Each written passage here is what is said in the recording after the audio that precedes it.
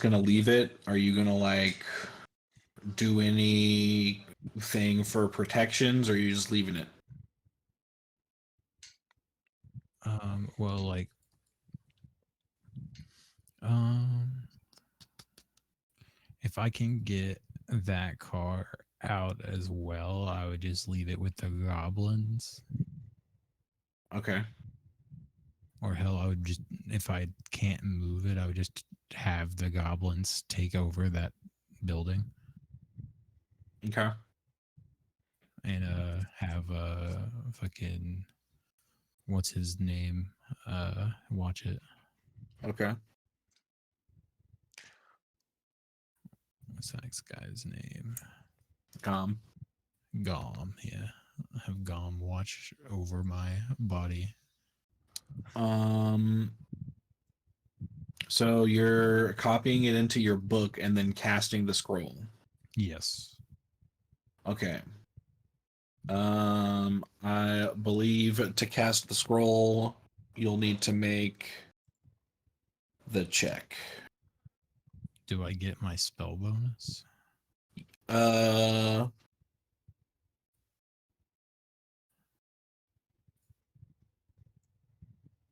yeah, you'd use whatever your casting modifier is. Okay. Also, I do have another question, Jordan. How Mm-hmm. long would it have taken me to do that like process of 29. uh leaving that blade in like the thing? Would I still have Like a like day. a day? With the rest of the downtime, I want to just like kind of, I guess, sit in a corner and fucking just meditate on my like weapon and shit, and I guess pray or whatever. What are Um, you wait, praying we for? said, you said we found more of the stuff that we charged his weapon with? It appears to be so. Okay. Well, like, I'm done in a day with the clone thing. So if you want help to try to roll that again, we could try that again. Sure, we can try that again. But also, I guess what he's praying for would be whatever. Like, I mean, just to get a general sense, because I mean, this whole time we've just been vibing to whatever the fuck, Oh, Jubilex so hasn't. like you want to kind of get a you want direction. You want to ask what they want. I mean, yeah, he's my patron, so he's got to want something. Let's see. How do you spell Jubilex? Fuck if I know, man. Jubil. Juiblex. Jubilex. Jubilex. Yep. Juiblex. Okay. Can I cast Jui. Identify on the lens to beyond?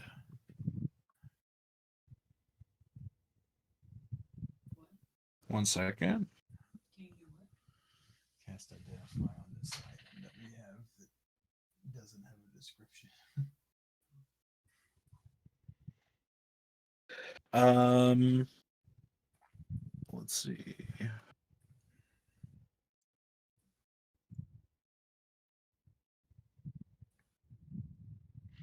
The only quick factoids I know about him is that he is the god of all, like, slimes on the material plane. As well, he just wants a lot of destruction. I know that much.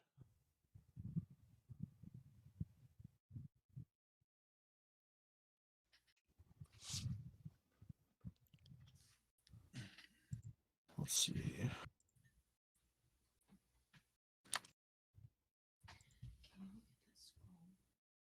I have, and it's just a bunch of esoteric nonsense to me.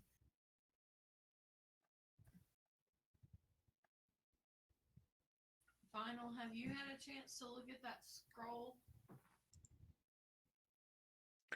I remember looking over it once upon a time. I cannot remember what it's about though. I just can't understand.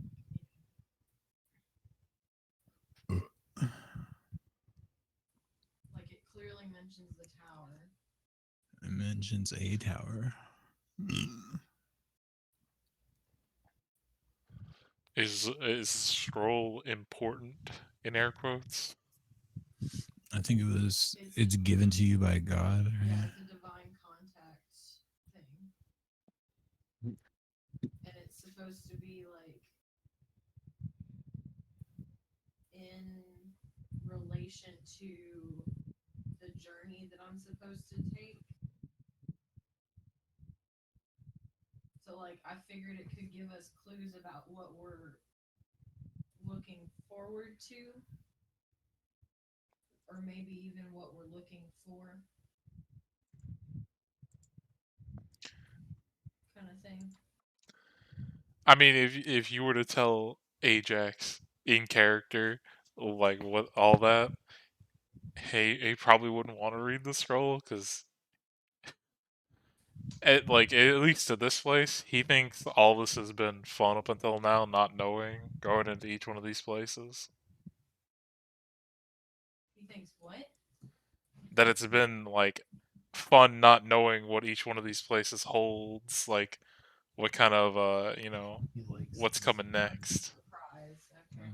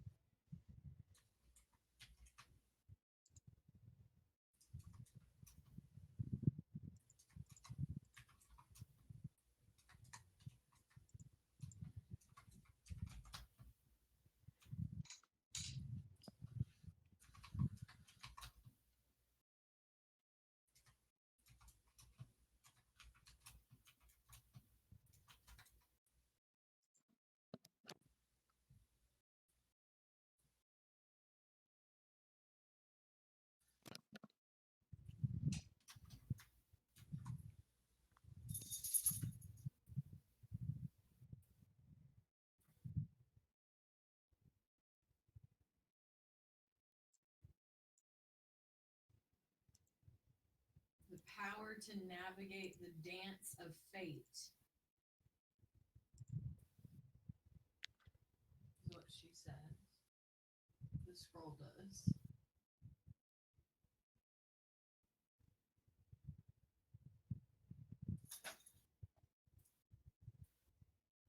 Okay, what were you doing, Dan?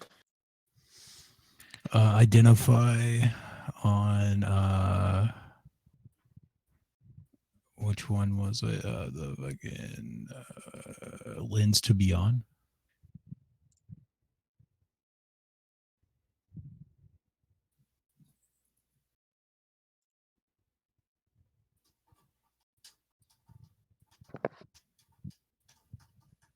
Let's see.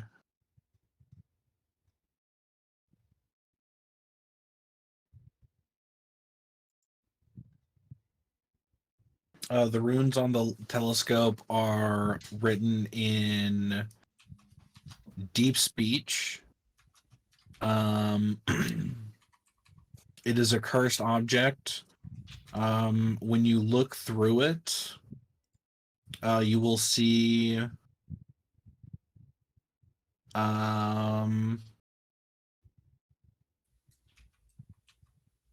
you will see a figure far off in the distance. And once you see it, you will continuously see it in random surfaces like windows, mirrors, lakes, surfaces, anything that can cast a reflection.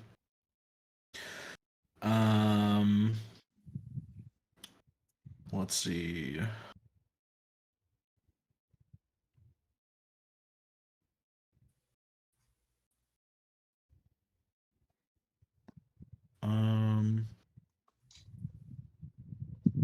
If you try to use any kind of teleportation spell after looking through it, you will not use a teleportation spell that you are expecting, and something else will happen.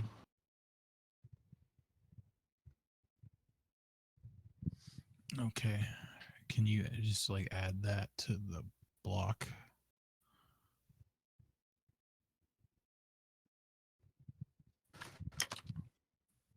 Or just put it in chat. I'll write it down somewhere.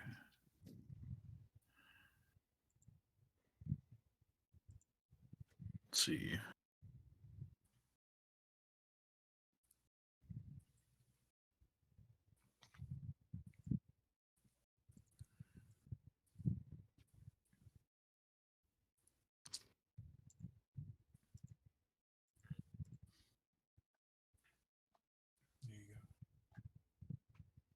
There you go.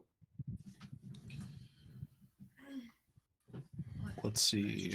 GPT, so this is what it thinks.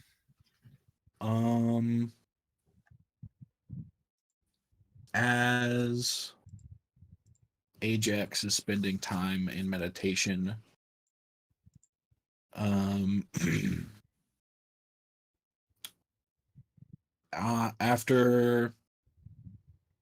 after 3 nights,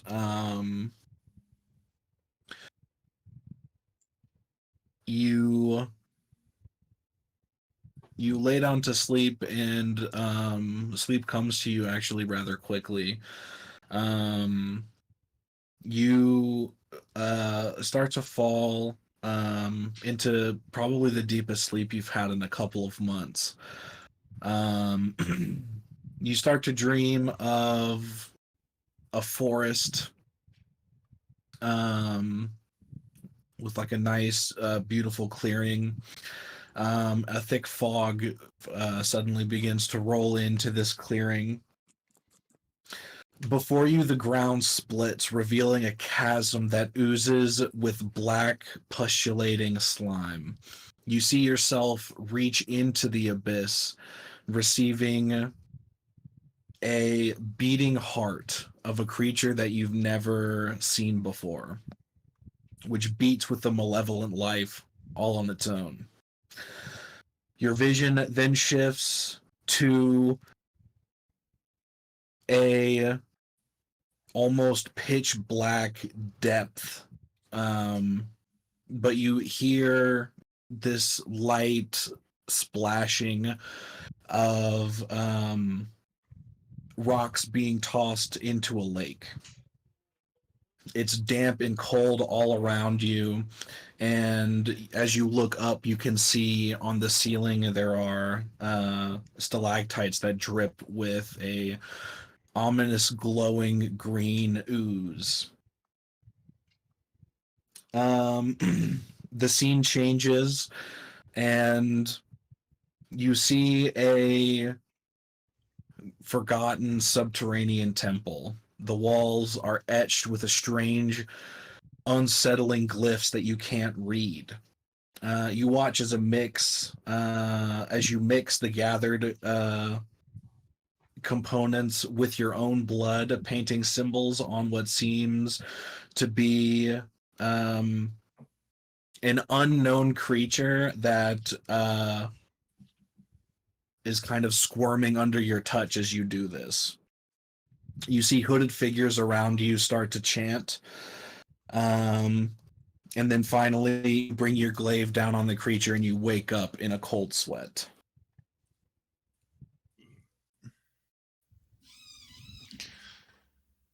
Oh boy, that was an interesting dream.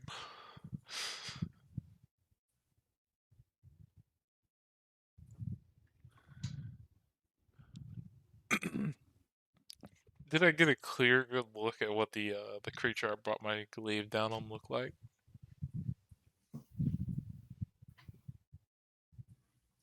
Not really. It was very dark. It was not humanoid, and it didn't look like a kind of like normal beast that you would find in a forest or like somewhere above ground. It looked like some weird cave creature. Okay. Can I make a check since I've been a warlock for a little while? Can I make a check to see if this was like maybe something that might happen in the future, or if this was just some random dream? Um, you get the feeling that um these are visions of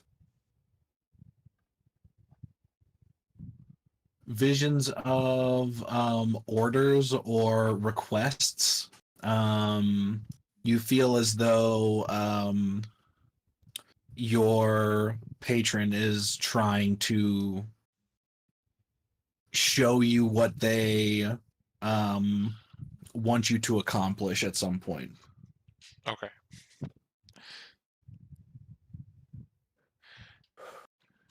Hey Hawkins, how many black robes do we just carry around with us at any time?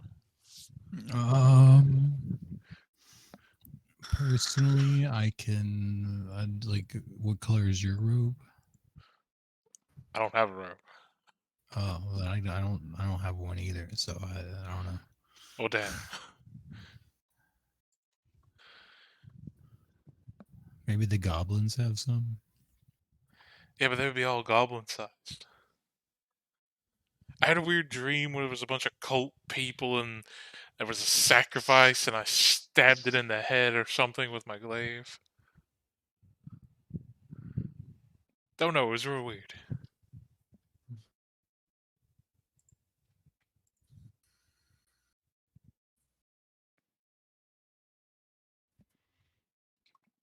All right.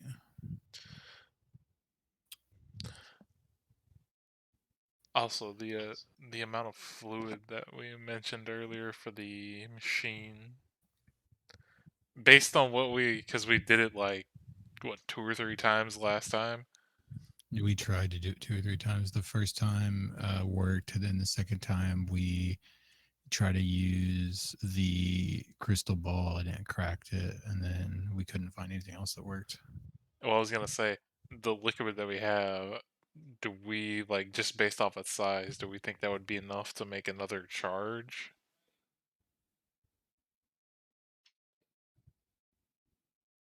Because we would have seen the Are you thing get drained so much. are you Like pouring it in? well, in comparison to what we had the last time, like does it look to be like less or more?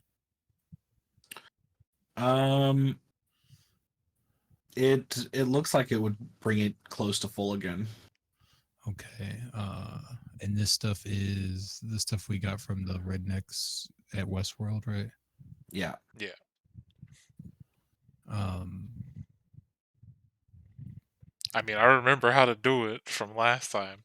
Put weapon in, close I thing, think if and I then remember right, Hawkins has like a couple of the ingredients of this, possibly, but not the like main ingredient he doesn't know. I'm wondering if there's like a way, if it would be better to like have Hawkins try to find a way to make it or try to use it again. I mean, if we want to try to use it, because I mean, I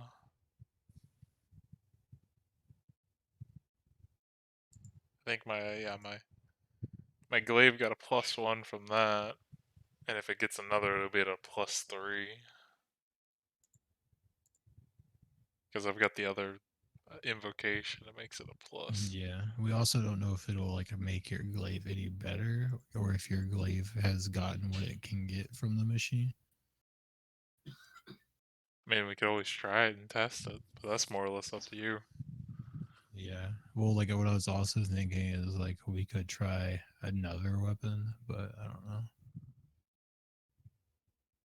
Does any based off the contents and like that we're using to juice this thing up, do we think it would work with another weapon? Or didn't you say this place was like somehow related to my deity?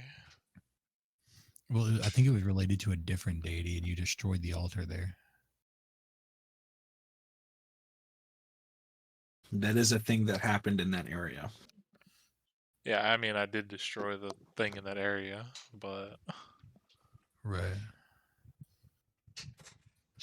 But I don't remember anything specifically saying the machine was related to your deity. Jordan, didn't you say when we were like there that like that area was like somehow related to my deity or something? Like I felt some kind of connection or something. I don't know.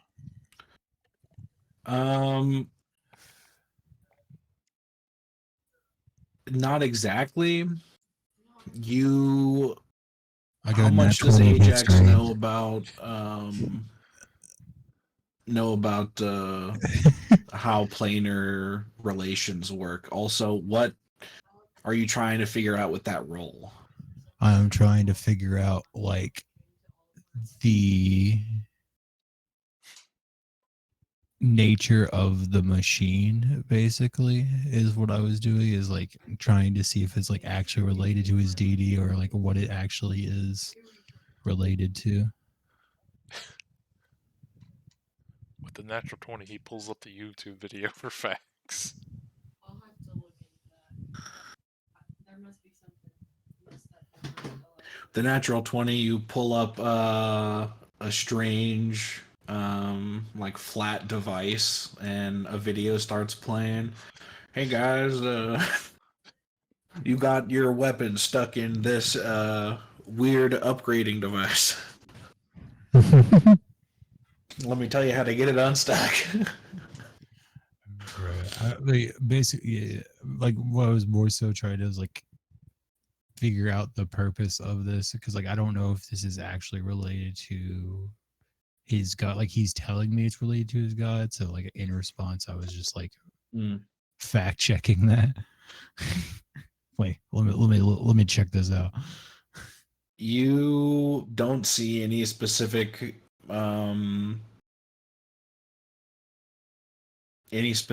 like Denomination. writing or symbology, or It's like no there's religious nothing symbol. that immediately reminds you of Jubilex, or if you don't, you not only do you not know hardly anything about this god, if at all, everything about the machine gives you no association to it. Okay, so it seems like this is more like artificer magic than like deity related. Most likely. Okay, I would like relay that to him after like digging around behind the machine for a while and like looking at stuff. What does Ajax know about planar relations and deities? Planar relations? Probably nothing. Deity? Depends, I guess. Is the deity Jubilex? I mean, he would know. I think he'd have a general concept of, Like, deities. would Ajax know that if you're in the hells and you're a cleric of a god that's in the heavens, that you'd have a hard time doing anything if you were there?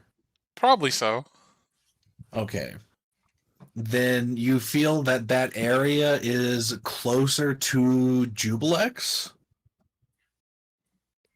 but it's not necessarily Jubilex's area. if that makes sense.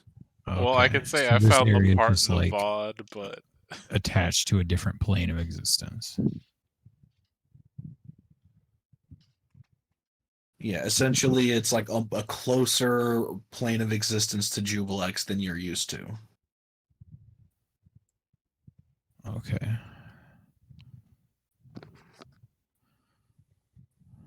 Hell, so it could be like fucking limbo.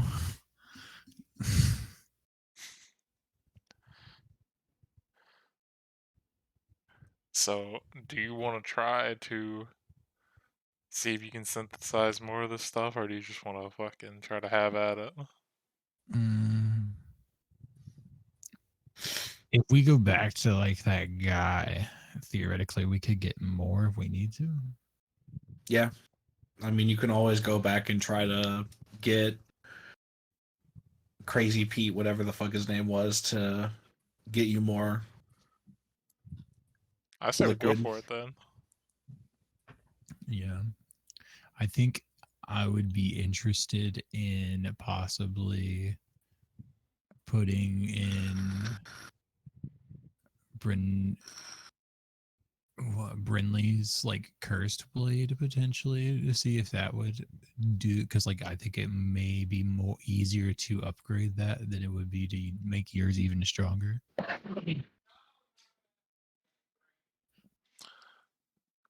It's up to you on what you want to try to test. I'm willing to try to do my thing, but if you want to do that as well, yeah, go for it.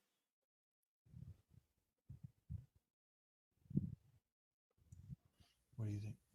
Sorry, I was trying to do research on this real quick. Your great sword or whatever. Yeah. We can try to put that in this machine thing. Uh-huh. We don't know what will happen at all. It upgrade mid finals a little bit, but we're either gonna test finals again or we can try it with yours or we can do whatever. But it's a weird machine that's like closer to the like hell planes. Like we're in like a more evil space than It's just evil. Istis, not necessarily, no. But like the god Istis is like, did you make that your god as well? I think so. Like what class? Astral drifter background. Fighter world. So you have like a pack, right? So like who's your pack with? What kind of pack do you have?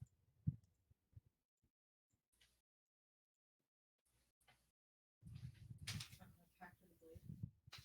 Well, that's the weapon, but like yeah, so you're packed with a blade.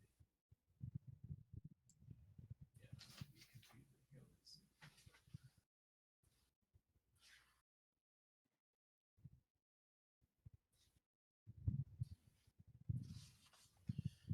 Okay. Do you want to look at my character on roll 20? Because it might have some stuff that's missing.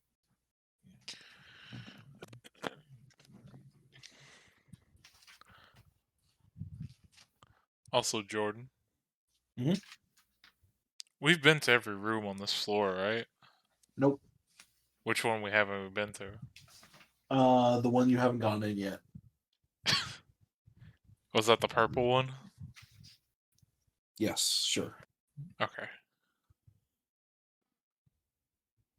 Is the sign readable above it?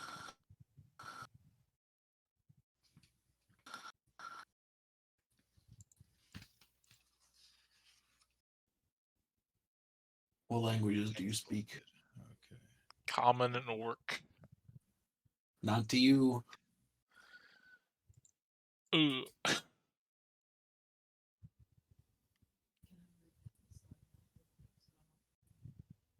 What? Give me a minute. I'm still reading stuff. Sorry. I don't want to lose where I'm at.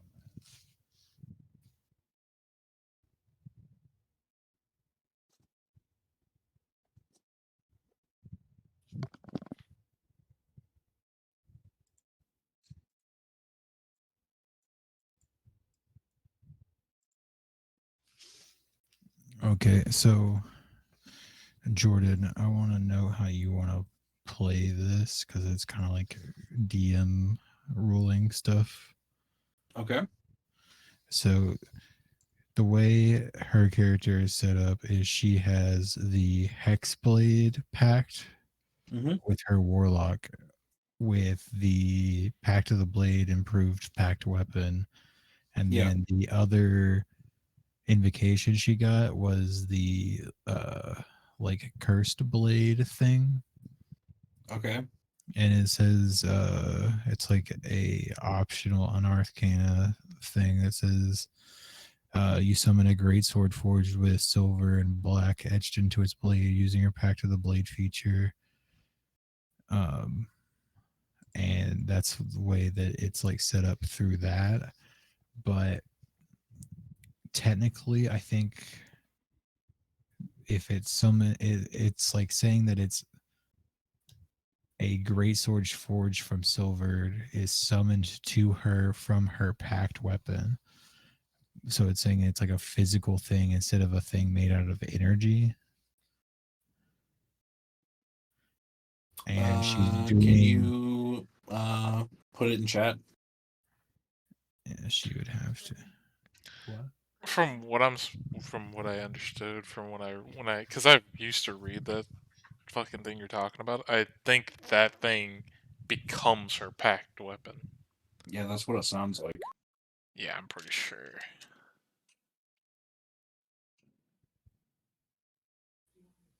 Yeah, that's a physical object.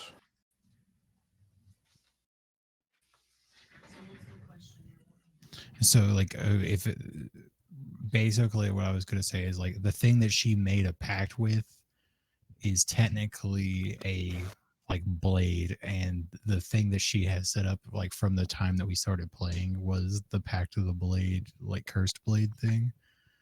So can we make her patron the silver greatsword? Yeah.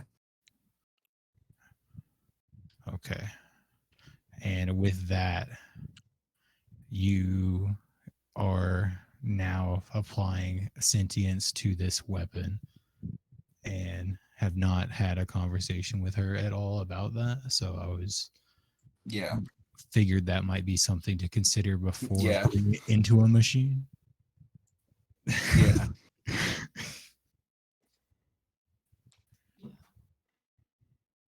I mean, So your warlock powers come from your sword. So yeah, because she's packed to the blade. well, she's Pact of the Blade and Hexblade. So Okay. Yeah. And hexblade means it comes from the blade, and the sword, the curse bringer thing, gives you a physical object that is your sword, which means hexblade is that now. yeah. I mean, don't you have to be packed a blade to take Hexblade? I'm pretty sure.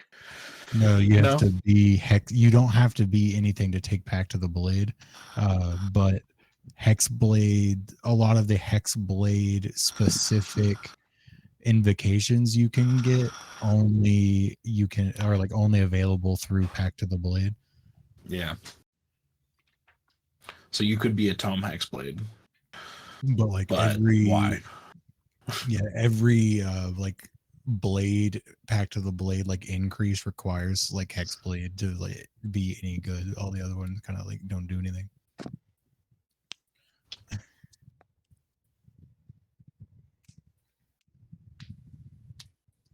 Can I do like a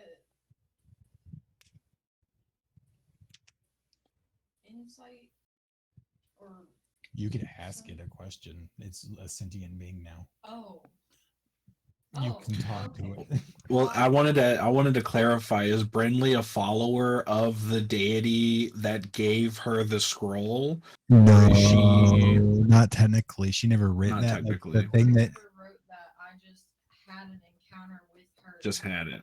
yeah, her background made her Okay. encounter a god in the astral plane. She was just like Pokemon. Yeah. Okay. Okay. And then what is your alignment? What are you? chaotic good. She's chaotic good. And the other thing that she is a fighter. So like she has her sword and fighting prowess, and that's like all of her abilities.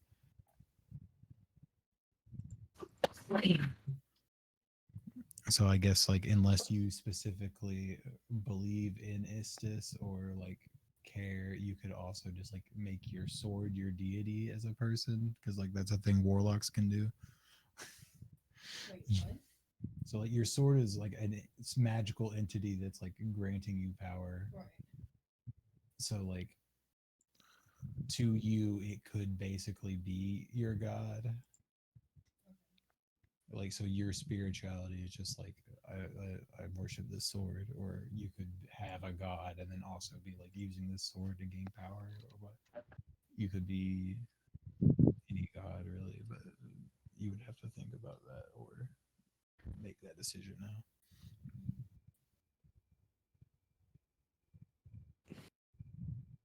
I feel like being Hexblade, it should be more of a one-on-one relationship with the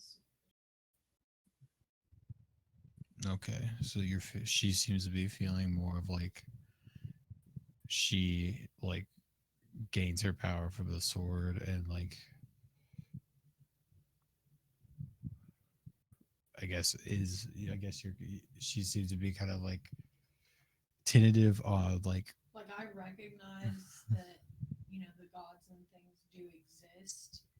right, you And- can't really deny it in D&D. Right, exactly. It's like I recognize that those things exist. I just, instead of like worshiping those, You just I'm just like, this is what actually helps me in life. and this is what's giving me And power. this is what's giving me power. This is what I'm gonna give my effort towards.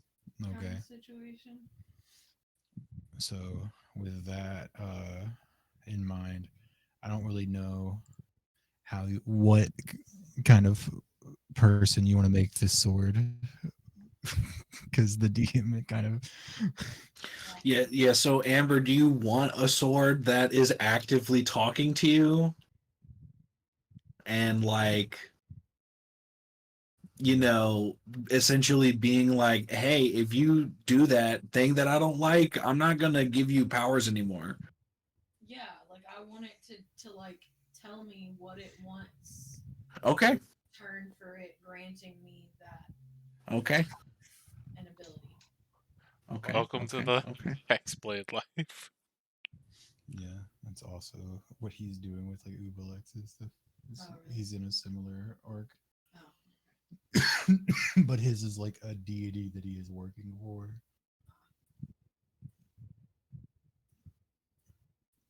And do you want to put this sword in the power punch machine? I would say In the pack a punch? I would say I want to talk to it about that. Yeah, let's first. ask it what it thinks about Well, have you talked to the sword before this? Is this your first instance of trying to communicate with this sword? I would say no. I mean, I Okay. would say the first instance would be like whenever she got the silver blade. yeah, like Okay. I would say like it, like when I ever gain that ability or something, then I was like grateful and everything, and then it like popped to me because I was expressing my gratitude kind of situation. Let's get another clarifying question. Do you want this sword to be somewhat in line with your morals, or that challenges your morals? Like, do you want to have to deal with it wanting you to do things you don't like, or would you rather it be like, oh yeah, no, this makes sense, that's fine, like it's like kind of down for whatever you're doing because it already like agrees with what you're doing? I want it to do what it as a like deity type being Okay.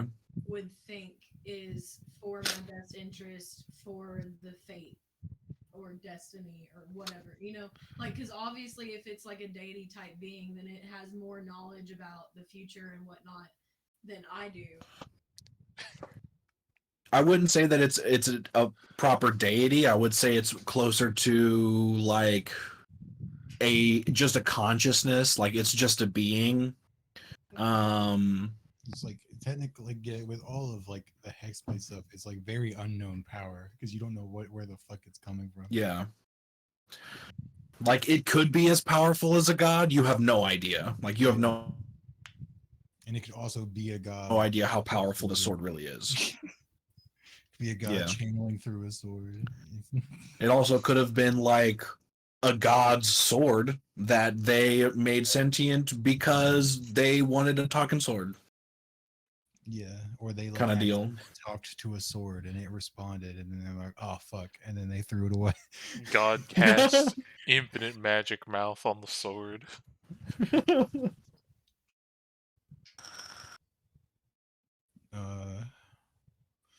It could be a sword that's like trials to become an avatar.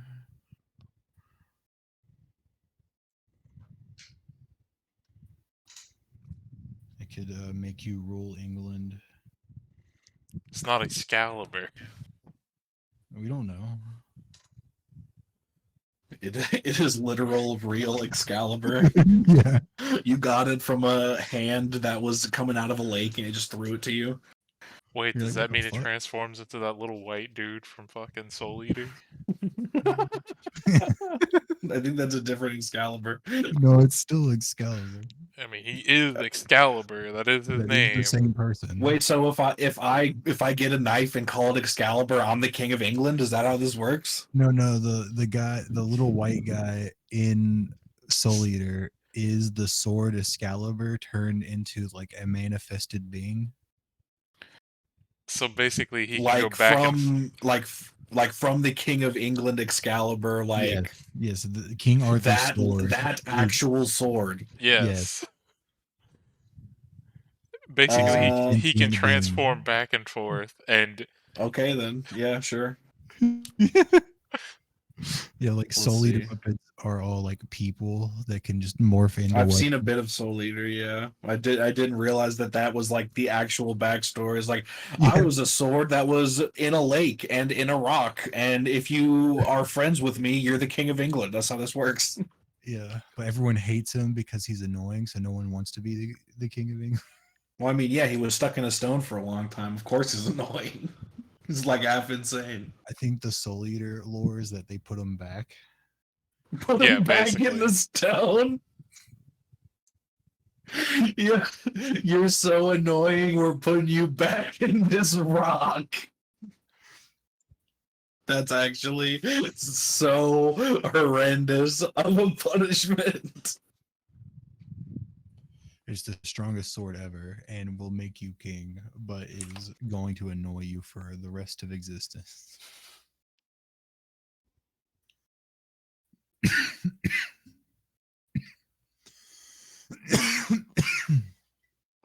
Let's see. So yeah, we'll ask the sword if it wants to be put in the box, and if not, we'll give it to Ubalex. Woo, slime brother.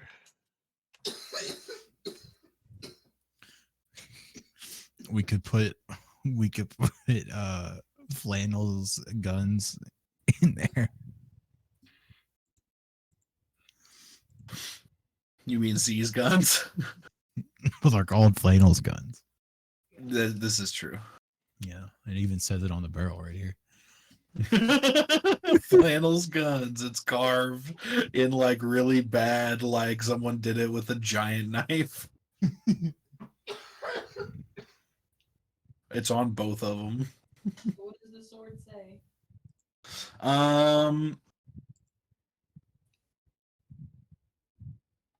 If you explain that what happened to Ajax's glaive, then the sword is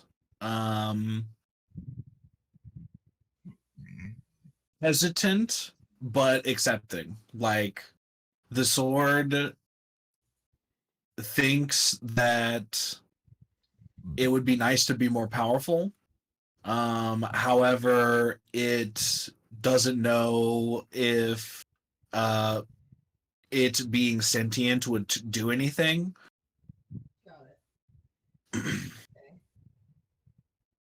So it's like it's in no way being like absolutely not. Like it's not like it's absolutely down, but it's just like that knowledge is unknown. So you don't know if it will change. Well, I mean, if it's okay with trying, then I'm down. All right. So is that what's going on? Sounds like it. I guess I'll roll Tinker. Well, before you throw the switch, I do remember have her put her weapon in there, close the thing, and then conjure up a spectral weapon to plug up to the charger things to be able to power the machine. Because that's how we cracked your orb last time, trying to do it that way.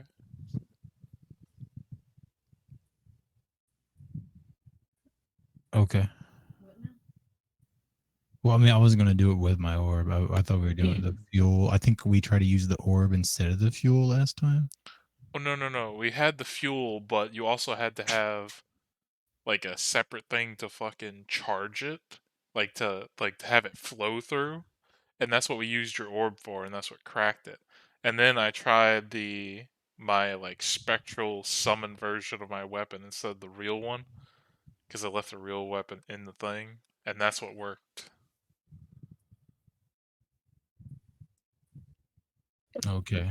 But wouldn't my second weapon be my greatsword? Yeah. I mean, that's complicated with hers. You want to just use yours to channel it while hers is in there, since we have the people now.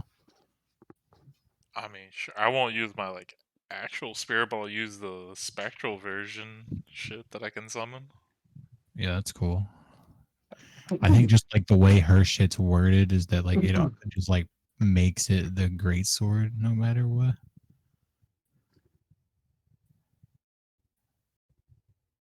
Oh God. Connected. Oh. Yeah, so I French in hang on. I'm sorry. Oh, you I French French inhaled the inhaled a fart. stizzy and now I'm like infinitely about to sneeze. It's so tempting, but a terrible idea. What's happening?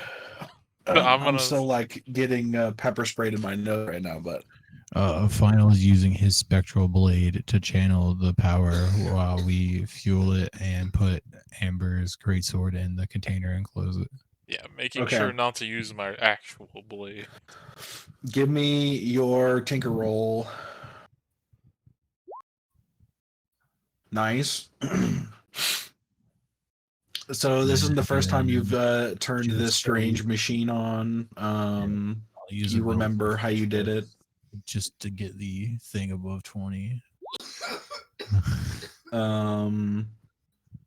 What was the? It's Oh yeah, 23 okay. now. As this large kind of glass kind of casket starts to glow with electricity and hum to life. Lightning sparks from all around the room, jumping to different points. The electricity flows through the spectral version of the glaive, and finally gets into the casket and starts to transform the great sword. You watch as this silver sword starts to glow with this silvery, almost translucent light. The sword itself becomes almost transparent. You can kind of see through it. The black rune etchings along it start to give off this kind of purplish glow, and as you look closely, you can see like dustings of sparkles, almost like stars in a night sky, deep within the runes.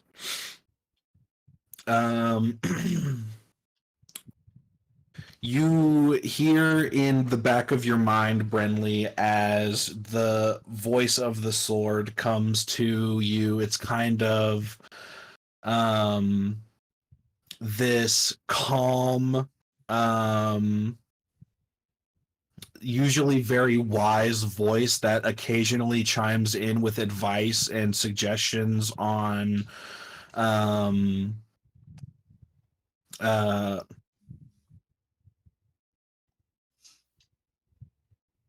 holy shit.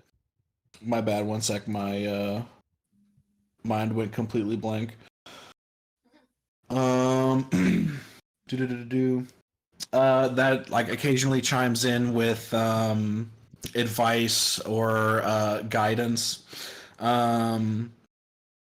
It usually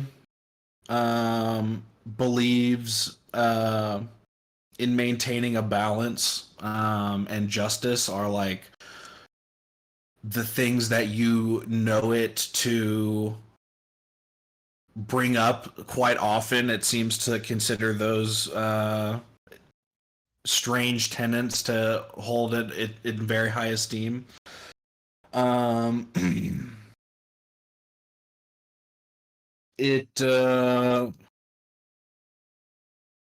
This is the first time you've heard its voice in a not calm state. It seems to be experiencing something similar to pain, but not exactly. Like it's not like screaming in immense pain, but it's like it's uncomfortable with what's happening to the sword. After that, the electricity begins to die down, and the liquid drains down out of the places that you poured it into. You get the sword out, and it is gained +1.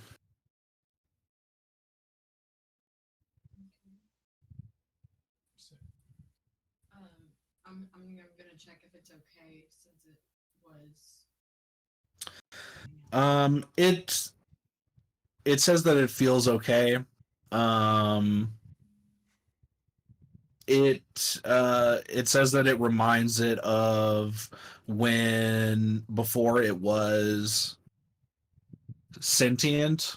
It kind of felt like the metal was being reforged in a way.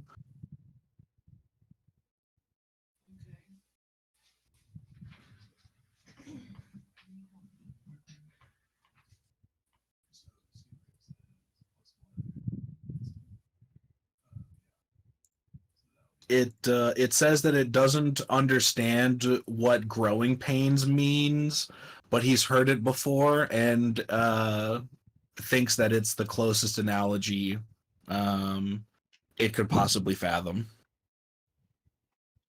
Okay.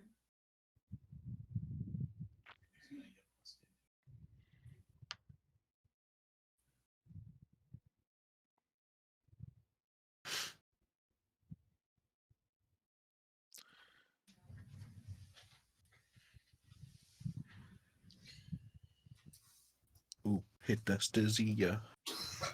So, did doing that use all the liquid we poured in? It used most of it. I believe like it doesn't use all the liquid, but it uses like 70 or 80%. So you can use what's left in it to try to figure out what all of it is, or you can just go get more. And previously, you guys didn't know that you could go get more. So you tried and somewhat succeeded to for Hawkins to figure out the components, and he figured out a few of them, but not all of them. Yeah. So there's some left over. You reckon with the amount that was left, and the amount that you have left over, you can probably fill it up like halfway. So you could probably get like 2 distillation attempts, or that's not the right term, but 2 attempts of trying to like figure it out, or you can try to get less of it in the future for like 1 more use. Okay. I'll try to figure it out since we have it and can't use it for anything else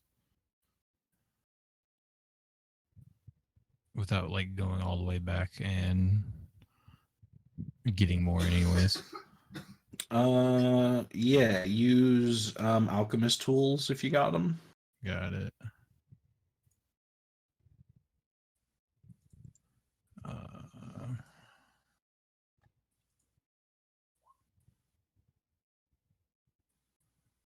Let's see.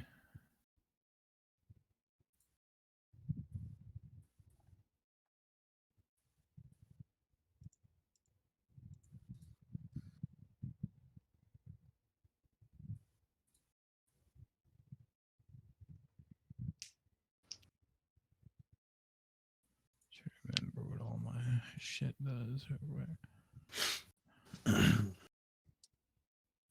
Amber, is there anything that Brinley wanted to do for these like 4 days of downtime?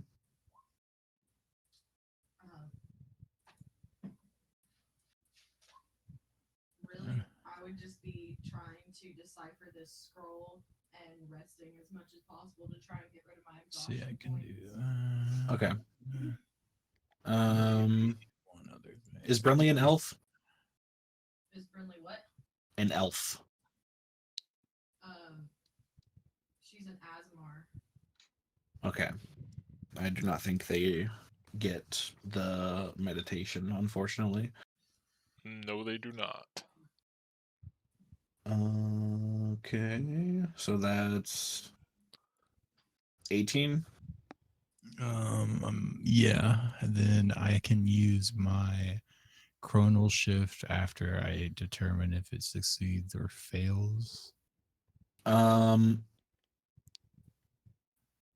I believe that it's more successful than the last time, but you're still missing the final ingredient. You need to roll higher to find that. I will try to do the chronal shift. Go for it. But I have to use the second roll, so Damn. I got a 6, I guess. You don't seem to find anything out in that attempt. Let me see what the after mods would be.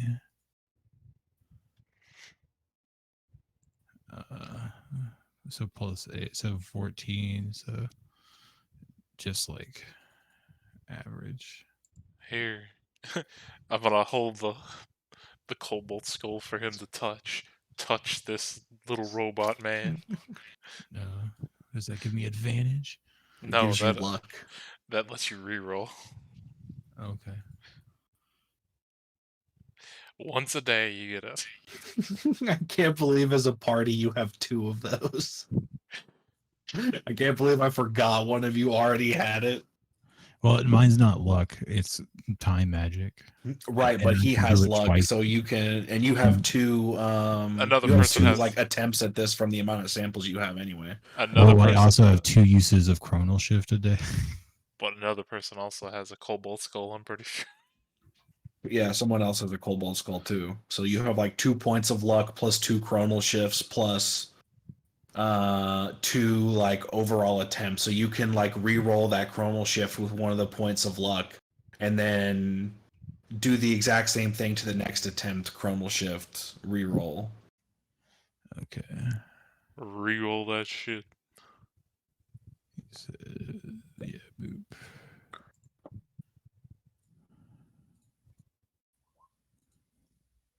Okay, so that one was 15. Damn.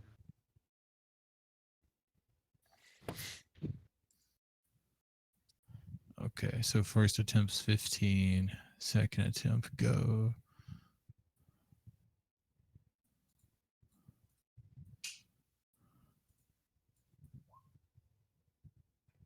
The nat There you go. 20. Yeah. +3, so I got 31. Or wait, no, I have to roll d4. So yeah, +2, 30. Yeah. You manage to extract everything into its individual components, and you now know the final ingredients. You have the recipe for Pack-a-Punch liquid. Sick.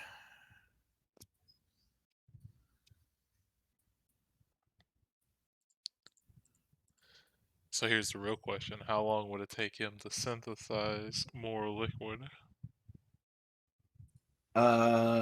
For how much? For one use? Probably like a week, maybe a month if he's unlucky. Okay, and then I would probably have to find ingredients or go get them. Yeah. You reckon you can either take ingredients to Crazy Pete and he can synthesize it for you, or you can potentially get ingredients from Crazy Pete if he has them, and if Or, he's like, willing to trade Yeah. for them, because he's like really weird about his trading recipe. stuff. Yeah. And yeah, I mean, I imagine we could probably find the ingredients in the same place that he does. We just have to like follow him one day.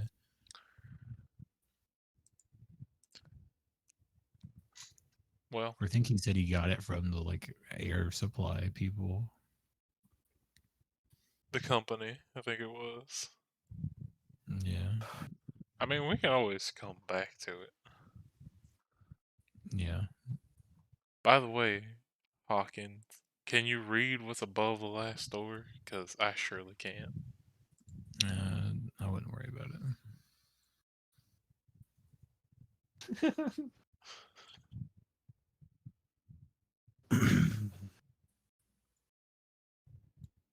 I mean, does any of our new compatriots have like anything close to this language? Brentley might. What language? What languages does Brentley speak? What? Celestial, Common, Deep Speech, and Infernal. Yeah, Brentley can read it. Okay, what does it say? It says wood storage. Wood store. Where? The last door that we haven't gone into. But the we've been like But lost. what language is it in? Celestial. Okay. Yeah, the language. You guys have a magic item that is eyeshadow that lets you read Celestial, but you Yeah, haven't used it. we just never thought it was worth it on the doors. I don't even know who the fuck has that item right now. I certainly think Hawkins, I technic- think. Yeah, I grabbed it because technically Gom had it, and I just started like I just threw. Oh it yeah. You guys also have the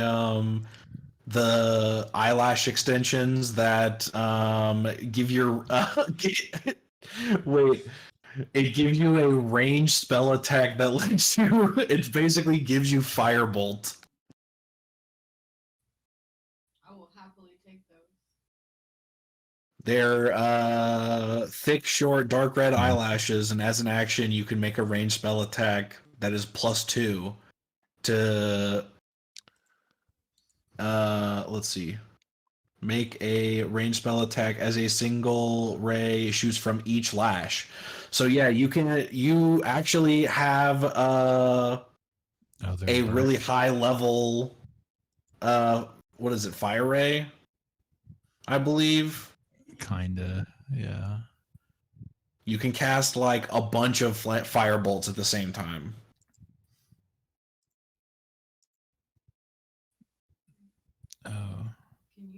Oh, give me that as an item so I can like put it in my inventory? it's in the It's party. in your inventory. I just shared it. Okay. It's called Flame Lashes.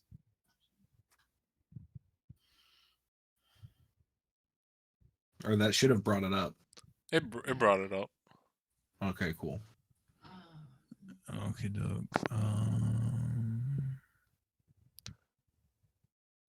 I mean, whoever the fuck wants it can have it. You guys have a bag of pocket sand. Yeah, I still have that. I'm holding on to it. Y'all have that coin that talks shit. I don't know. I don't know which one of us has that. You have a key oh, ring that has 17 keys on it. Yeah. I would tell Ajax about the lens to beyond. I'd be like, hey, yo, this thing has like this evil energy about it, and it affects your teleportation magic somehow. Well, I mean, the only teleport spell I got is Misty Step. I don't think it affects that, but Is that not technically teleportation? I think it is. But I think it's meaning like the wording on the way that Jordan told it to me and the wording on the way what he gave to me are like two different amounts of information. Yes. They were very much two different amounts of information. I summarized it instead of reading all like 12 paragraphs. So I don't know, like, does my character know everything about it? Pretty much, like, does Misty Step put you into a alternate dimension? Like, are you stepping into a misty dimension to like step out of on the other side where you want to be? Briefly, No, well, it says the way the the description for item Misty says Step. is if you're trying to teleport into the plane that the item is showing you, that you go inside of it.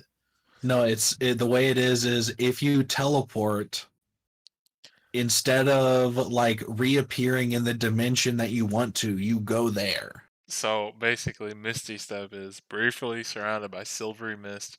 You teleport up to 30 feet in an unoccupied space that you can see. Yeah. Yeah, but see, but like the way at the bottom of this spell, it says if a player, the item, it says if a player tries to do something like Dimension Door to get Yeah. into the plane in which the being resides, they will be transported there. Their arms and legs will crack in obtuse angles, and their whole body vibrates with alien energy. Oh wait, so does it just drive them insane?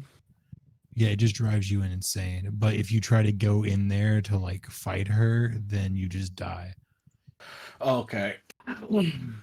I thought it was if you use like a dimension hop spell, it fucked you.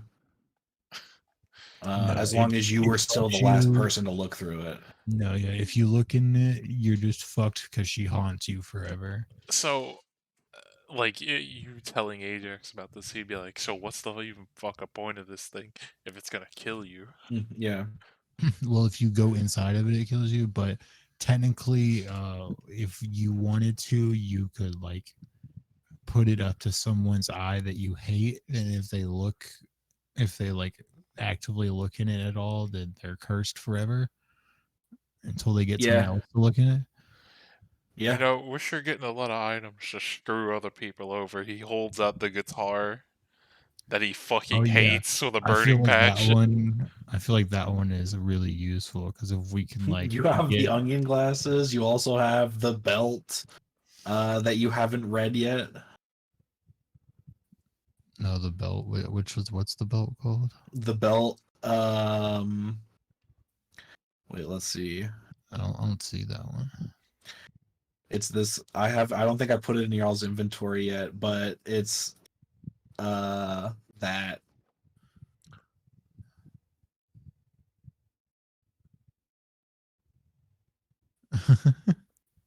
Oh yeah, wasn't that part of the turnips? Fuck it. It's paired with the turnip cookbook. Yes. I have the fucking turnip cookbook. Okay. but yeah. A belt that makes you only allowed to eat turnips. So like the wording on this like thing is really weird. Like so like if technically speaking, like can I curse somebody like unlocking somebody's phone while they're sleeping? I'll just like hold up it to their eye and like open their eye with my fingers. I'd assume that they'd have to consciously see it. I don't know. And then you like spook them so they wake up and they're like, ah, and then they What just about half a if- second glance and they're cursed and you're like, Oh. ah, got you, and then you run out the door. Yeah, what about if they're Yeah, pretty asleep much. and I hold the guitar and I raise their hand and strum it with their hand? Did they lose their voice at that point? If you can make them play something, I mean, I made Mr. that Wizard that's a Man. chord. I mean, I made Mr. Wizard Man play it once upon a time by sneaky means. I feel like we can charm person somebody to play a lute. Yeah. Anyway, I want to go through the door to the wood mill or whatever the fuck it was, wood storage. The loot seems useful to me. Like if you're ever trying to like infiltrate a party, you just get the singer to fuck with the loot, and then they can't perform, and you take their space. I still can't see shit, even It's though I all put down a darkness. token.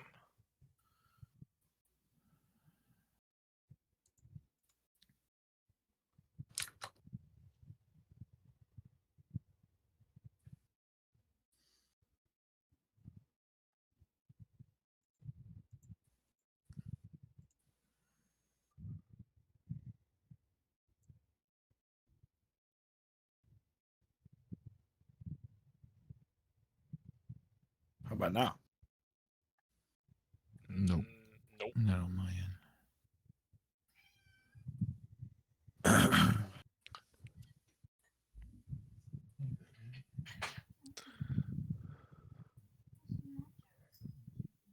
Now I can see. How about now?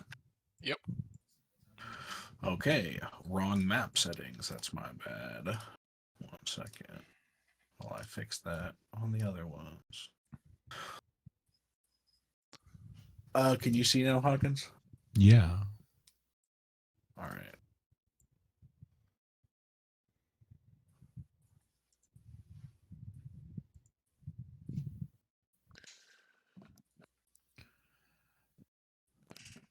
Oh my god, it's daylight.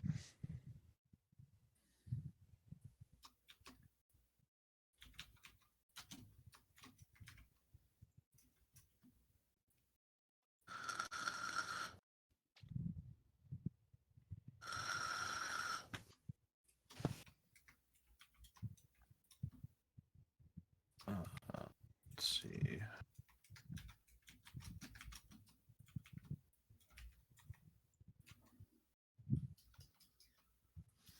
How do you spell your god's name? Final. I'll look it up again. Juiblex.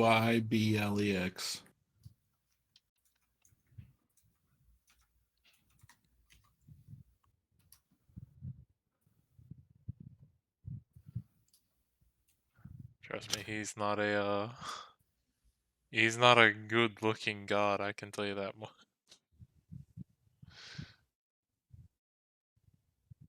He's pretty fucked up.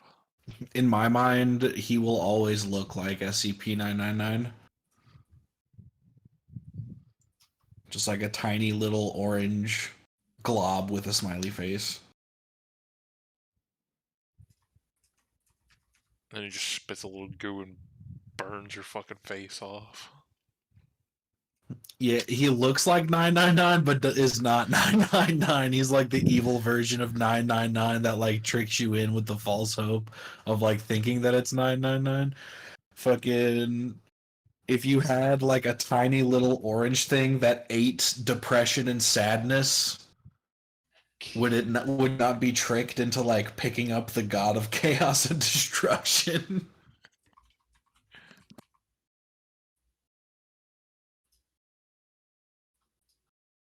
Let's see.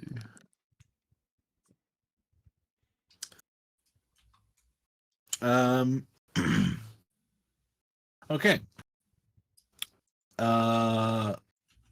You guys go through the door after your 4 days of rest, and you find yourselves in a like forested meadow. Oh, hold on. Wait. Just drag you over, drag where the ping is. Where what thing is? I was trying to.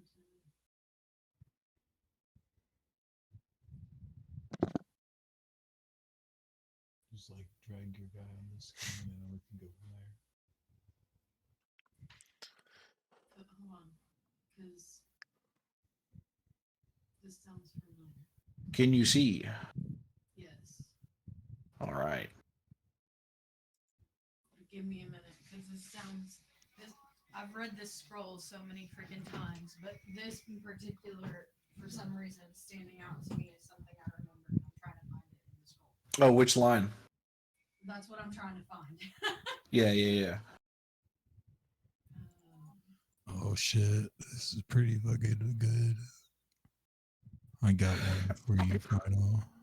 Hmm. I'll send it to the in-character chat.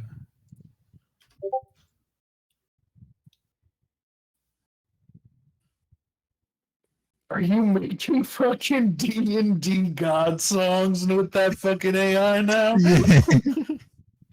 The fuck is this? Let's see.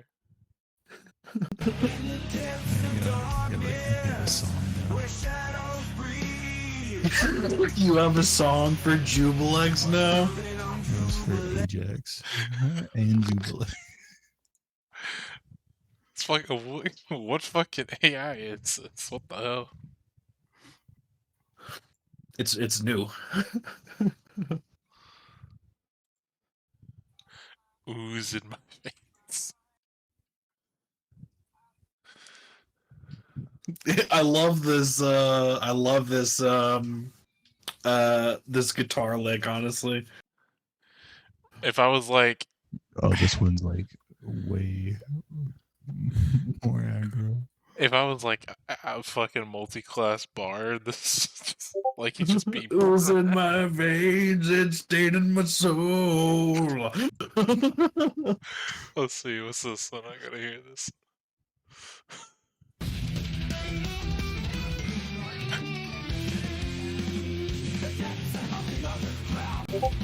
Oh, this sounds like some oh dude, can you tell it like what genre of music to Yeah. make? Yeah. Bro, can you make Oh, it do like combine it with doom music? I have no idea. If it gets too specific, it freaks out. like the Doom soundtrack. Yeah, like the It'll like 2016 version. accidentally just start making the song about Doom instead of it being Yeah, Doom's it'll soundtrack. probably do that instead, honestly. You want it to have it do the same thing, but instead of metal, have it do like hyper pop or These doors have been changing, and it had celestial script on it. or like country. And then it says in the garden of the Where's the fucking volume on this shit? So there's some impending. If this is Vespera's garden, or garden of Vespera's shadows. Okay.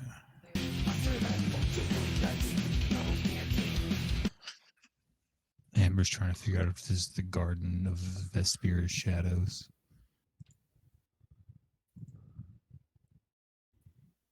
In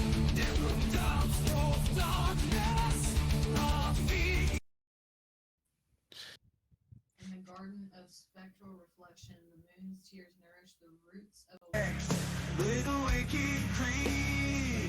spectral tree, decode the patterns etched by whispers, revealing the enigmatic language of the night. In the garden of time, whispers gather the petals that hold the fragrance of moments lost, each bloom a fragment of eternal memory.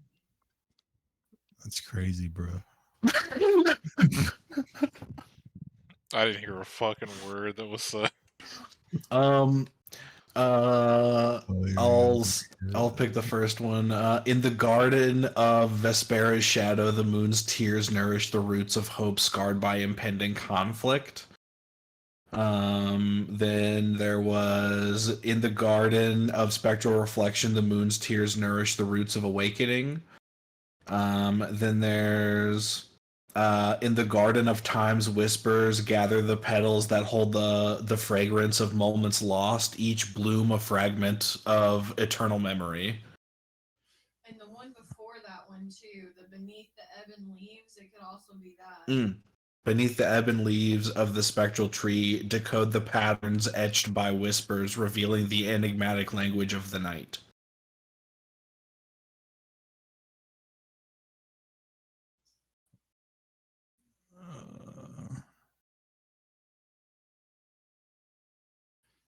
I'm gonna look for tracks.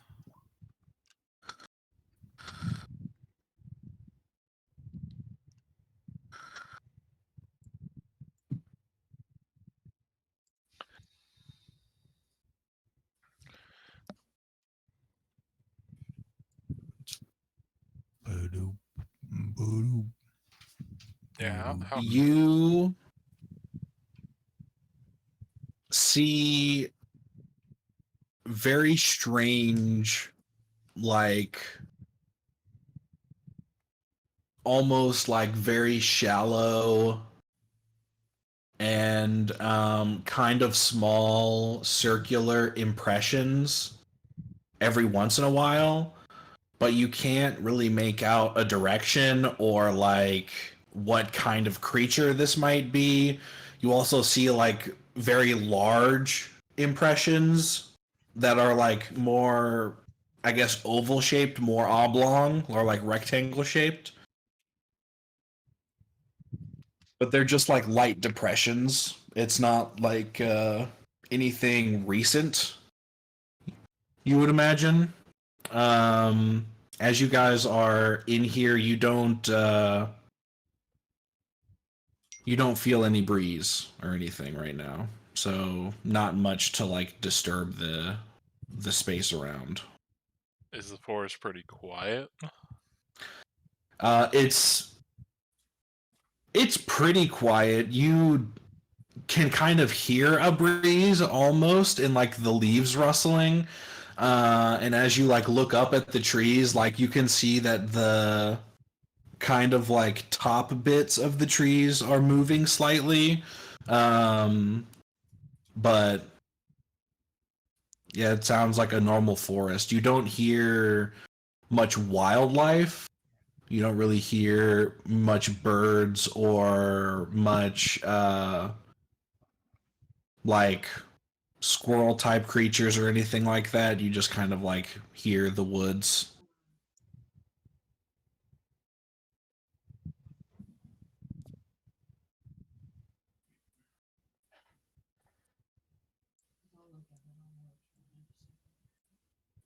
I would like to walk up and examine this big log that's in the middle of the road. Yeah. What are you doing? I want to Just see. looking? I want to see if it was like naturally just like fell in half, or did something cut it in half? Yeah. Give me a investigation or perception, either or. I'd actually say perception for this if you're looking specifically. Now, question: do I still have my bonus, or is that gone? Yeah, you would have had that bonus for the first 24 hours of the 4-day downtime. Okay. Well then, I'll just straight roll. Natural 20. Honestly, you don't even have to get that close as you're looking at it. It's two different logs entirely. They are not the same log.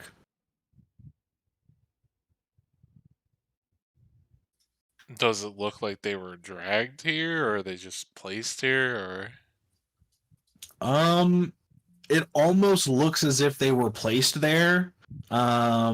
If you want to determine that like better, you might need to roll investigation or survival to like look for the tracks of that. Sure, they're both a 1. Let's go. Another natural 20. Holy. Hawkins, did you describe the things that you saw with yours Yeah. investigation check? Yeah. So you, with that survival roll, see thin, not thin, like kind of small circular impressions in the ground that are kind of spaced very broadly, and they kind of like lead going in this direction. That again, I didn't see it. Sorry, I was on a different page. I'm still pinging. Do these tracks look more recent than the other ones, or about the same? It does look slightly more recent. If you go back over to this area, following those like little impressions, you see a much larger circle that is an impression back here. And it honestly looks very similar to the bottom of this. So am I to assume someone ripped the tree out of the ground? It doesn't look like it. Like there's no hole, there's no dirt exposed, there's no root system. That being usually a diva provides guidance to the Amazon. Yeah. Things like visions, prophecies, and feelings. Okay, I'm gonna put that in my bio. Yeah, I'm gonna take a wild hunch guess. I would like to stab the tree. Which tree and This tree. how hard? Hard enough to pierce it. Okay. Make an attack roll. 17.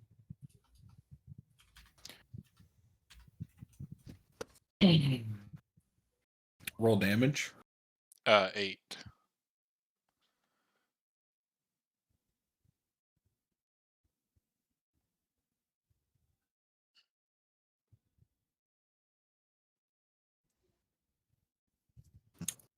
All right. I would like everyone That's what I thought. to please roll initiative.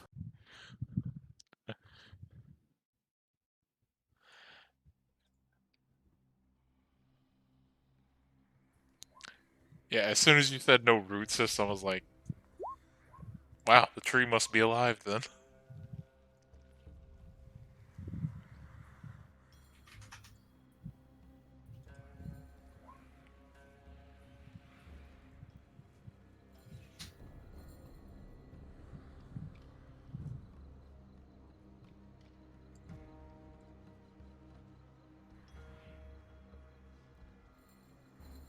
Nope, that's not the button.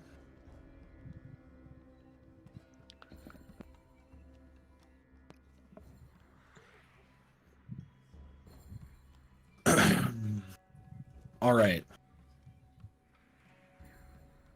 So I'm going to be trying a different form of initiative. So all of the players are acting on the same turn.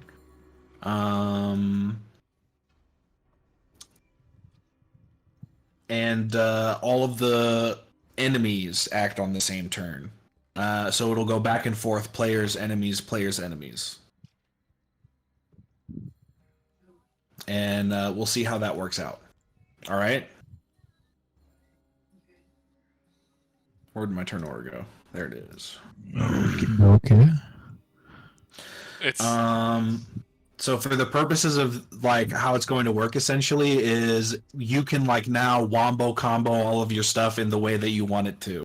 Everyone's actions happen at the same time, so if you want to like buff or something like that, you're not going to be screwed over by the turn order.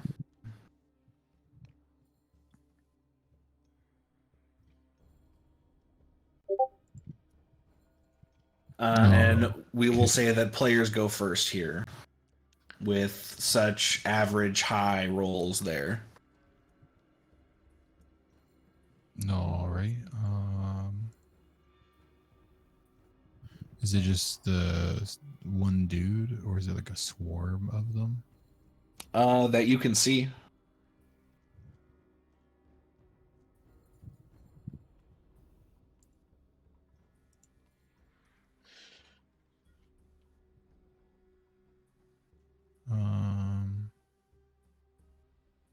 Okay.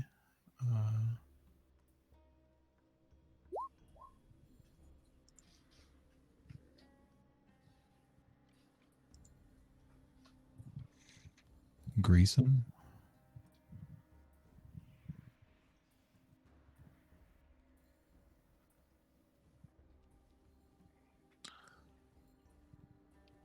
He is greased.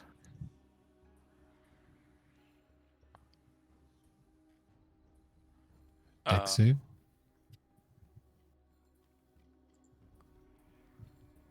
Let me find his stat block. He succeeds, I believe. Yeah. Yes. Okay. That's my turn. well, since I have reach, I'm just gonna try to smack the fuck out of him. Yeah, sure. I You can would also just like like to go ahead and bonus action, put a hex on him.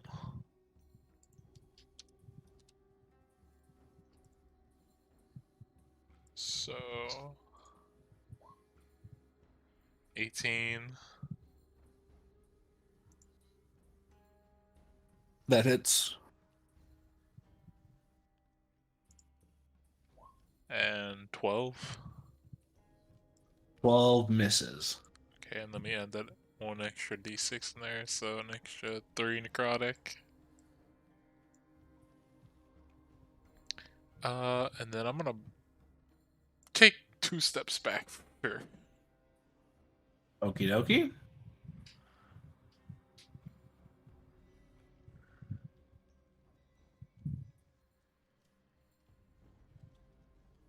what are you doing?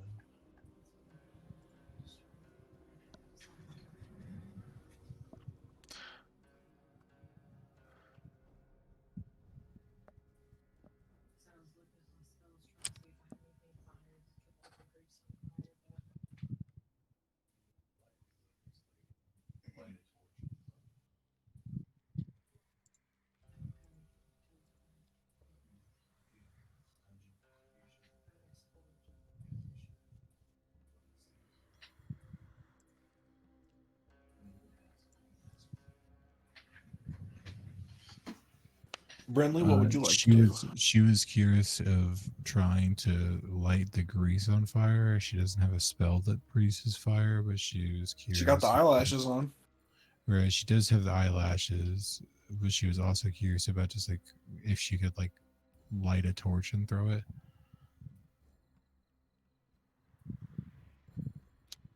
I'd say it would take you an action to light the torch and then an action to throw the torch, so you could do that next turn. You could use the eyelashes to light it this turn, or if you have like alchemist fire or like some other method, like if you had like a smite, like searing smite that does fire or something like that, that you could like do it on this turn, but the act of like bringing out your tinderbox and then using it on the torch, and then you have to get the torch and then throw the torch. I have a question. Can she use one eyelash, or does she have to pop all of them? You can use one, yeah. Oh, okay. Well, then I'll do that. I thought I used it, it used all of them at the same time. Yeah, and I'd say it works like a wand of magic missile, so you can either use all of the charges at once and like use it as a nuke and it might break, or you like just use so many charges every so often. That'll just be a So D20 plus 2. Huh? D20 plus 2. Roll a D20 and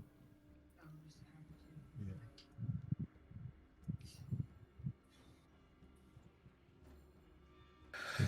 Easy enough to hit the ground. That'll hit. And it will set. Are you trying to hit him or are you trying to hit the floor? Him. She was like aiming for him, Yeah. but yeah. Like trying to basically light his ass on fire with the grease. Okay. Would a 15 hit him? Yes, a 15 does hit. Roll your D12 fire damage. 9.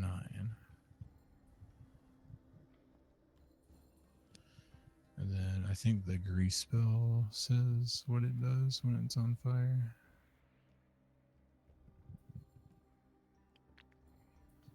Or at least the long one used to. Let's see. Let's see.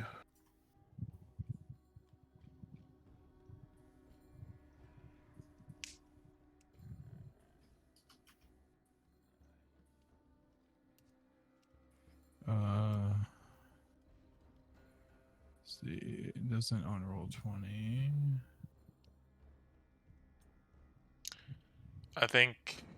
I'm pretty sure we've had this debate before, and there's no official ruling on whether or not grease can catch on fire. So I think it's DM dependent on what the damage actually is.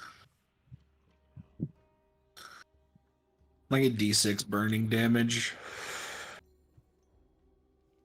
So roll a d6 as well. We'll do that at the Start of his turn. yeah, start of his turn. Technically now. Well, are you all of you done with stuff? I have nothing else I can do. The only other thing I can do is move, and I'm still a decent amount away from him. Yeah. It just gets like slashed and then lit on fire. What does it do? All right. And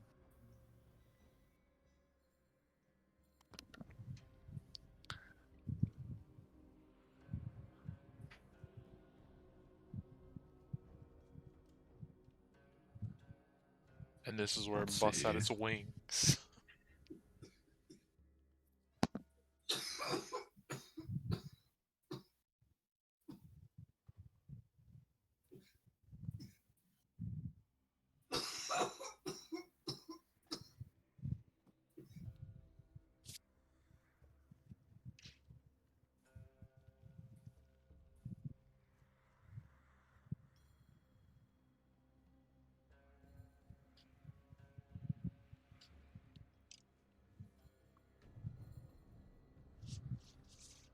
Let's see.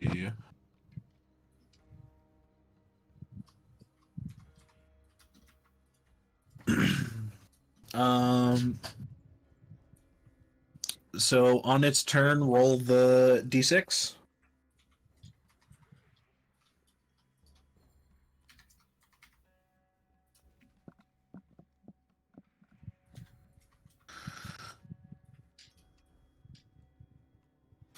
Okay, it will. Let's see, 5, 10.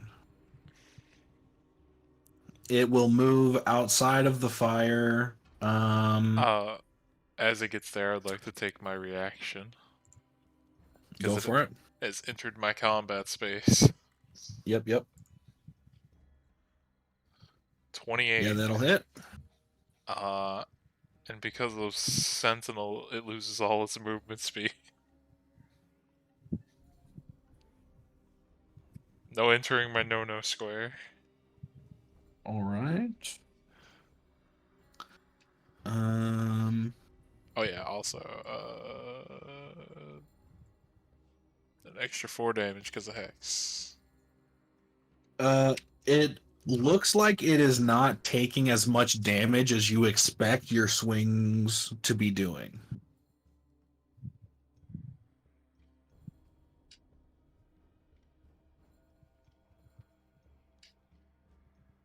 I mean, it still looks damaged though, right? Oh yeah, absolutely. I mean, It's getting damaged. It looks charred up from the burns. Like it is absolutely taking damage, but your swings specifically look like they would be going in a little bit deeper if this was just like normal wood.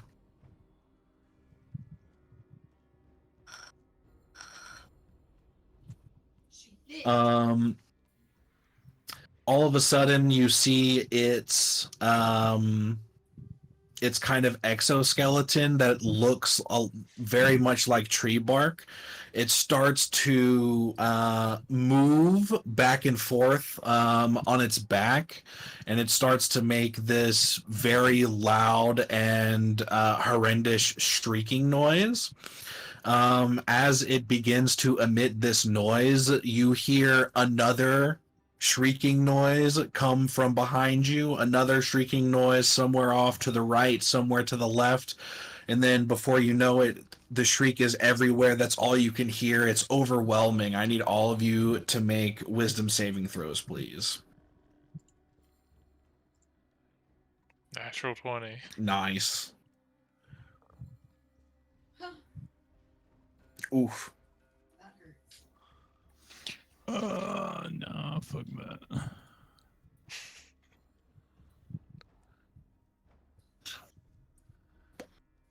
Time to A let 6 go. will fail.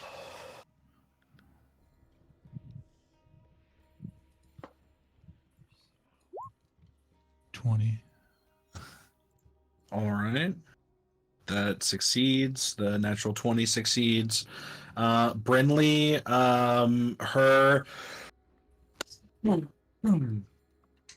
for her next turn, she's not going to be able to use actions, and she can only move at half speed. But it's only for that turn.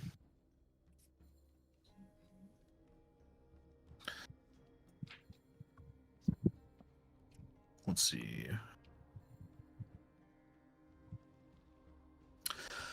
Hawkins, you see this tree right here, a massive log up towards the top of it falls off and looks like it's about to land on you. Can you make a dexterity saving throw, please?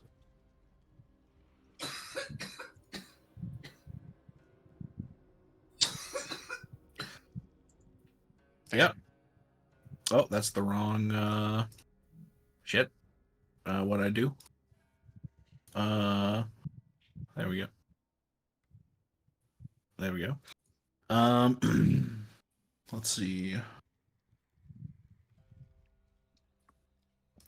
Please make another dexterity saving throw.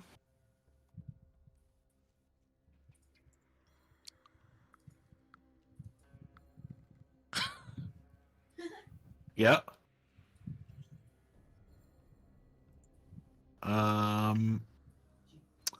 You hear a very loud boom behind you, but you do not have to make a dexterity saving throw for that one.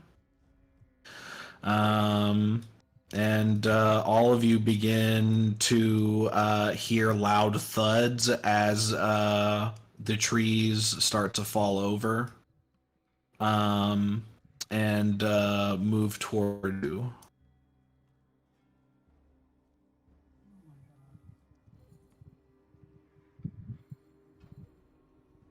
Oh.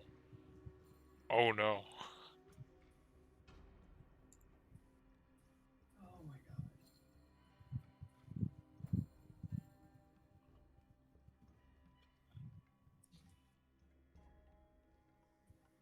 20.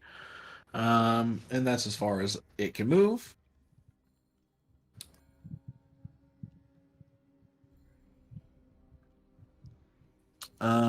And that is all of their turns.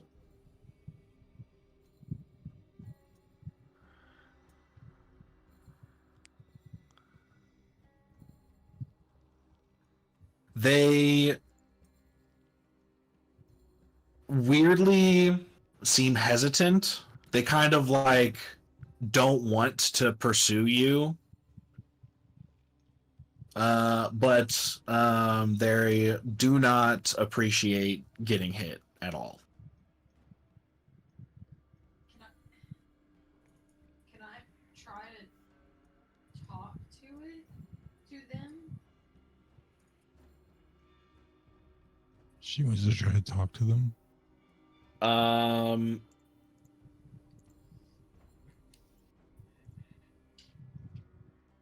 Can you speak with creatures?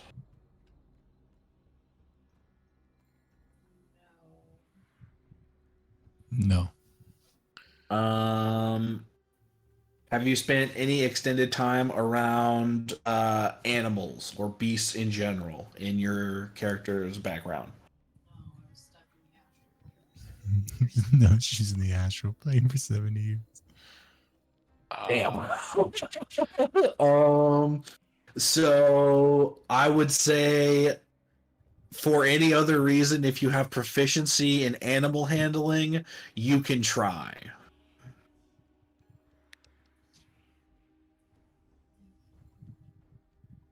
I don't think you do. I was just gonna trust the list. Could I try to make an intimidation check against them? Because Absolutely. as an orc, I would have been raised like out in the fucking. I would say you can make an attempt, even if you don't have proficiency. Oh, I have but proficiency. You'll be making an animal handling check.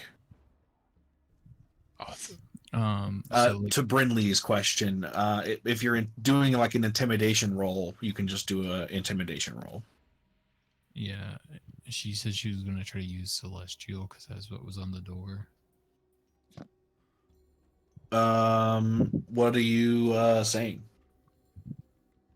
I was just gonna say that like we didn't mean any harm, that we didn't,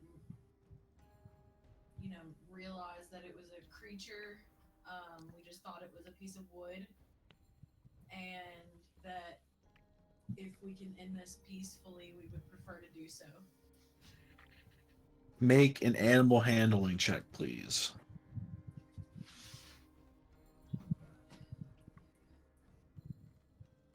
Oh, damn it. Not bad. They don't seem to understand you, but they do respond to you kind of your body language showing that you're like non-aggressive and kind of like backing down slightly almost. They will also kind of mirror that that feeling that they will like almost kind of like slowly back away from you. And you wanted to intimidate them, Ajax? Yeah, I mean, I guess. If that isn't a possibility. If we're trying to like peacefully end it, I don't think an intimidation will help. I think it would more so harm. And we're heavily outnumbered.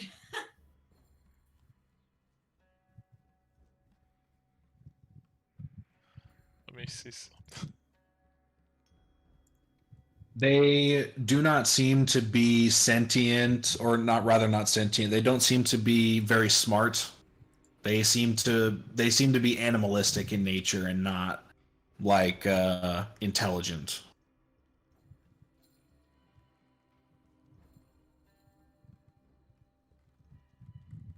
All but 5 of them, yeah.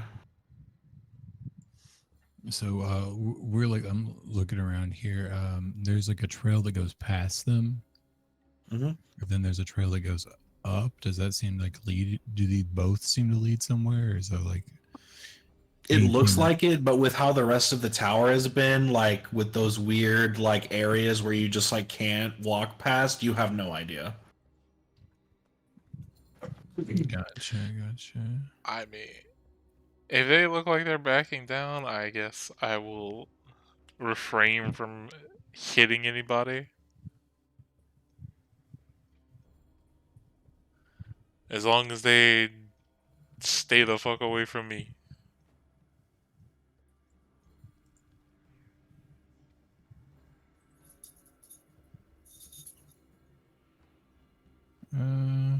Yeah, I think I'm just gonna go boop.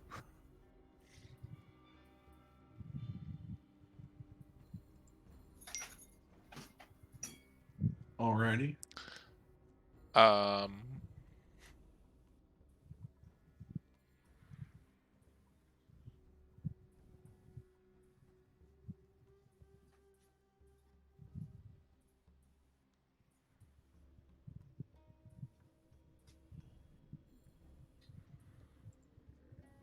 What are you trying to do, Ajax?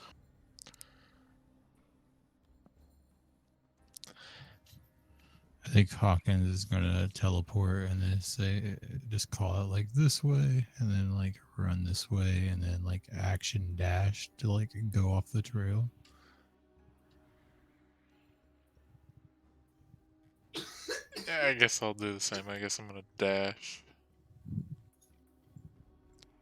10, 15. I can only move half speed. I can only move 15 right now. 25, 30, 35, 40. You're fine.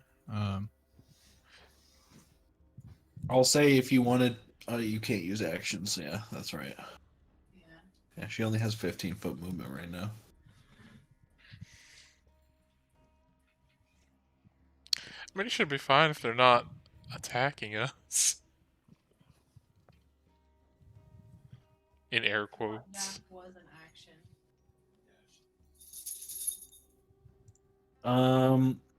So if you guys are just going to be trying to move that way and not engage them, they are essentially all kind of going. They're all kind of going to regroup, like huddle down here for like numbers reasons. And kind of make their presence known to you. If ever you like begin to get near them, they'll start to like make that noise again. But after walking a bit of distance in that direction, you don't seem to be getting any further away from the bugs.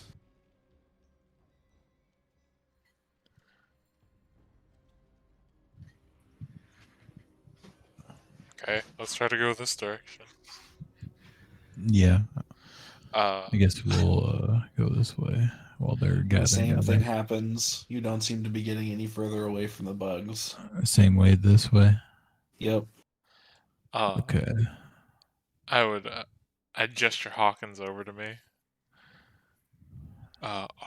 Hawkins, do you have anything that's a big area of effect? Because me and you could combo. You could do like. She wants to try to go to the bottom right. Yeah, you can maneuver them, and try to go that way, but you encounter the same problem. This seems to be just like a weird box forest, filled with these creatures. It's like a watermark for the picture. Oh yeah, yeah. The like She saw map like a glimpse of a developer red watermark. thing and thought it was something. But what I was saying is, Hawkins, if you can burst a lot of them, I can immediately follow up with a hypnotic pattern and try to put them to sleep, and then we could go one by one, possibly. That one that all of you like tried to do stuff on that turn. You didn't see any change in his exterior. Like you didn't half health him.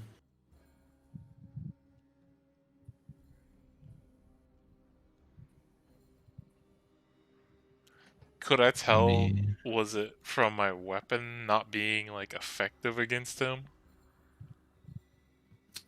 Basically. So I'm assuming slashing. They're resistant to all bludgeoning, piercing, and slashing damage. Yeah, let me... I got you. Let's see. Yeah.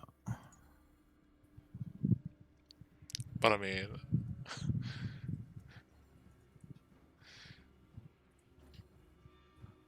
although we don't have to fight them, that's more or less up to y'all.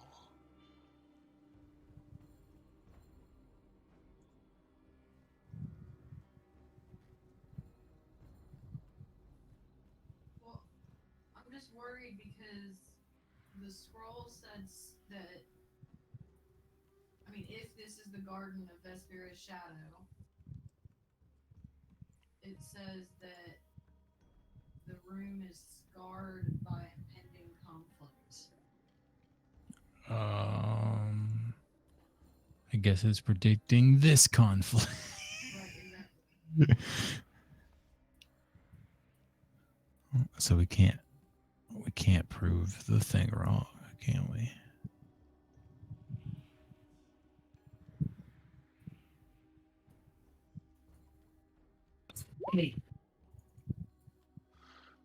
How much time has Brenly spent on the material plane?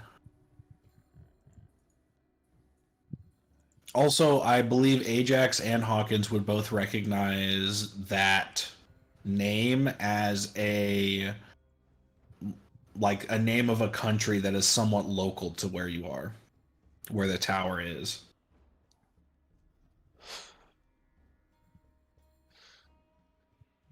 You do know instead of a line thing, you can do this shit now. No.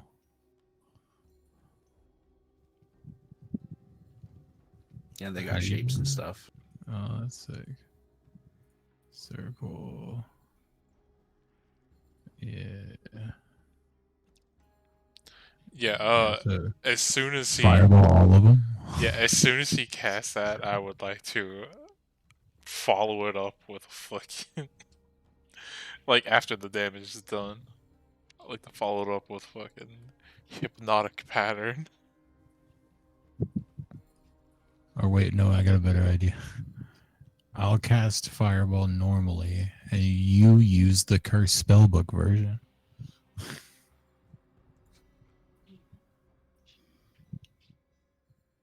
Does it have fireball? It does. I'm pretty sure that's where y'all got Fireball from. Yeah. I don't think Hawkins took Fireball. Yeah, no, I learned it from a book.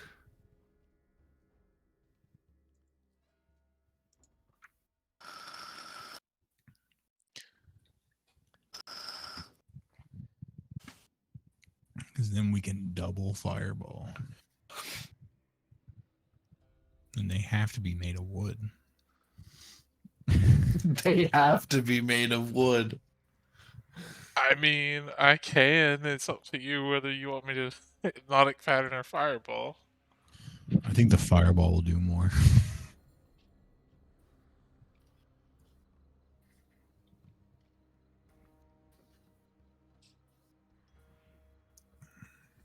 Fuck it, sure. I'll minus that one out or have it put as used. Another usage of fireball, please. So, 1, 2, 3, 4. Brinley makes peace with them. We can't find another thing to do here, so we just light them on fire. And my spell save is 16. What are your all's alignments? I know that Brenly's is chaotic good, but what are y'all's? Chaotic neutral. Same. Oh god. Yeah. To be fair, I do work for a god of fucking destruction, so Yeah, Ajax here should be fucking chaotic evil, honestly, with his patron.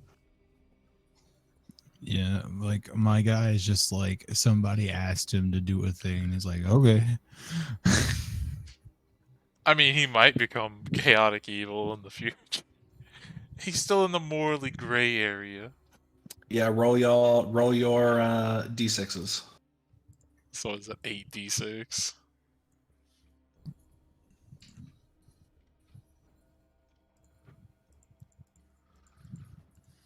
Oh, I got to get the advanced roller out for this one. Oh. 30. 28.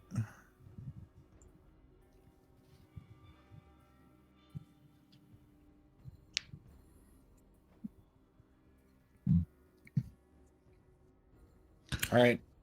They all look wounded.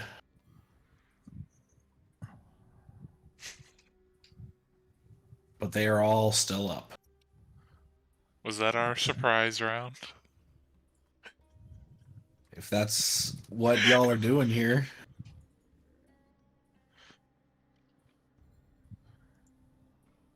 This, let's see. Basically, what I'm asking is it our turn in initiative again? I mean, at this point, they look like they're about to fly away. All of them are like Oh, they actually have opening their wings. Yeah, they all do have wings. Can I? Okay, so all their wings are open now. Yeah. All right, fireball again.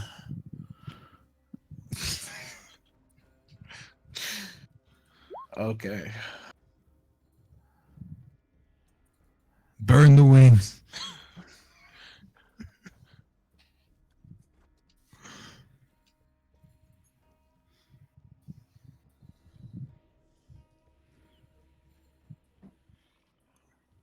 My two options really are like a fireball or slow. So it's like They have all disintegrated. Good job working They with are you, all Hawkins. now a charred pile. yeah. That was their purpose anyways, right? I said firewood on the door, right? No, it said wood storage. That's what you store wood for, right? Well, let's go collect the bodies for wood storage. I guess. Are there bodies? Are they dead or are their wings burnt up? It's like a really charred carapace with the yeah. What are they made of? guts and stuff. Guts and stuff. Yeah. Are they all They're bloody bugs. inside? They're bugs. They're like goo and stuff. That's not as interesting. They are anatomically insects that are large.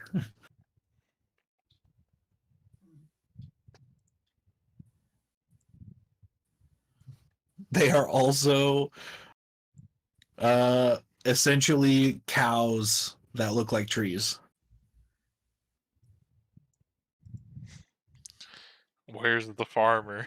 The angry farmer that destroyed all this. Like, Does Probably the someone, guy who owns this place. does someone like milk them for wood? Is that how they work? I mean, you don't know. hey, I don't think you've ever encountered these creatures before. They're very strange. just to see if there's anything around here. Mm-hmm. Because I get my spell slots back anyway on a short rest. I would like to fly up and see if there's anything in the area that I can see. No. There's not. Can I look for any like hidden like boxes or like catches in the trees or anything? Sure. Boo doo boo. 26. As you're looking around, you find a like strange hidden compartment close towards the entrance that has a rack with a strange looking rake at the end of a pole on it. Mm. Use Interesting. the rake to try and like sift through the tree branches. Maybe. I think he was like scratching their backs for wood. Potentially.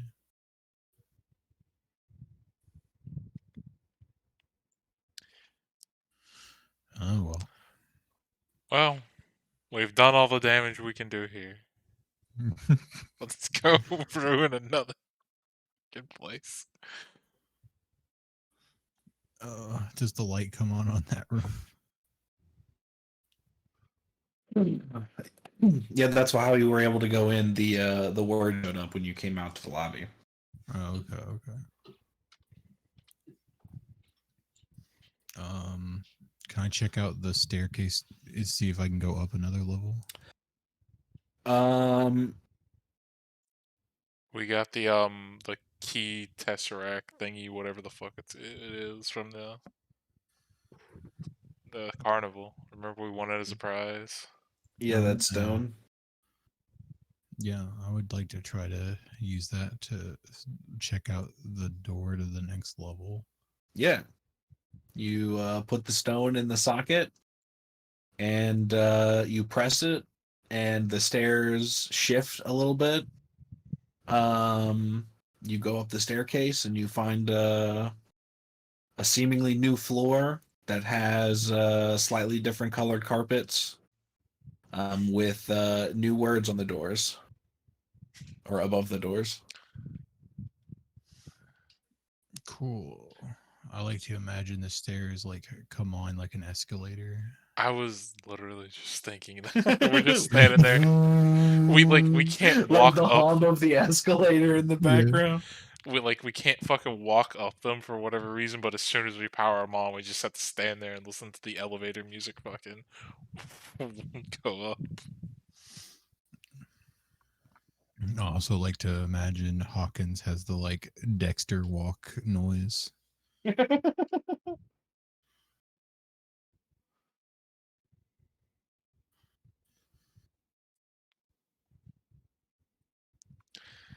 So How long on would you this, guys like to keep playing?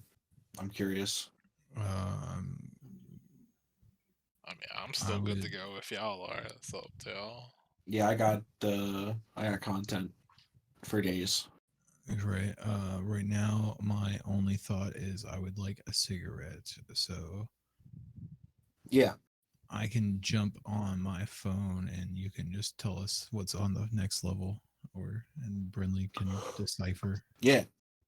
Yeah, So, what's the next door say? let's see. All right. I hear you.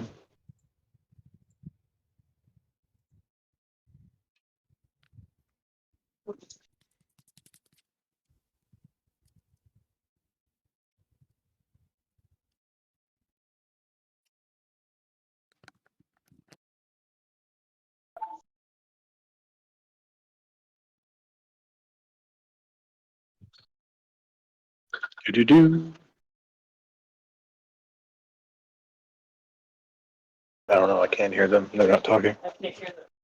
I'm not talking. I'm Yeah, thinking. nobody's said anything yet. He's So that's what I deciding. heard before I switched to my phone was so, and then He's deciding what that's to my kill bad. us with. I thought I would think of what I was gonna say faster, but then I was like, wait a second, now I gotta think more about this. there's a big decision on what the next level entirely is going to be. Well, I mean, no, I have the content. I haven't thought of like a succinct name for the doors. Oh, okay. Oh, yeah, because we can actually read them now. You haven't actually had to really Yeah. bother with it. Yeah, I have not had to bother with naming them. Sorry. No, I mean it happens, man. You know.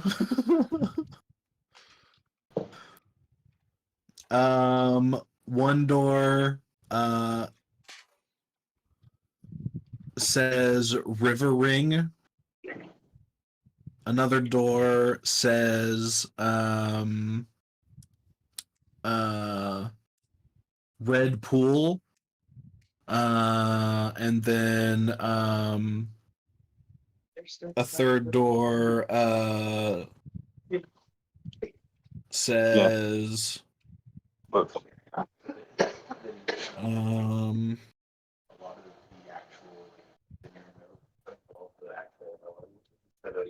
says Wild Meadow.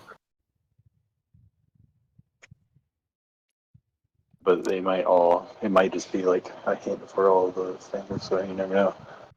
I put my vote on Red In the beginning, Pool. this talks about the tower, and then it starts breaking into sections.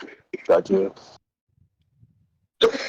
The There's more rooms. a thing that you mentioned earlier in the campaign that I am curious is if it is still in effect. Do we level up?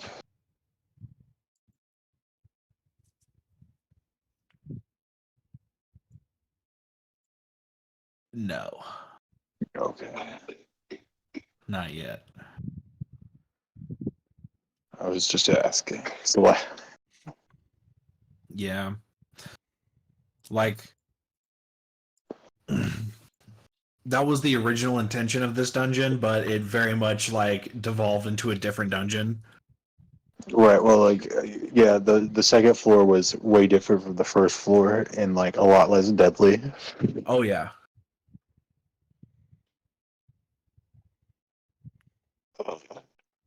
But I guess technically speaking, theoretically, we could just like start marching goblins up the stairs. What? We have an army of goblins in the basement of the town. It's a militia. Yes. Well, none of you guys know about it yet, really. Yeah, I mean, there's I mean, only they had to walk past it, didn't they? Well, they never wait in the door. So like Oh, the did you guys goblins are, find them in the tower? yeah. I thought y'all fought vampires with Ralmordre Well, and we ran outside the tower and then went back in, but we never went in the actual first level floors where Grom was with them, technically, or like we never like like mentioned actually it. like went into that area. Yeah. Yeah, we never went into where they And are. Z is from those goblins. Like Z's Yeah. from there. Yeah, that's where so Andy's character is from. only 3 of us know about the fucking goblins. And yeah, you found Verk on the second floor, or was it the Yeah, second floor? yeah, I think so. I Him and think his everyone. brother. Yeah.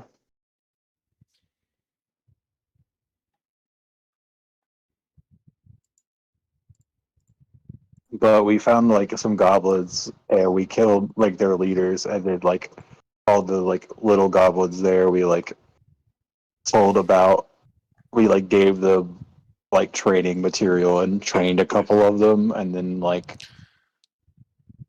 I think we like time jumped a Yeah, little bit you got you with abused a a time differential room and like gave the goblins time to train themselves while you like did whatever in the like hyperbolic time chamber, and then it came out. I think we sent the party in there and left me outside because I live longer and I'm a robot and I just helped train them with Grom. And then we Yeah. each individually made them into separate divisions of goblins. Yeah, there's like 4 sects of goblins right now. There's the barbarian goblins, there's the wizard One of them goblins, there's enlightened the sorcery rogue abilities. goblins, and there's the cleric goblins that believe in the dwarven goddess of the hearth. Yeah, and there's the one goblin that enlightened himself into the powers of sorcery somehow. Yeah. That he got his I don't know, I think it's probably more for him. I think he already told you guys this, but I don't know if you were paying that much attention I don't because remember of everything. his accent. I think he said something about not being a slave and something or other, and then So he got his powers from the god of goblins, who was The Oh. guy over the altar that you broke in that other room. So because you broke that, he got given sorcerer powers to like spread the name of Maglubiet again. Okay. But he didn't do that, and he came to us instead. Yeah. Pretty Fuck, much. next time he makes an altar, I'm just gonna break that bitch. He makes another one. Well, I mean, What are you you doing? guys get like infinite goblins over time, so like you could just make more sex. I just Like want Just introduce you could get like goblin sorcerers, goblin like whatever kind of class Brinley is, You know and what? then goblins whatever paladin Verk is. You know what? I just occurred to me that I just Goblin never really hunters. thought about in D&D before is that like D&D, generally speaking, a lot of people like are always one god, but like why aren't people polytheistic in D&D? Thank you. Because if you like depending on how the god's personality is, they might get jealous and then not want to give you powers anymore if you like worship more than one god. Right, but like if you're not specifically a cleric or a paladin, then it really doesn't. Then yeah, it has no bearing. If the god already isn't giving a shit about you, it's not going to give a shit about you until you like do whatever it Yeah. requires to have it give a shit about you. The other thing Amber wanted to remind you about is so because she's a protector Azamar, she technically has an angelic guide that's like a deva that like whispers to her as well. Fuck. Okay. It's probably telling her, you really shouldn't be hanging out with these Honestly, like he also was definitely like, hey, why are you trying to like rescue this like very clearly evil demonic creature from the hells? Like, no, don't do that. It's a good thing. Thanks, I'm glad it got turned to stone. It's a good thing I turned it to stone. I just thought it would be a good companion to help us kill people.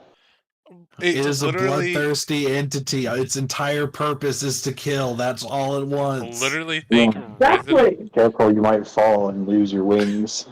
Resident Evil liquor with the fucking tongue that comes out like a mile long. That's literally what it is. Yeah, I always thought it was annoying. Like the reason I like am always annoyed by the fallen Azamar is that you lose a flying speed for just like Yeah. a fear.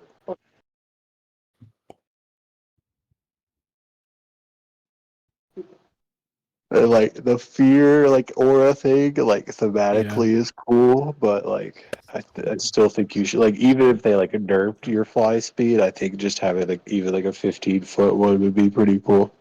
Yeah. It's either be a good boy or girl or lose your flight speed. Simple as that. Well, the other option is just to like have fucking fire.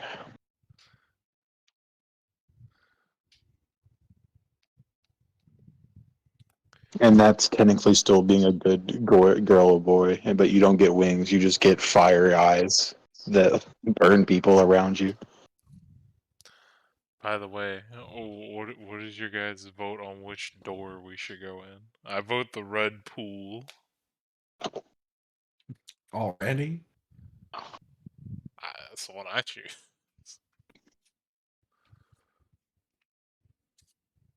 What were the names again? Sorry. River Ring, Red Pool, and fuck. Oh crap! What did I call the last one? I said it already. Um.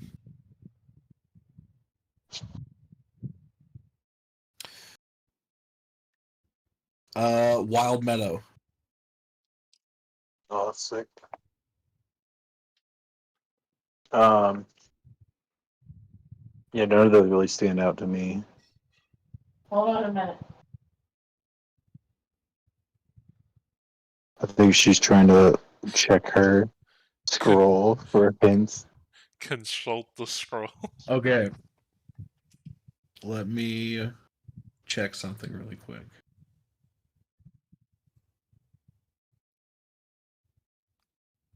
How familiar is Brenly with this area?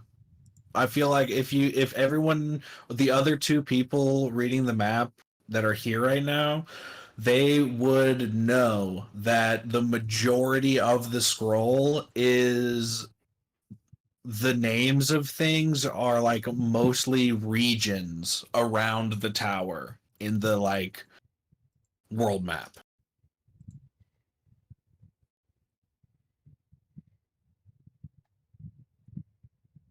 Oh Jesus. Yeah, so they are more physical locations than the tower having to do with the tower. Is what I'm guessing. Yeah.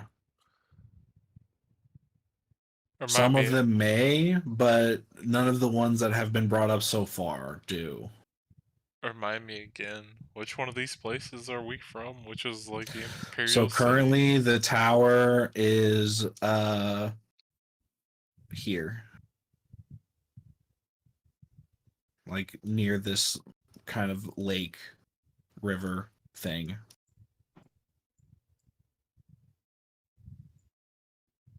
Okay.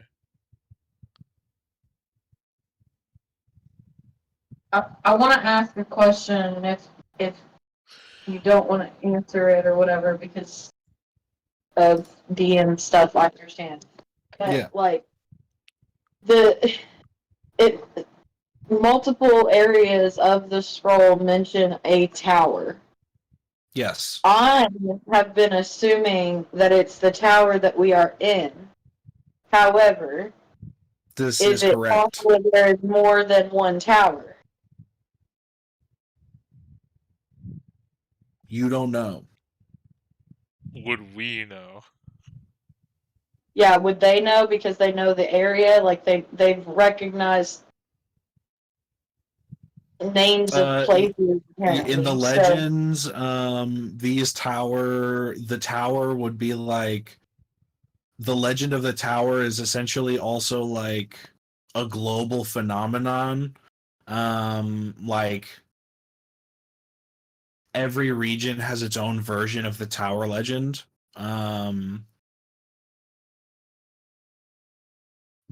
They are all slightly different, so you do assume that there are more than one tower. okay.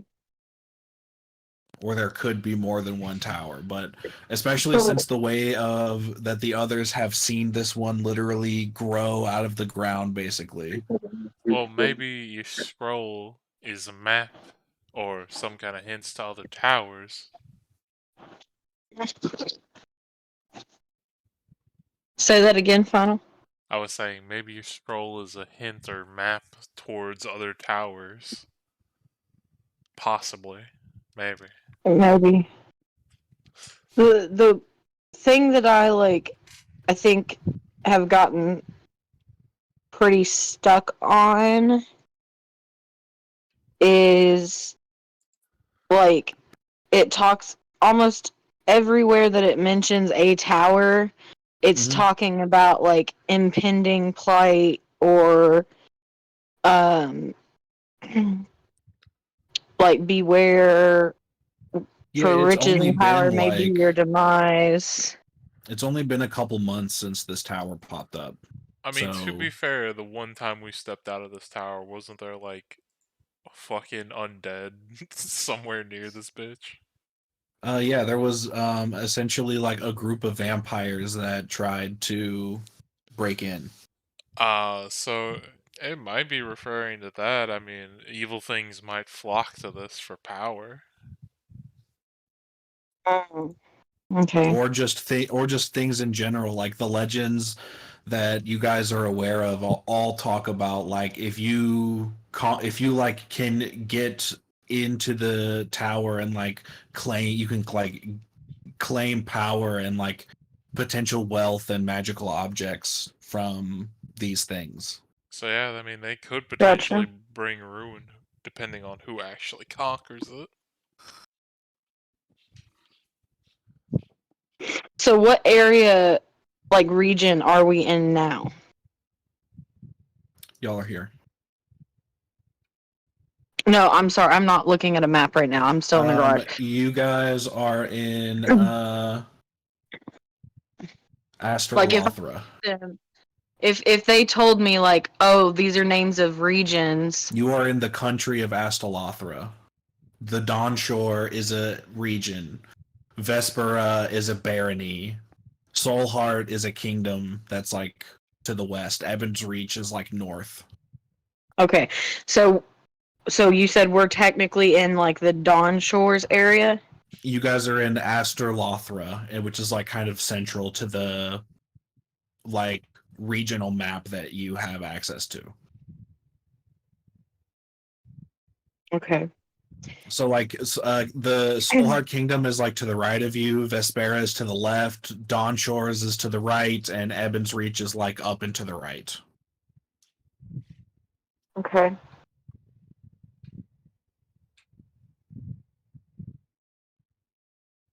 So, looking at this, Astrolothra, is that, how did you say it? Yeah, Astrolothra. Astrolothra.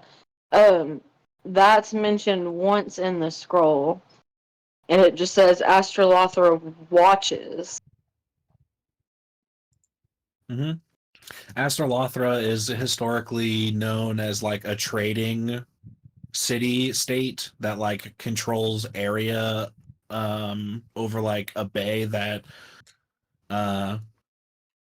is like access to like other major cities of other countries. So like it's like a big trading entity, but it's like only owns a small amount of territory.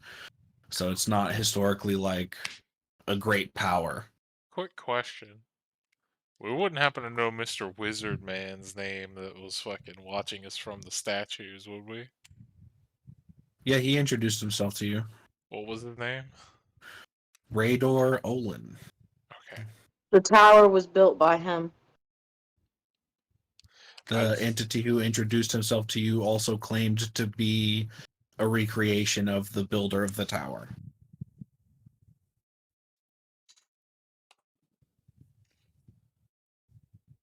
Well, the only reason I asked is because you mentioned like watches, and all he does is fucking watch us on his TV screen.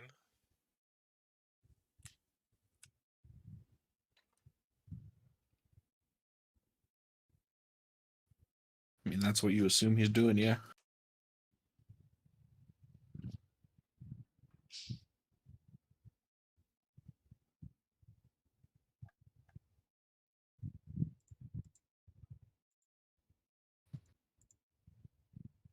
Seemingly doing weird wizard stuff. Oh, by the way, we have like regular contact with the goblins, right? The further you go, like the contact you have with them is usually in the form of just like patrols. Well, the reason I'm asking is because back when we were in the zoo, I gave the goblins 8 hard pieces of boulette carapace to make armor out of. Have they been able to do anything with that? I just now looked at my. It's only been like a week since you gave that to them, I'm pretty sure. Okay, I was just asking.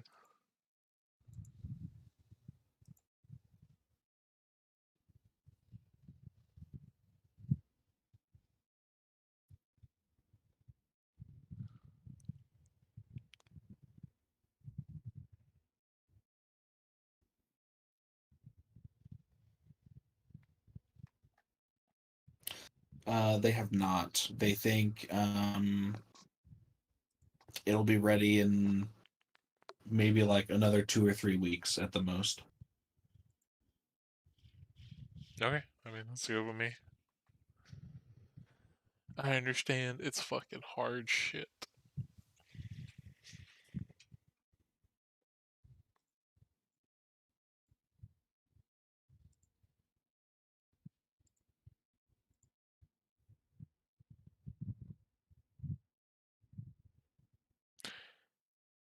So we're in Astro Rothala. Where'd you say our capital, like Imperial City, was? It's Astoria. It's all the way up here.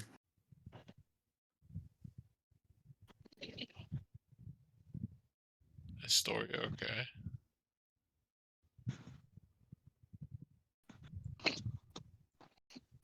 By the way, when you were asking about how familiar I would be with the region, I was basically like early 20s, got put into the astral plane, lived there for, or was stuck there for like 70 years, then got spit back out and immediately met the party.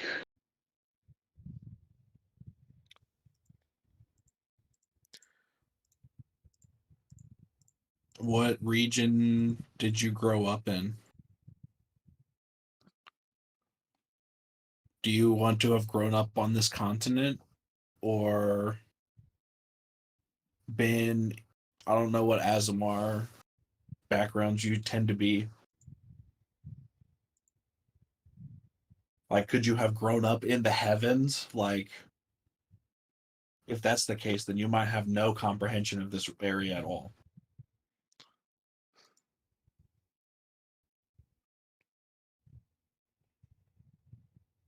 If you grew up That here, you could have been like from any of these countries, any like small village, like whatever you wanted, honestly.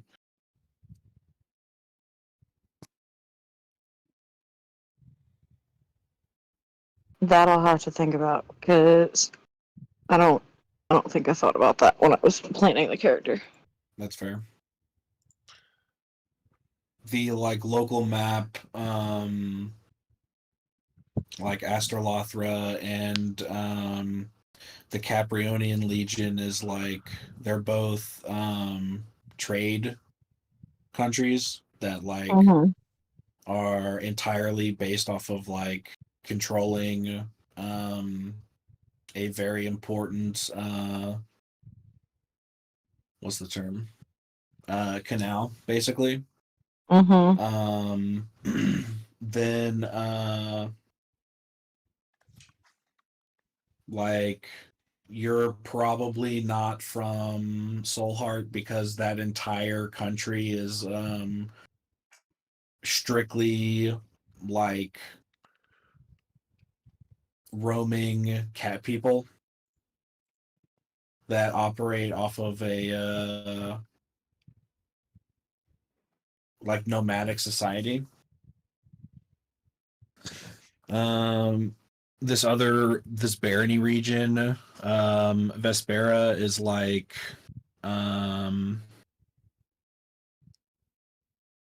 mostly humans. Let's see.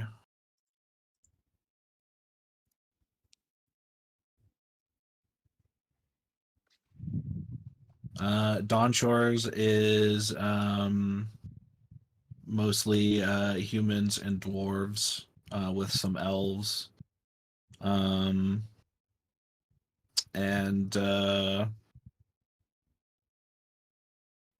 Ebon's Reach is like a mixture of elves and monstrous races. They're like in a weird situation of like civil war.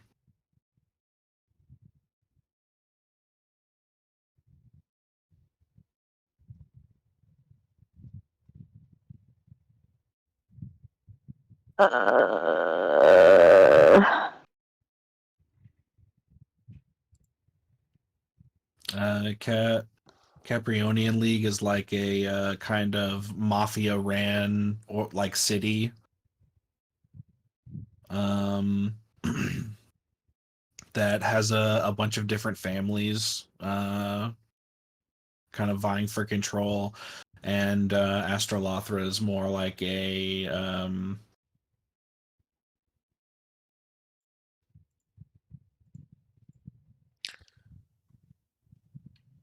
I guess like the best comparison would be like oh shit. Um What city is Jace from? Piltover? Yeah, I believe so. Like like the relationship between Astoria and Caprionia are like similar of like Piltover and Zaun. And Astoria is like is ran by essentially like a governing body of like multiple traders and like artificers and inventors and stuff. And I'm from the bad one. Yep.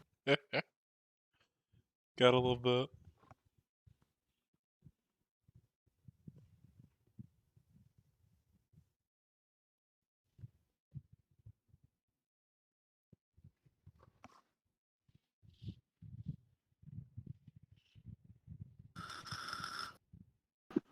Can you go through the different region conflicts again? Astoria and Caprionia are the only real entities that like conflict, but their conflict is through trade, not through like physical war means at the moment. They've both been like too small to like have fully acting armies until recently Astoria was able to get an army together. But that kind of just blew up in their face when this tower showed up. So like they don't really have much of an army anymore that's like able to contest the barony or Soulheart.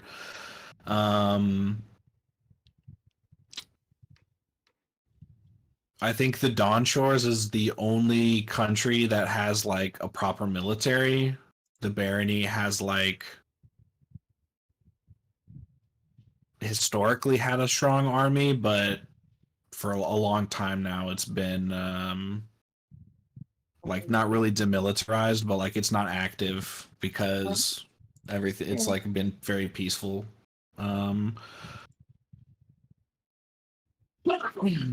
For the past I'd say like 20 years in this region, except for in Ebon's Reach there's like a weird civil war going on between the elves and the monstrous races that live in that region. Yeah. Well, like as an Azamar, she's like a humanoid. She's a human-based race with like angel lineage or something like that. And then she could be from Vespera, the Caprionian League. She could be from Astoria. The thing I was going to say with like her background, the way it works is like it like paused her aging and stuff. So like she's from whatever one of those countries from like 70 years ago, and she like appeared back on the material plane, like I guess in this tower, and that's where we're Outside of the tower where I met you all, like I Yeah. really appeared there, and yeah, she appeared at the base of the tower from the astral. So like she disappeared from one of the other nations Okay. like 70 years ago. So it would look somewhat similar. The lines are a little different and in different places. Soulheart's a bit bigger than it used to be. But like the one you were saying that like doesn't really have an army now, like she could also be like from that back when it had an army. Could be if she wants. But well, I was trying to decide what region to be from, but I think with my fighter and warlock, like the build of my character, I would have been from somewhere that had fighting as like central to their purpose, I guess. like ritualistic fighting as a part of the culture. Or just like needed in that region at the time that I was like growing up.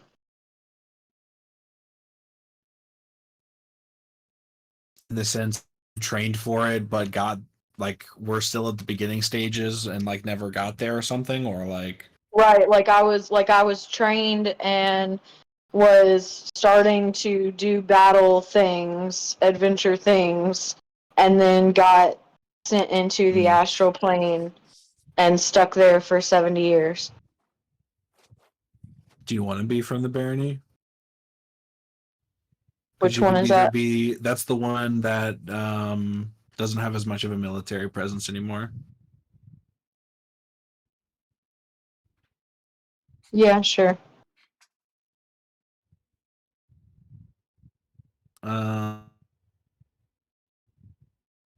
If that's the case, it kind of looks like you guys lost the war that you were fighting. Mm.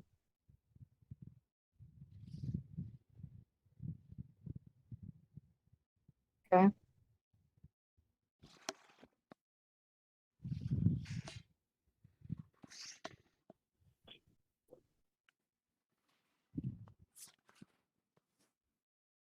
What was that war for? Just territory. Soulheart wanted more land, basically. Oh.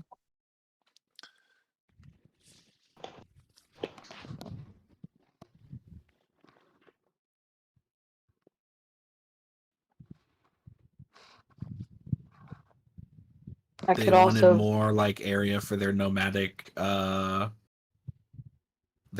purposes, and they What relied was too much Soulheart on again? Is that the Cabrionia and one? Astoria. Is Soulheart the one that has the active military still? Yeah. I think I'd prefer to be from there. That's like a place you can't be from because you're a cat. You're Oh. not a cat person. Oh, okay, gotcha. Yeah, I was gonna say the bunch of Okay. nomadic cat people have an army. What the fuck? Yeah. Right. They have like a weird nomadic matriarchal society that like has all of the tribes like band together and send people for active duty like constantly. Like that's just how they work. It's like Genghis Khan. Yeah, kind of. Except like all like the women are all the chiefs and like the medicine people and stuff. Now, when you say cat people, do you mean Leonins or do you Yes. mean like? I mean the race of cat people, Leonins. Okay. Andy's old character was one of them. I was gonna say Well, technically, those are lion people. Cat people are tabaxis. are they There are all probably a few Asian. are they all It's mostly Khajiits? lion people though.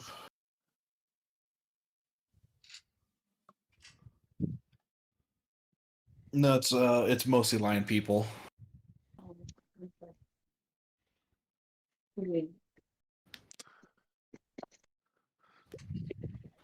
Mostly big cat people. If We need that to makes find the more sense. elephant.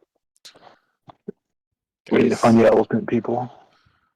Okay, So I'll be from. Where was it again? Start with a B. The Dawn Shores.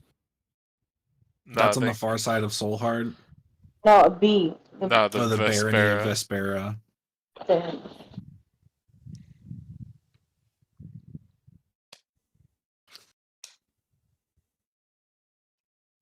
It's like a kind of medieval style. There's still like a peasant system and stuff.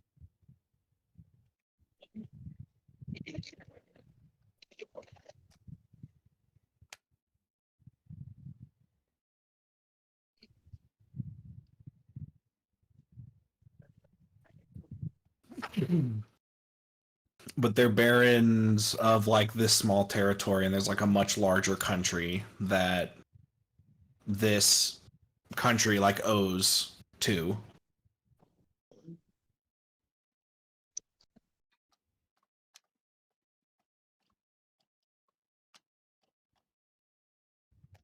I was going through that like book I got for Christmas, Jordan, a little bit, and Mhm. there's like a whole chapter of riddles, and there's a chapter on ciphers to like make ciphers for your game.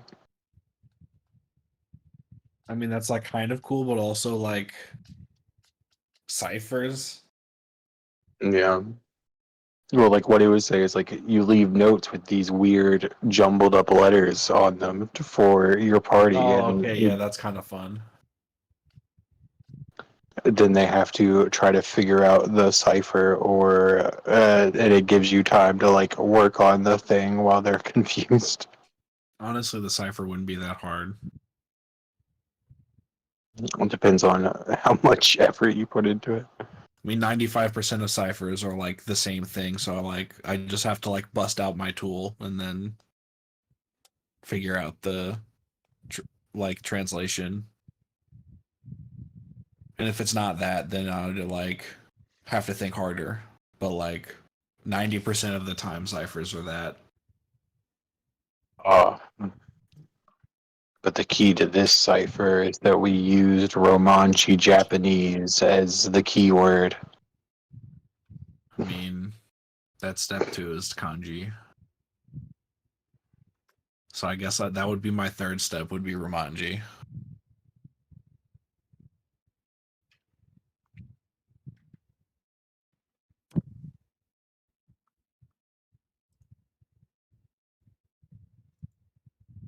Nah, I would fucking. If it wasn't the thing that I was thinking of, I'd be like, shit. I don't fucking know. And then there's like a shit ton of traps, and I feel like apparently some puzzles. And then like I think like over half of the book is like dungeons.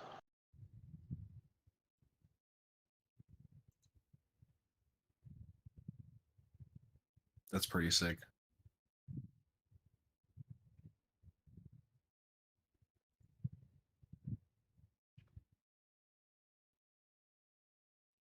I think the traps are like labeled of like these maim people, these injure people, these kill people. Damn. That's aggressive.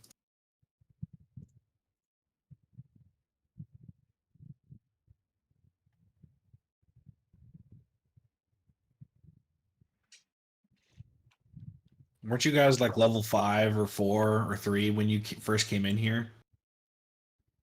I 3. think I think we started I'm pretty we sure leveled up twice. We're at 6 right now. I know we at least had our subclass. Yeah, I think it was.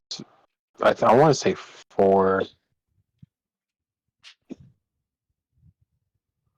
Well, Yeah. we Because got the original idea for the dungeon was to be like a floor level, and you started the first floor at level 1. So because you came in like at a higher level, all of my early plans were like super shot because the entire party was like it became like way smaller and then way bigger out of nowhere. So I had to like downscale and then re-upscale. And so the plan got threw off with like how I was handing XP out at that point. Yeah, I think we've leveled up twice, which is why I say 4. Because like I remember leveling up for going up the floor. Then there was like another thing that we leveled up for. well, it was figuring out how to get out of the tower and how to go up a floor. That was what we got levels Yeah, for. because you started at 5. But when we started the game, I guess we were 4.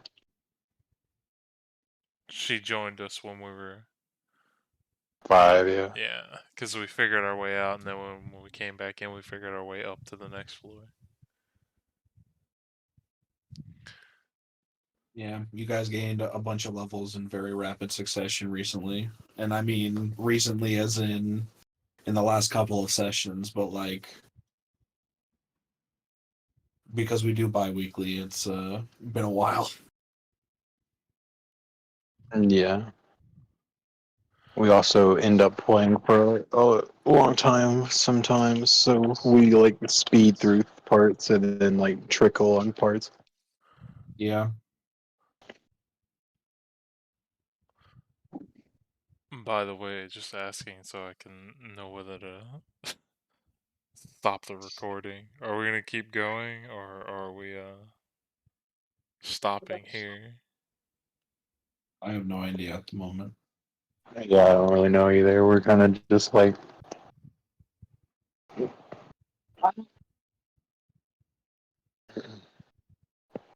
I have no qualms either way. It's up to you guys. Then I shall keep the recording going for the time being.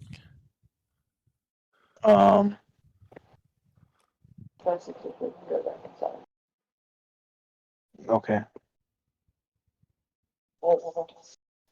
I don't see anything in there. I don't think there's anything in there.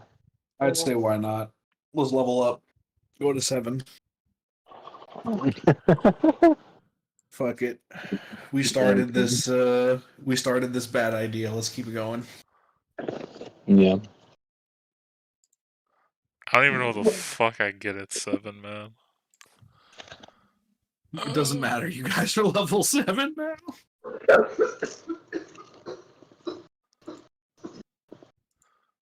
gotta see what the I'm gonna go to the bathroom real quick. I'll be right back. Fair.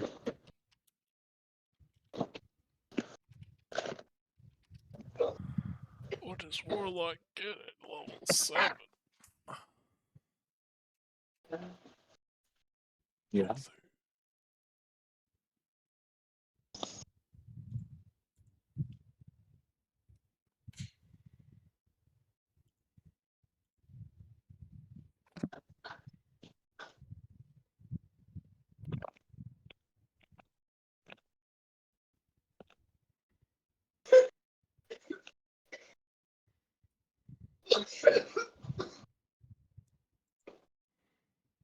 I think this is the one that we made the plan for. I just don't know where you put it. I thought you got it. But it was in your Google Drive somewhere. I do. I have multiple of those.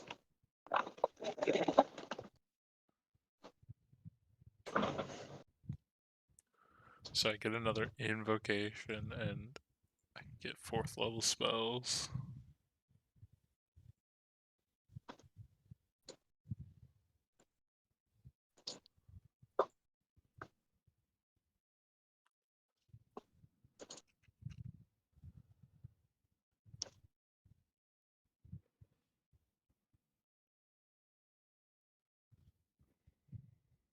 Yeah, I get a 4th level spell slot. I think that's it with my wizard.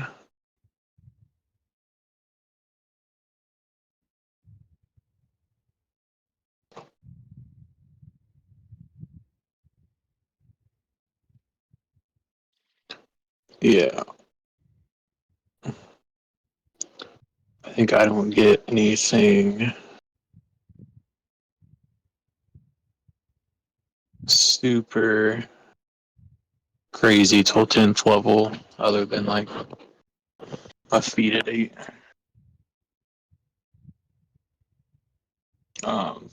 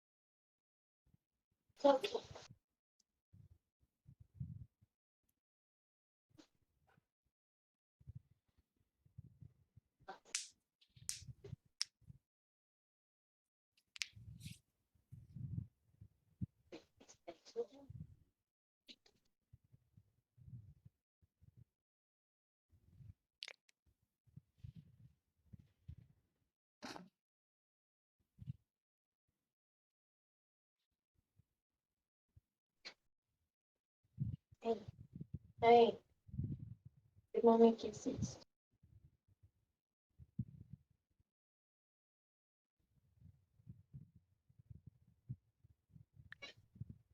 Fine.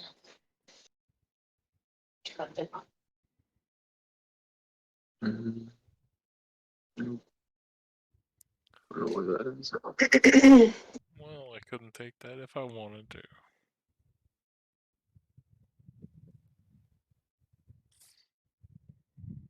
But NPC for the real game.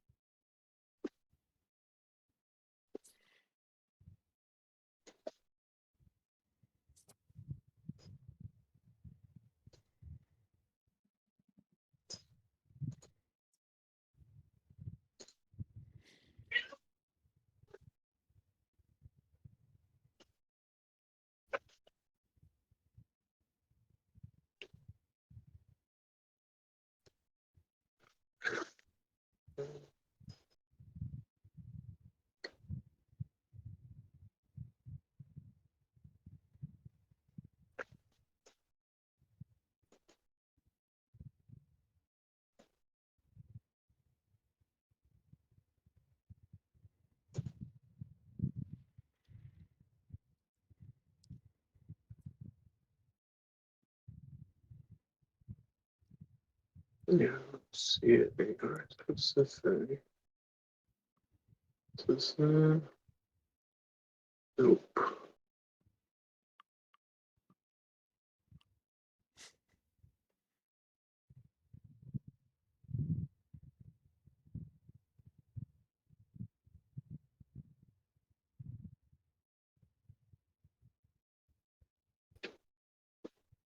I thought you gave it a name and everything. Oh, Yeah. There it is. so fighter, what? Then you went fighter, so you could get your subclass. So I think where you're going in ranger now. Ranger.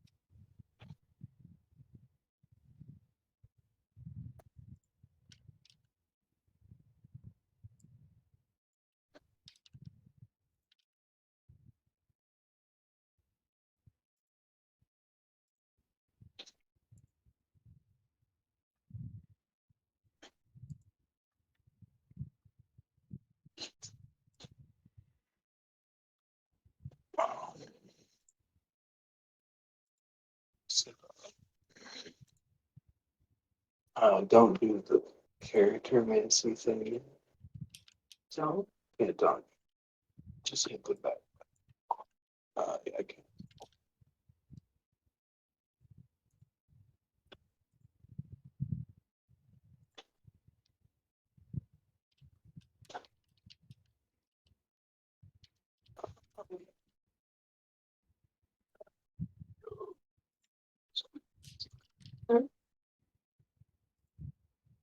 I hope you do it on my screen because like there's like some optional stuff that we can do instead of the autofill. to just Sorry.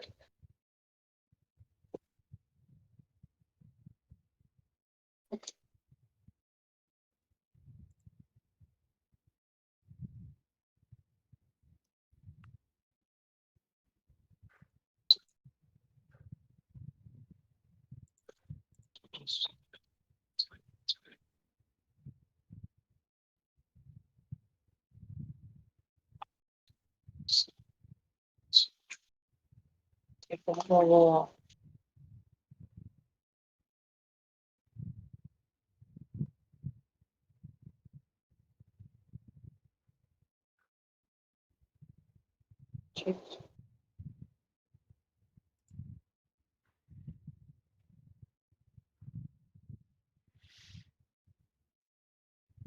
so it normally gives you these things Yeah.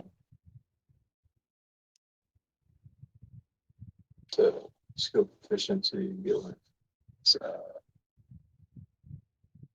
like more kind of charisma, but you have like some wisdom deck stuff. So like you could get the animal wisdom, but you also have like stealth and survival off your deck. This is also wisdom. This is off of decks. I kind of want to do animal handling. You only get one.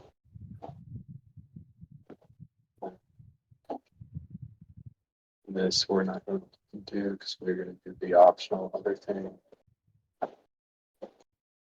Because like you get this, right? Okay. But we're going to do this. This is better for our build.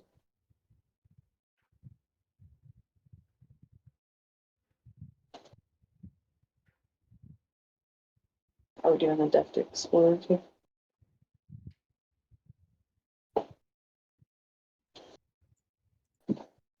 Maybe. Let's see.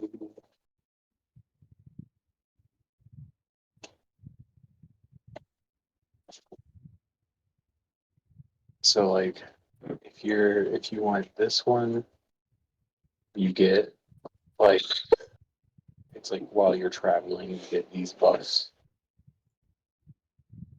in one of these specific terrain types. Or you can get this and it's you can get any of this, but you get expertise in a thing and then you get so you get canny, so you can get proficiency bonus double for any ability check to use with one of your skill proficiencies or expertise, and then you can get 2 more languages. But it's like between those two. And then if you choose this one, then you get this is 6th level.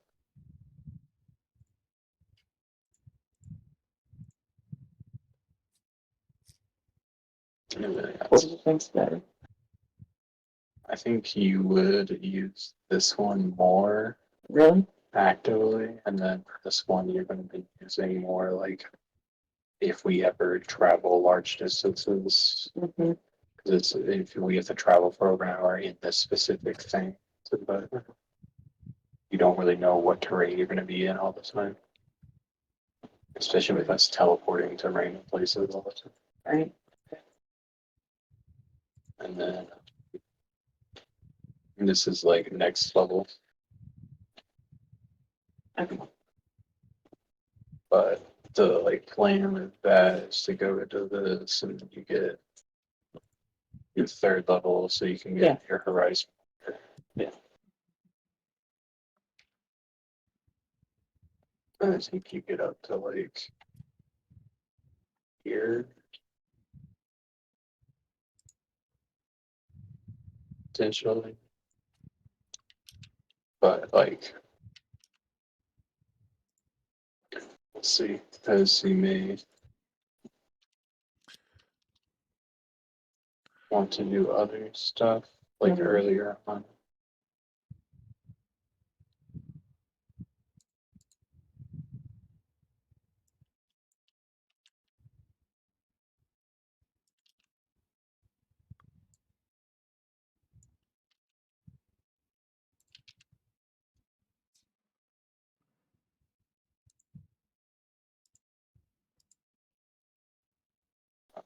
Sorry. Fine. Hmm? I like this one. Hmm? This was so nice. How you just went up to level 11. The thing you wanted was this. So yeah, if you want this, you have to just stick with this for the rest of the game. I'm pretty sure for now. Because you need this is your first level of this class and you need 11 to get to the thing.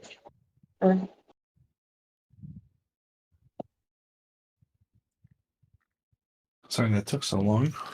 I decided to also grab a snack and a drink, not knowing how long this was gonna go. Hey, Yeah. Jordan. Yeah. Question. So we'll just leave those and then So, here. as a warlock, I am able to Uh-oh. upgrade some of my spells at like certain levels, like basically replace Mm-hmm. old ones with new ones. Man, why is Yeah. this fucked up? Okay. So I currently have Summon Shadow Spawn on, which takes 300. It doesn't consume 300 gold, but I have to have like a vase thing worth 300 gold. But I'm looking to switch that out for a new 4th level of Spirit of Death. Now that 300 gold that I have set aside to that Shadow Spawn thing, can I just add an extra 100 to that to be able to do this instead?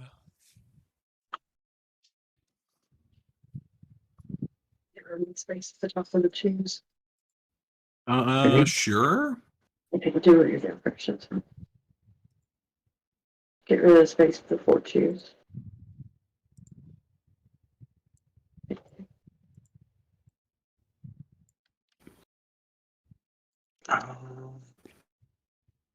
Okay, so basically you just pick one of these that you already have a check mark in.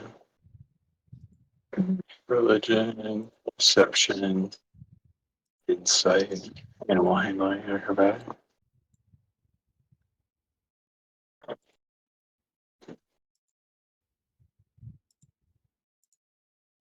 I have no idea. What is the thing that you want to be the best at?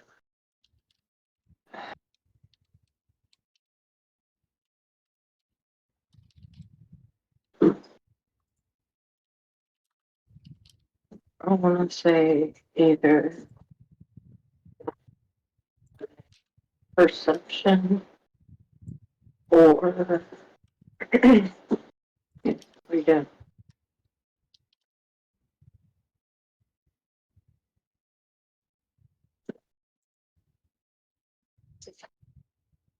You have an 8 perception. And then you get 2 languages. 42 is good for what? You kind of like have most of the like super prevalent.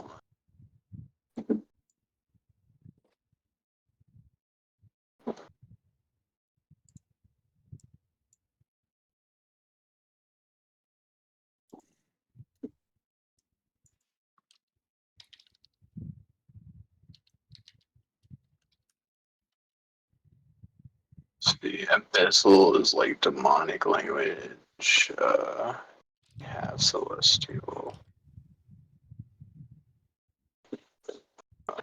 What is also a speech concern, so it's been fun. Draconic. There's gnomish, goblin, dwarf, elvish, halfling.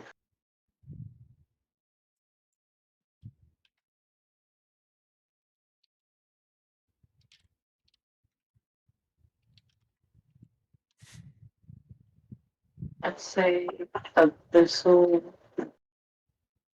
and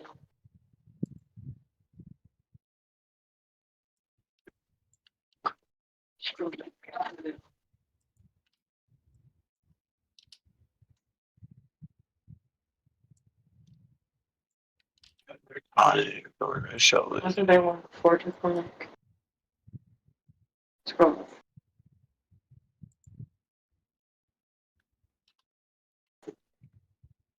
Celestial. So Giant, gnomish, goblin, halfling.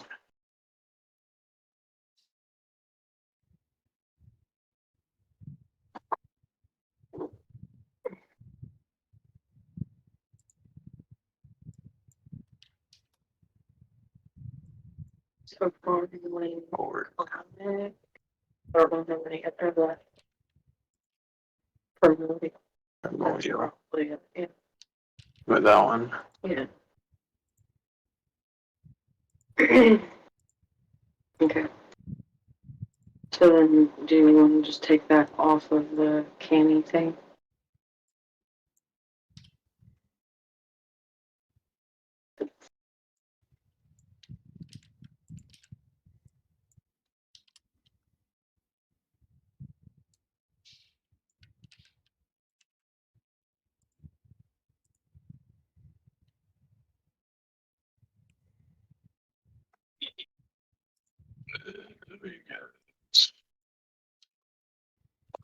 Favorite.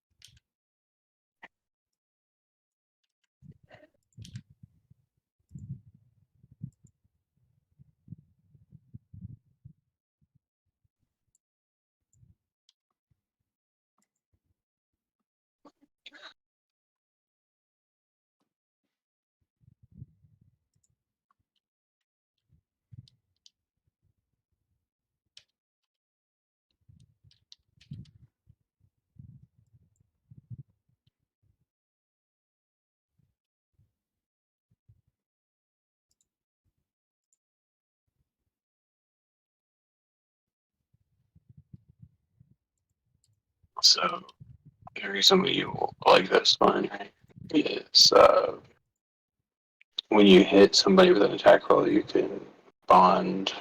You call on your mystical bond with nature to mark it as your favorite enemy for 1 minute. Once you lose concentration, the first time on each of your turns that you hit, you deal damage to it, including when you mark it. You increase that damage by 1/4.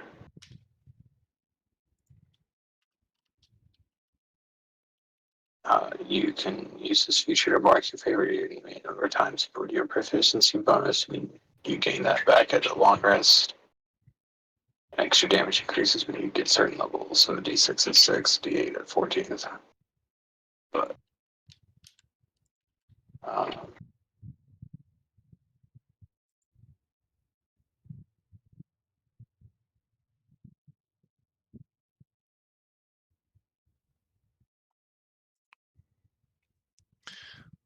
So I don't know if this is so basically, this adds a D4 to your damage. I don't know if that's a typo or not.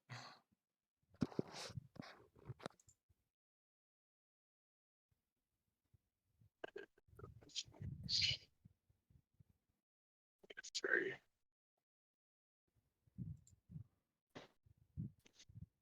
You can do that 3 times a day. So basically, like fighting somebody for you, right? You are trying to do this, and you can do this. So like you can bonus action curse somebody, and then you get 19 and 20 crits on them. Crit on 1920. If the target dies, you get hit points back. You also get +3 to damage while they're cursed. So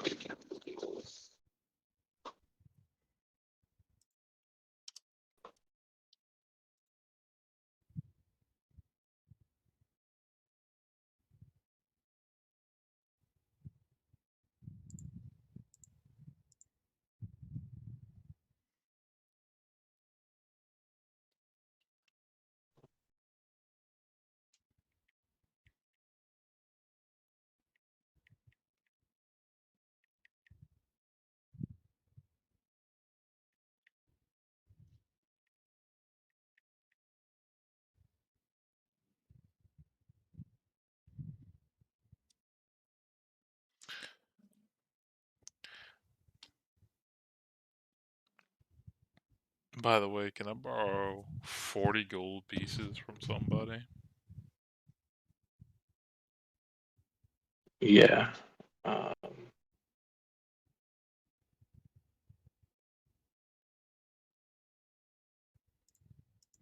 Does it have to be in gold?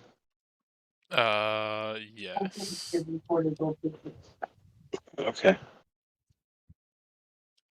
Yeah, Amber says she got you.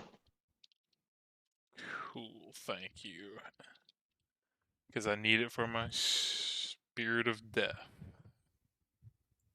I had 360 left over in platinum pieces, I think. Yeah.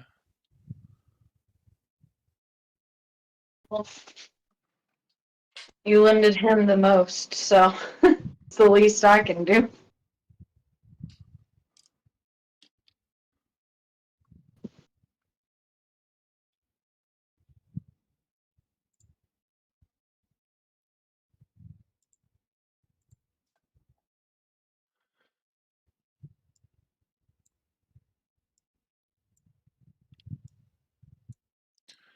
Well, I'm all leveled up.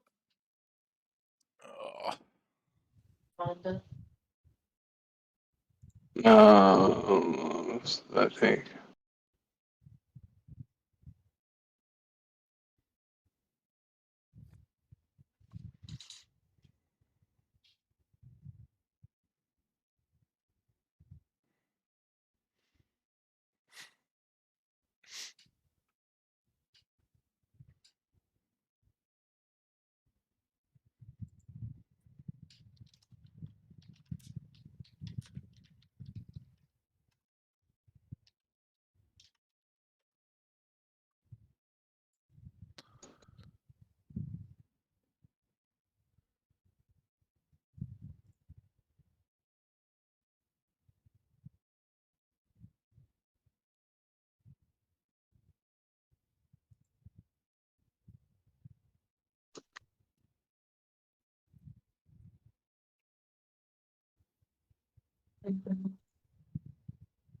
Putting in everything on your list that has like charges and stuff.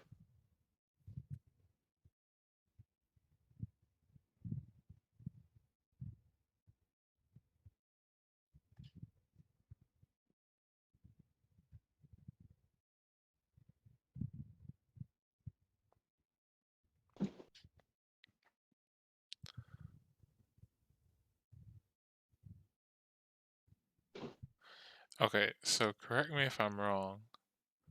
The spells on the extended spell list, did they automatically get added to your spells known, or can you just choose from them? I assume it gets added.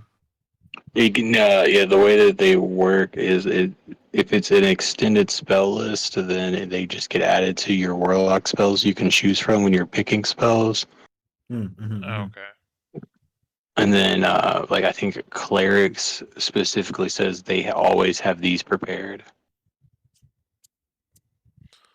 I just wanted to make sure. I'm not taking them over what I picked. Just gonna stick with what I got.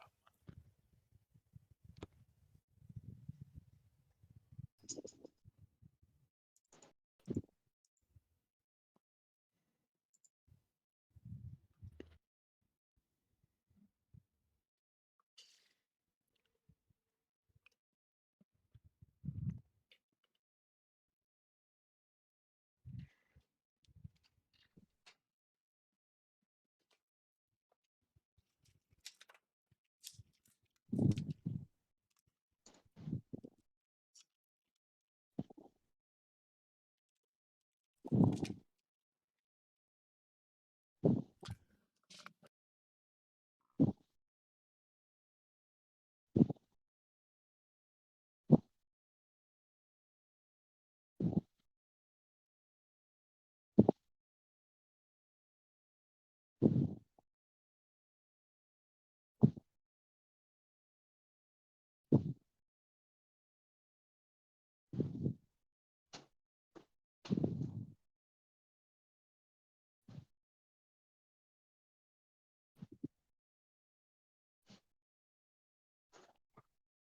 Amber, come here. Sure.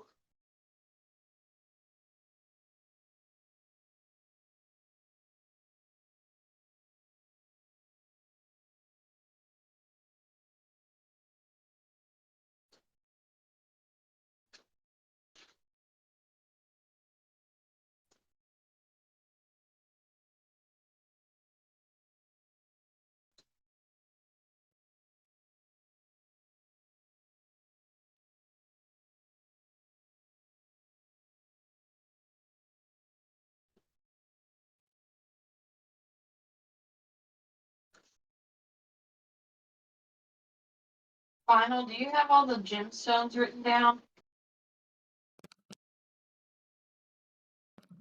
I believe I do. Let me check. Yes, I have them written down. I don't know which type they are. I just have their how many I have and what their value is. Okay.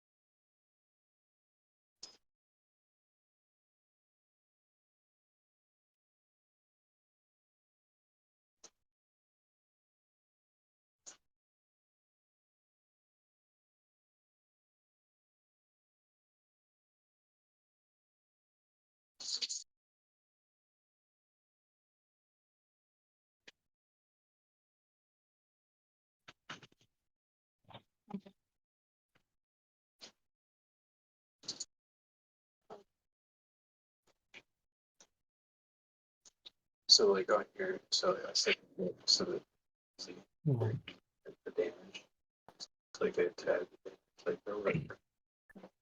But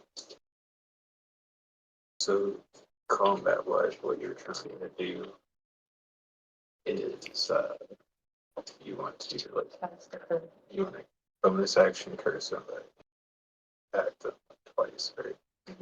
When you attack them, if you hit, you can trigger your ranger thing. So you can make them your favorite target too. So you can like, curse somebody and make them your favorite target. And then your next turn, since they're already cursed, you just have your bonus action you know. And you can summon your echo as a bonus action. Okay. And then your echo has an extra attack that it can make 3 times a day as well. Okay.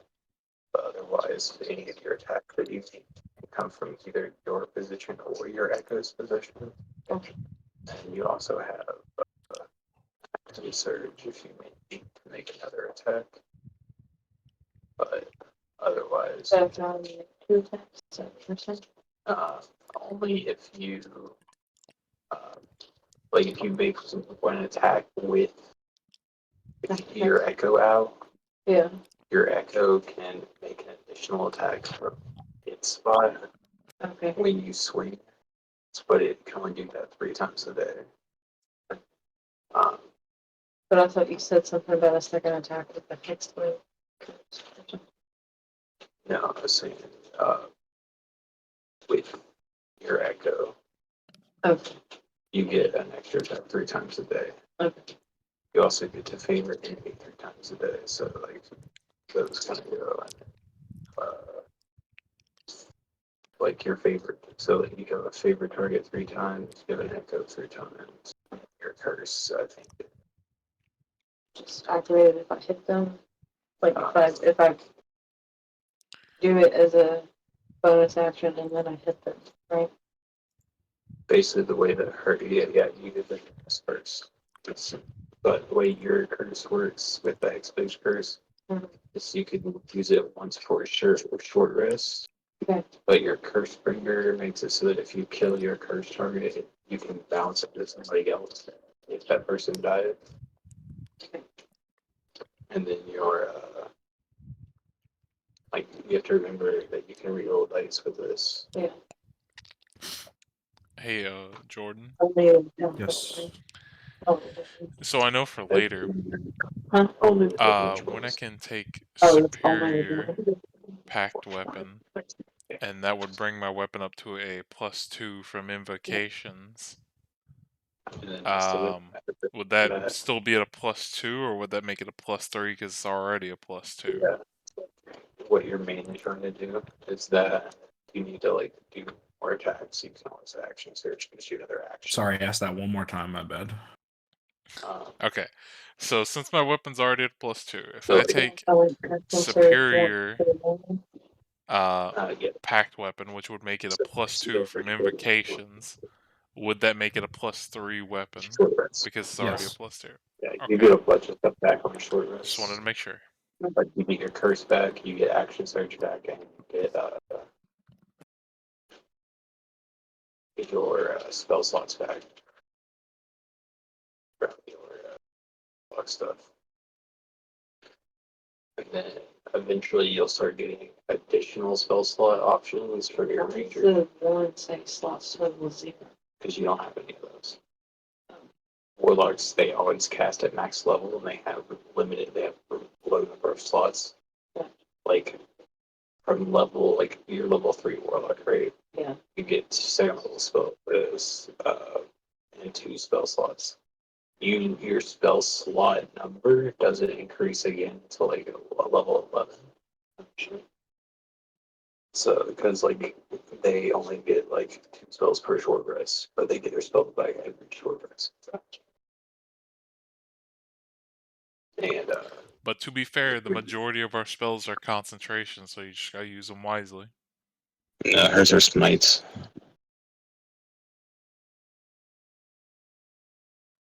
Her spells are shield, silvery barbs, innate spell from her background or something, and then invisibility, misty step, branding smite. Couldn't she just take Eldritch Smite? Question mark. I have Eldritch Blast. Maybe. I mean, she just picked the one she liked, I guess. She has Eldritch Blast, but she also has the She also just has the Curse Bringer thing, so it has a built-in smite. You can expend a spell slot to deal 2d8 slashing per spell level and can reduce the creature speed to 0. Yeah, I mean that sounds good. So right now, I'm gonna edit that because this is number. So you have second level spell slots. So the way that this works is if you hit somebody, Yeah. um, It uses one spell slot. yeah, you can use one spell slot, and then you can click that, and then you'll add 4d8 to the damage. So what you can do is if you hit a crit on somebody that's like a healthy target or an enemy, you can use that on a crit, and it'll double the dice, so you'll get 8d8. Plus, technically, if you have all your stuff going, your crits are going to be ridiculous because you'll get 4d6 plus 2d4 plus 4 plus 8d8 plus 3 plus 7, so plus 10.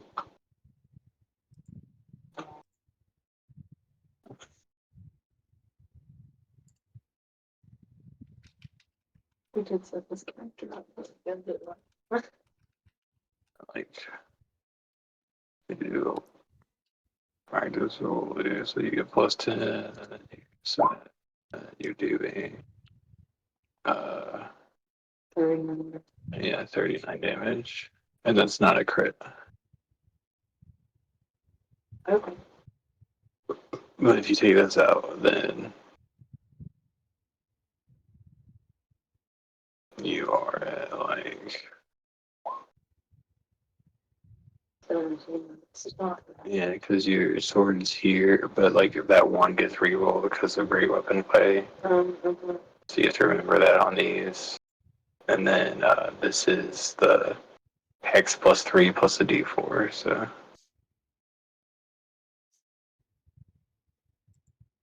Basically, you just keep targeting one guy until they die, and then you go to the next one. And that's how you're set up. And then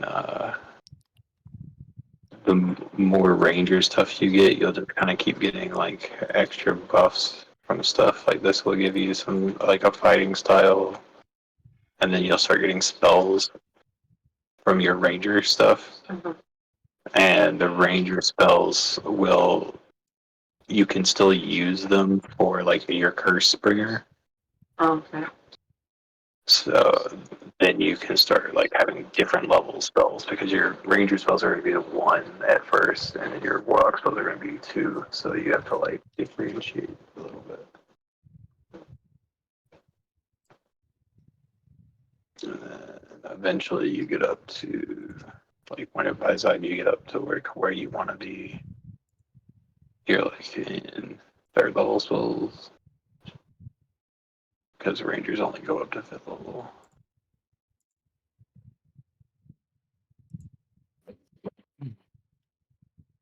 But at that level, you also start being able to just like teleport every attack.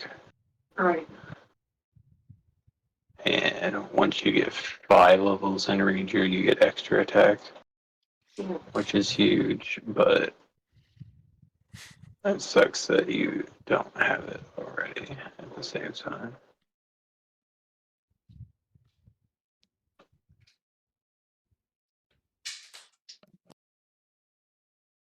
But I think it'll be fine.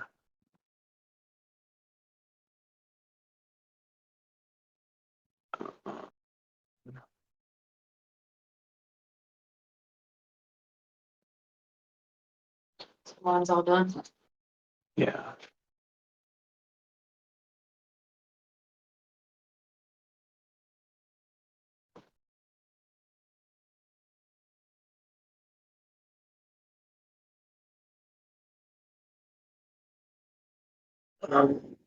Let's see.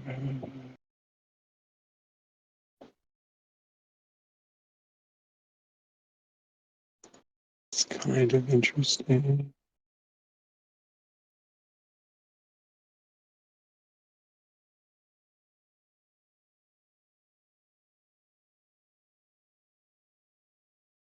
The only thing I left is like trying to pick my spell out of this long ass list.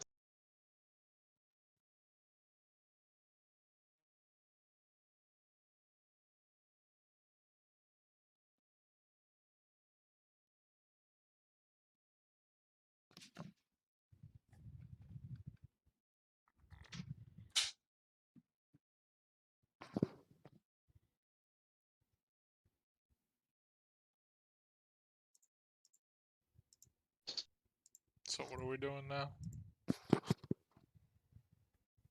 I think we're going in one of the rooms possibly, but it's also like whatever. We've kind of just been leveling.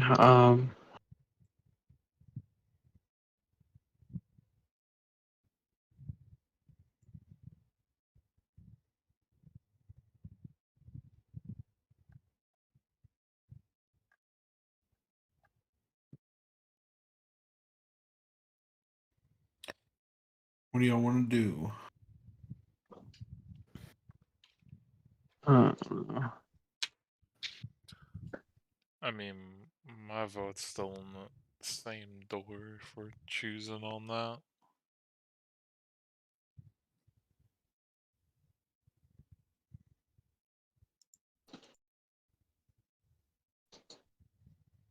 Wild Meadow, Red Pool,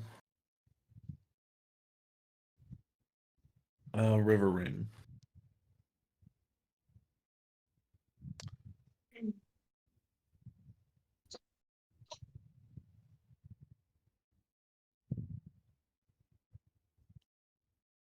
Mine was the red pool.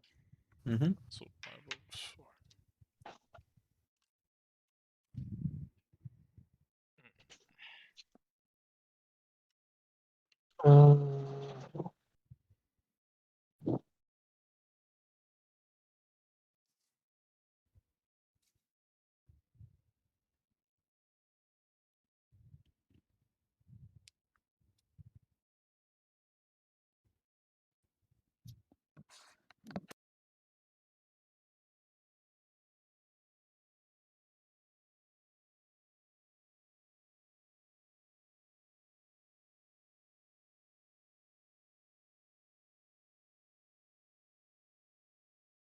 That's a cool spell.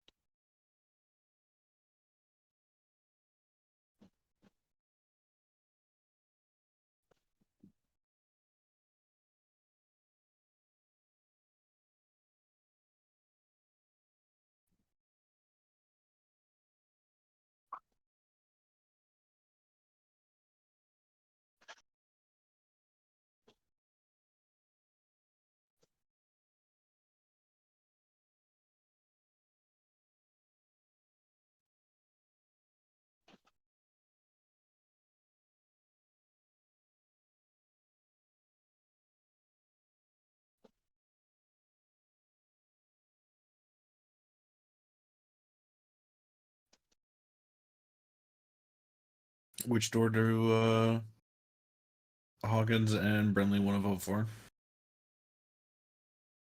Wherever you don't want to see that. I don't really have a one that sticks out to Hawkins. All right. Red Pool it is then, I guess.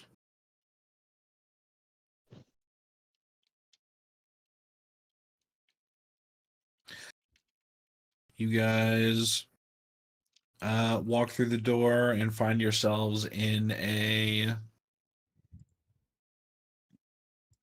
similar looking wooded meadow. However, this one is a kind of scarred battlefield with bodies kind of strewn around. And you see 7 kind of halfling looking figures dipping their hats in what seems to be a large pool of blood. What looking figures? Halfling looking figures.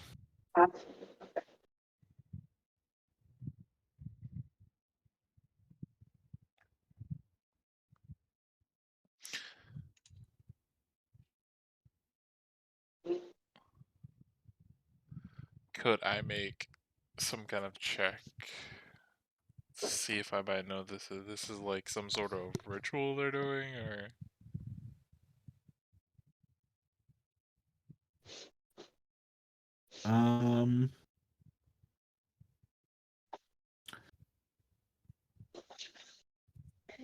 make an Arcana check. I'm not terrible at those. 17.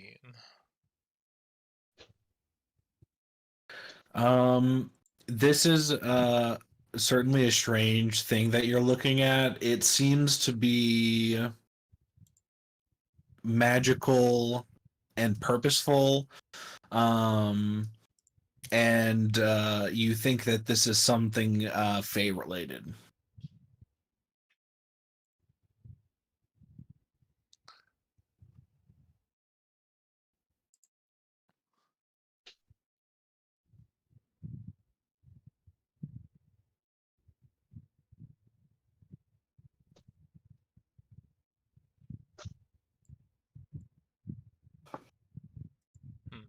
Okay.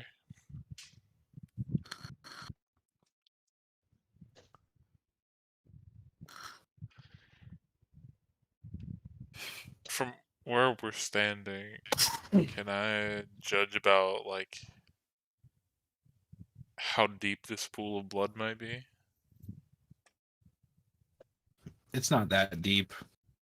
Probably like maybe ankle depth in some places, but that's the absolute deepest it could possibly be.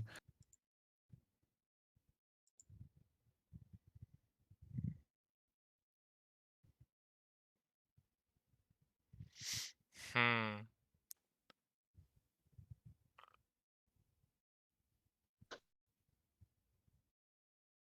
What languages do you guys speak? Common and orc. Amber has Deep speech, infernal, abyssal, and primordial. celestial, infernal, abyssal, deep speech, primordial, and Okay. abyssal, common. And then Hawkins has um,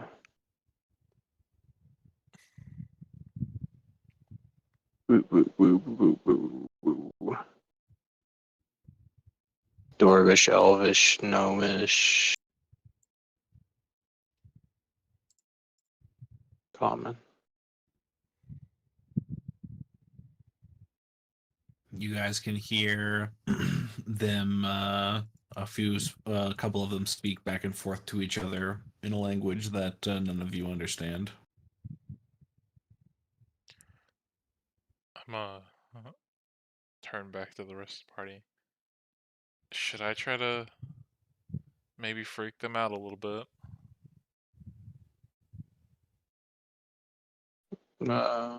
Up to you.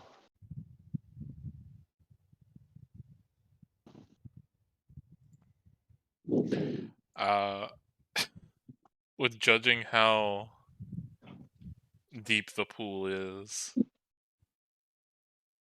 do I think that I would be able to make a medium-sized creature kind of rise out from the blood? Like comprised of the blood alone. Not comprised of the blood, but like I'm able to summon something, and I want to Yeah, make it you can look make like it absolutely look like it comes out of the blood. awesome. I would like to make my spirit of death look like it's rising out of the blood. Unfortunately, I didn't go find a new token, so just throw in the shadow spawn in there. All right. Change his name.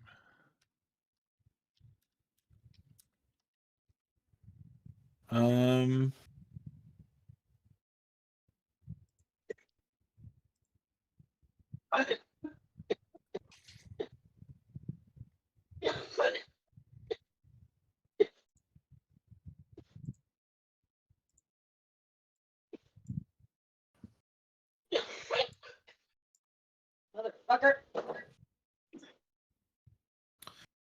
Okay. Uh, as it rises out of the pool, it catches all of the halflings' attention. I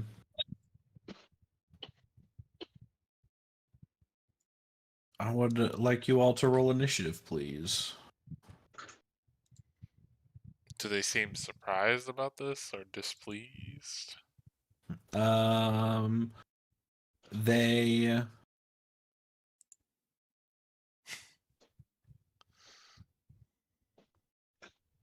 They do seem to be surprised, but then they all start shouting, and one of them points at it.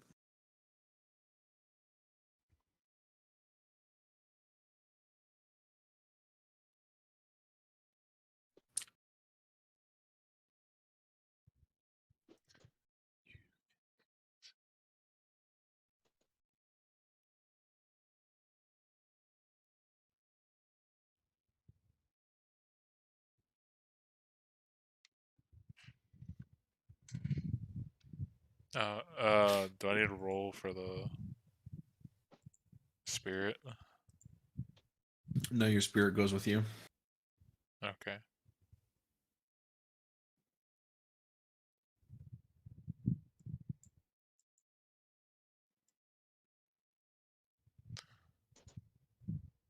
Also, can you delete that one you summoned? Because I can't move that one.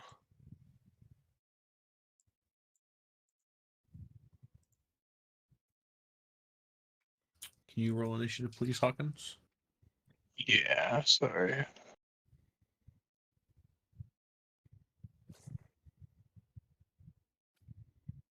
Just trying to get back to the map.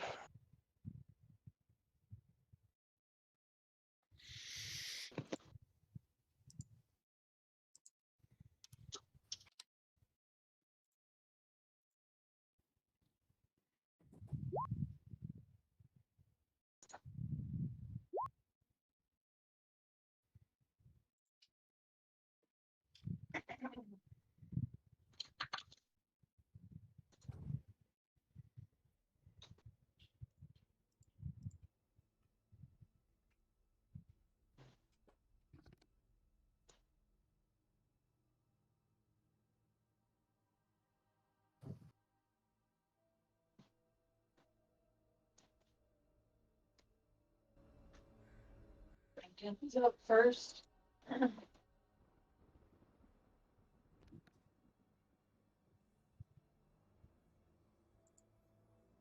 23, okay. Yeah.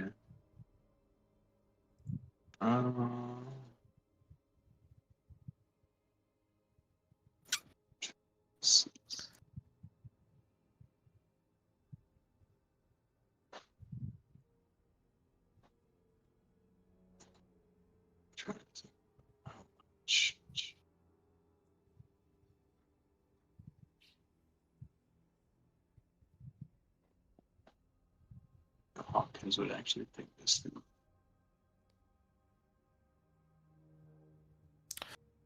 All right, they will go first. Oh, great. No, they beat my 23. Maybe your average.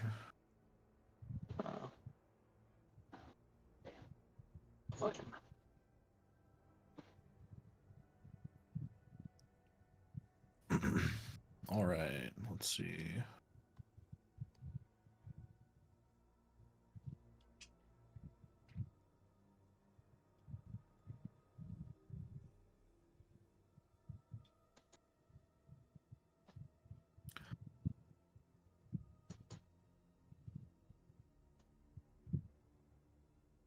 Do they notice us at all, or are they just focused They're on this? distracted by the thing. Okay. This one runs up here. Just picture like an evil Grim Reaper made of shadow and ooze just rose out of the blood at them. This one runs back here. This one steps up to it, and this one steps up to it. This one steps up to it. This one runs and it runs into you, and this one turns and runs into you.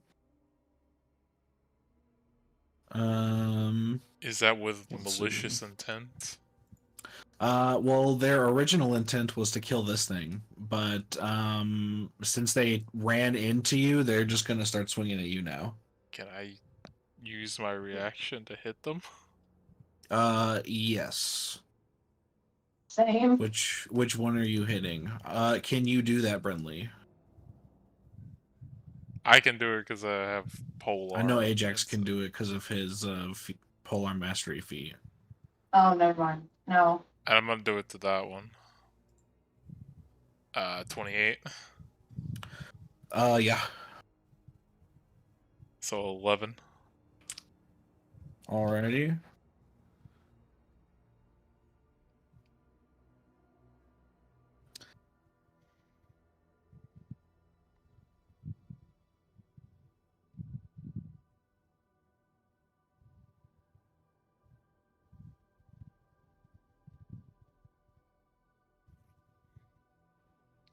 All right.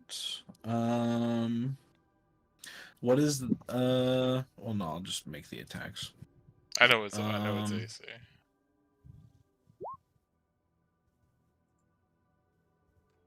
17. Yep, that'll hit. I'll keep track of itself.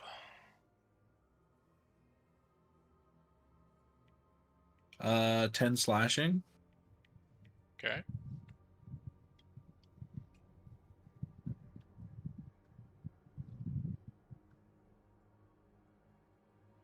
14. No, that does not hit. No.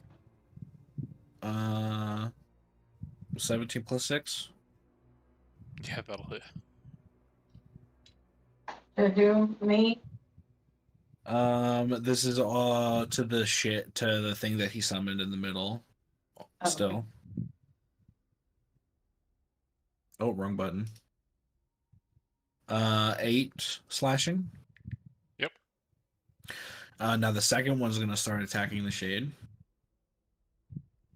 Oh, that was just the first one? What the fuck? That was just the first one.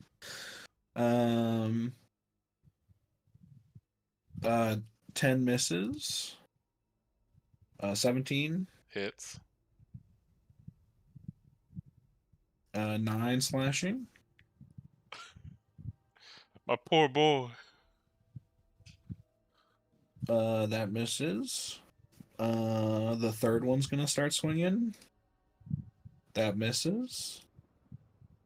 12. Misses. Probably misses. That'll hit. 11 slashing. Oh, my poor boy. He's still standing, but at what cost? All right, now that one's gonna attack Brenly. 17. yeah. 8 slashing. 17 again. 10 slashing. 17 again. 6 slashing. Yeah. Now it's y'all's turn. These motherfuckers hurt. You're good.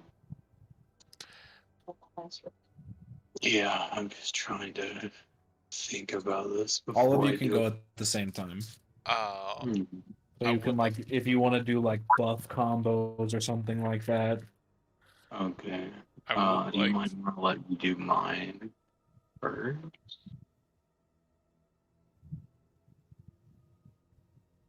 What are you planning on doing? Summon Greater Demon. Before possibly, because I don't know when it's gonna go. Can I do my Reaper's attack so he doesn't die in vain? Sure. Okay, and I would like to point this out. It said on the fucking spell or summoning the Reaper with its fucking melee attacks. You use your spell attack modifier to hit with advantage, so it rolls with advantage, and that's on the fucking spell shit. So And it's written on the spell. yeah, and I don't know if it's a typo or not.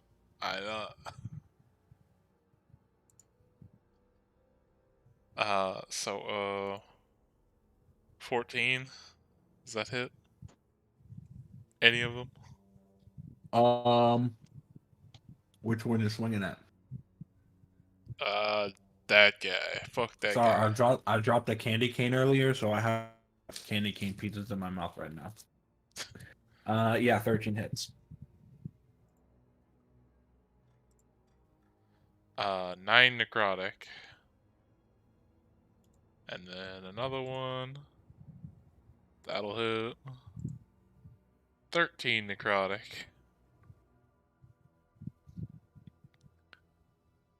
All right. And then I would like to use its bonus action to choose the same asshole to haunt him. He needs to make a wisdom saving throw. Okay. Failure. He's frightened of him. Hang And on. he remains, He's got a 4. yeah, he failed. Dang it.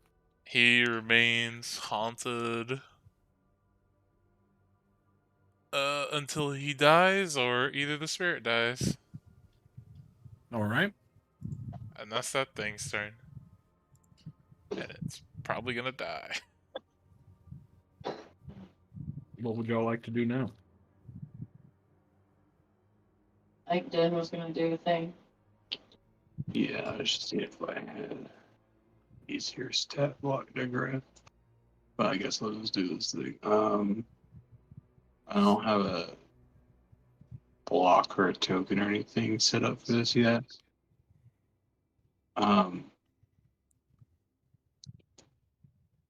So summon greater demon is just copy paste it in the chat.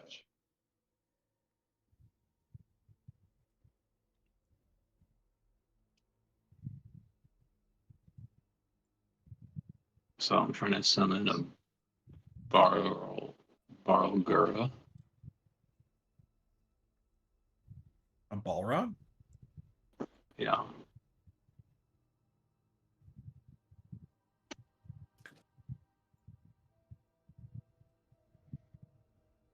For real?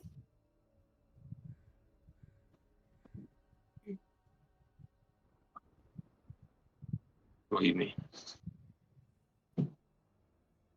Hell yeah. Talent Journey 5. Okay. Yeah.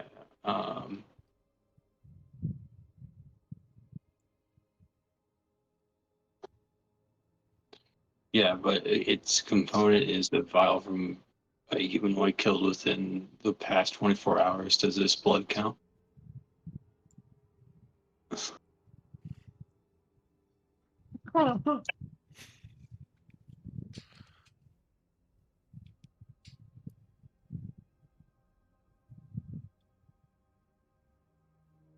Um,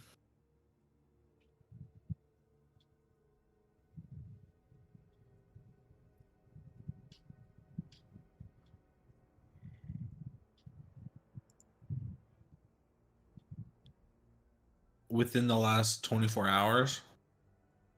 Yeah. It's like the material Um, component, but it's not like I imagine I could have some. Like I don't know if insect blood works, but I don't think it does. It's not a humanoid.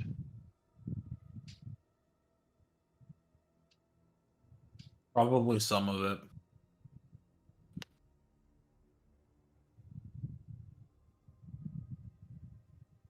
But like the reason that you have to have it or whatever is because basically I run over here and I like draw a circle around my feet with the blood, and then I cast this spell. Okay.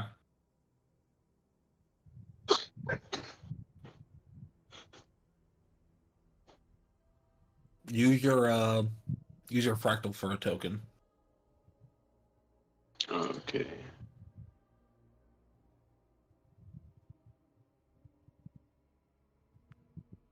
How do you spell it?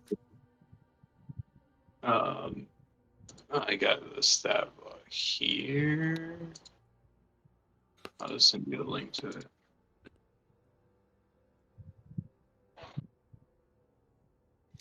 Also, how big's that circle? Oh, Buguro, yeah, okay. Oh, it only encompasses MySpace. Might have to stand on top of a little robot man to be safe. Yeah. The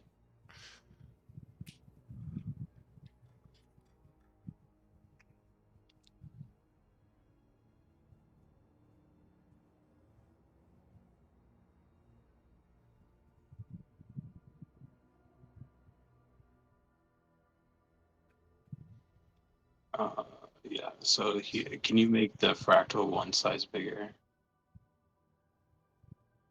Yeah. And then yeah. So he gets a +2 to the initiative. He just goes with all of your stuff. No, he has to roll initiative. Is what it said. Yeah, but I'm not running initiative like normal initiative. It's Oh, okay. like all the players go on the same turn, so he'd just go with you. So you just give him a command, he'll do it. Okay.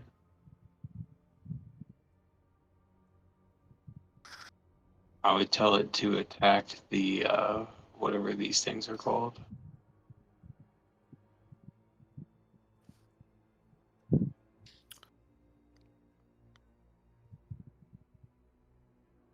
These like red dwarfs or whatever. Yeah, sure. Okay. Let's see. Yeah, he makes a charisma save. Which he has disadvantage on. It does. Yeah. At the end of the demon's turn, it makes a charisma saving throw. It has disadvantage on the saving throw. Oh, Okay. if you say its true name. Sorry. Yeah, basically the way that I've read that, like you use that is like you can summon it, and then the first turn you could be like, "Tell me your name," as its like command, and then it has to tell you its name if it fails.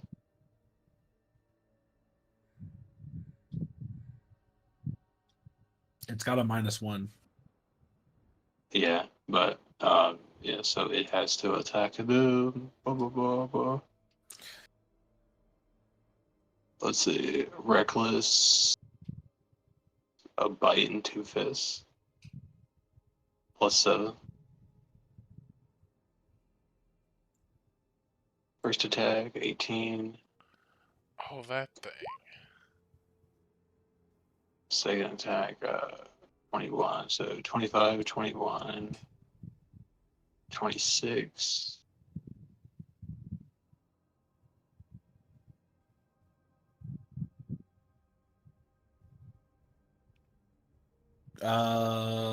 On your first 3 rolls, 2 of them land. 2 of those land. Yeah, the 18 and the 14, because they were like +7 and +6.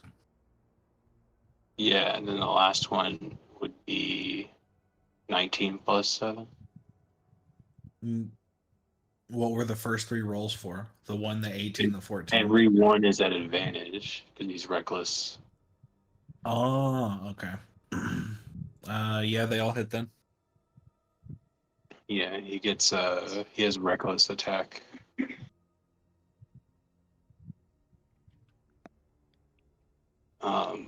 Yeah, so the bites 2d6 +4, then the fist are 1d10, so 2d6 + 2d10. And +12, so 37 damage total. That's what he deals. That one looks fucked up.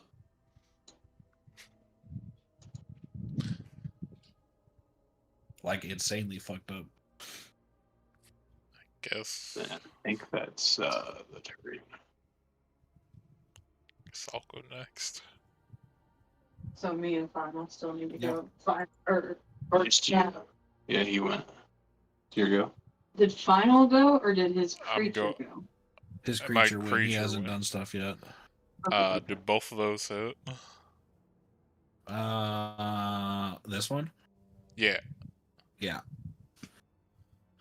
And then backswing.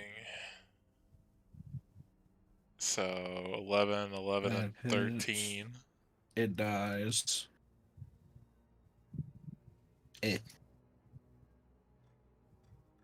Cool. I'm gonna back away from the demon. What's wrong? Don't you like demons? Not when they get summoned in my face and have a chance to go on a rampage. Hey, Friendly? under control.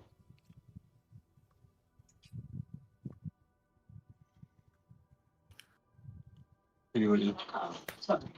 Alright, we're going to to be fair, he has to beat a 16 with a -1. this me.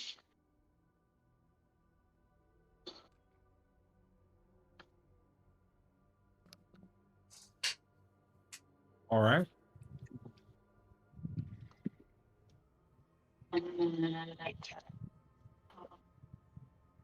Yes. No, you attack first. but I still click the Hexblade's curse first, right? Or no? Because, yeah, you cursed him. You're good. Now attack.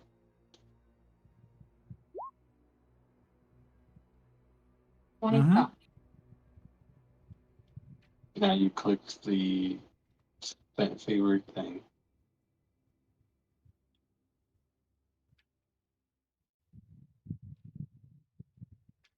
And then we'll do the trick. Yeah.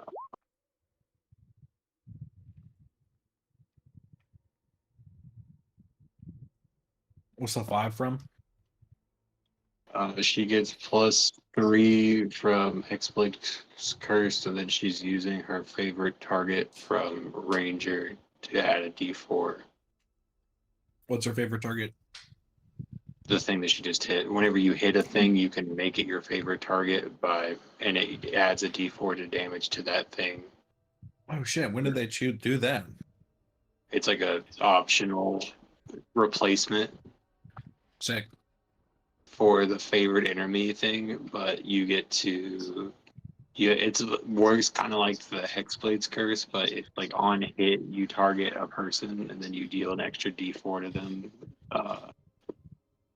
for a while, and then whenever your thing, like you get like a number equal to your proficiency bonus, like for a long run. It's either short or long rest, so you get you can like put it in chat. But Okay. Sorry. Right. the favorite enemy thing, just put it in G. Should be at the bottom.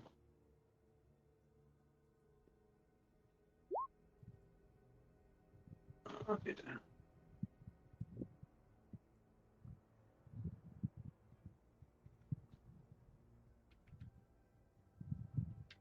Yeah, it's a 1 minute concentration. Do you have more attacks? No, she only has only have- one attack. All right. Go to their turn.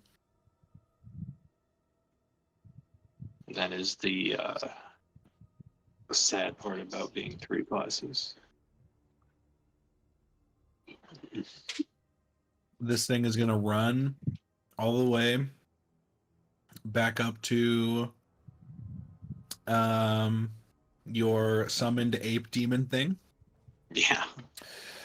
It needs to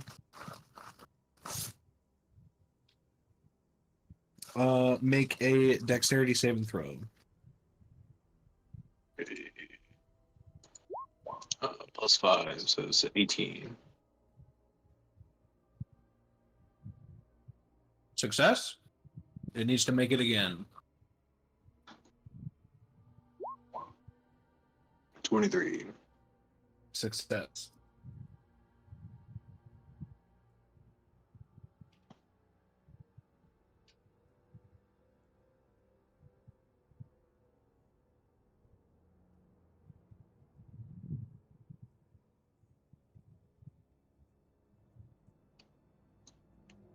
All right, this one's going to swing at your summon spirit, Ajax.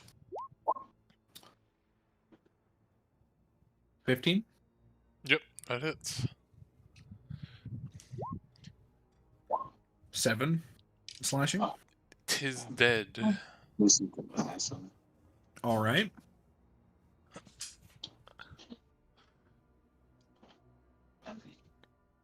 Spirit It will of then death. step up to the angry guy. But it can't do anything else. This one's going to start swinging at him. 10. 10. Oh, they have advantage. He was reckless. 10. Oh no, he's 15. That hits. 9 slashing. Okay.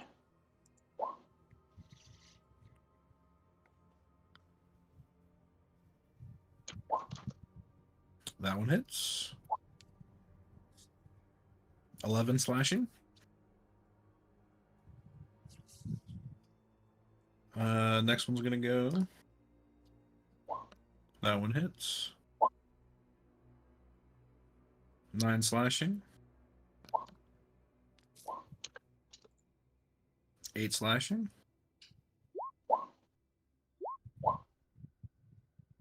9 slashing. Next one's gonna go. Crit.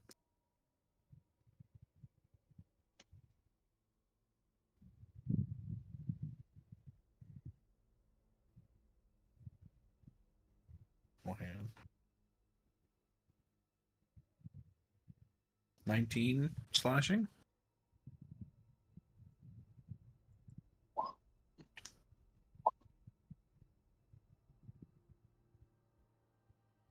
Uh, 7 slashing. I think that kills him. That's their turn.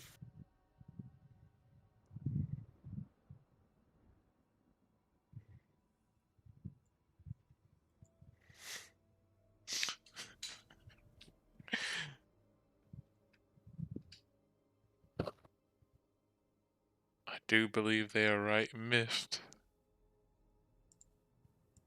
Yeah, see, like, see how much damage he soaked up and then it died. Quick, Hawkins are all gathered up together. Hit them with a fireball. It was the trap all along.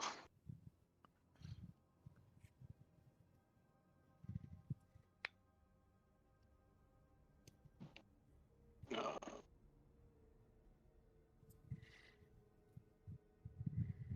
don't know how much health these guys have.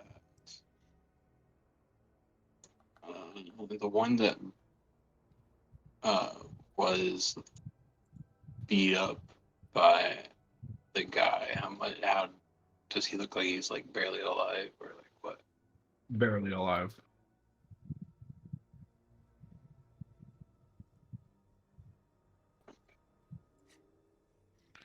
Five, 10, 15, 20, 25. Are you about to cast Fireball? I'm I don't know. about to do something like that, I think. I'm gonna let you do your thing before I fucking go charging in there. Let's see. 37 damage. So I'm thinking you're about 40-ish. Fireball may not do it. It's barely not do it. So I think I'm going to use my other spell instead.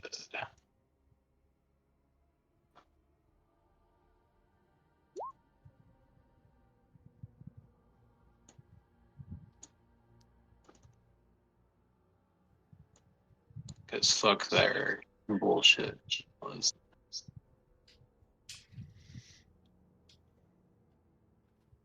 Yeah. Slow all of them.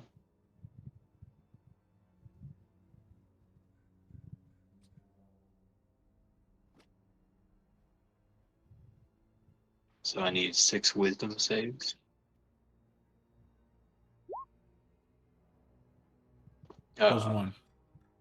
The 19 saves, so one doesn't get hit.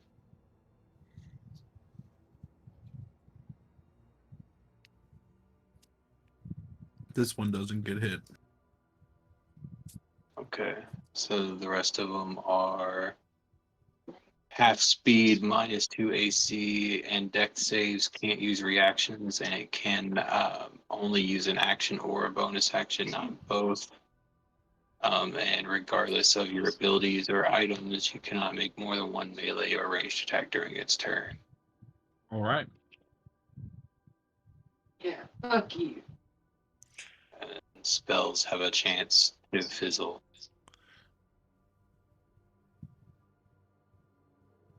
Once he's done that, I'm gonna step up and cast this on myself. And it's time to go ape shit with giant ape. I would have gone T-Rex. You can't. It's You a can beast. only go the CR you are right now. Oh, what? We're level What's CR? 7, so challenge rating 7 is what you can go.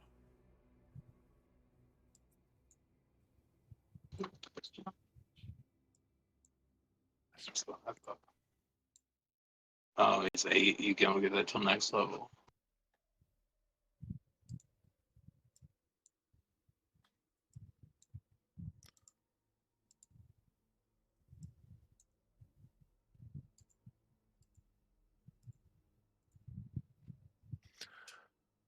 And that takes my action to do, unfortunately, but I will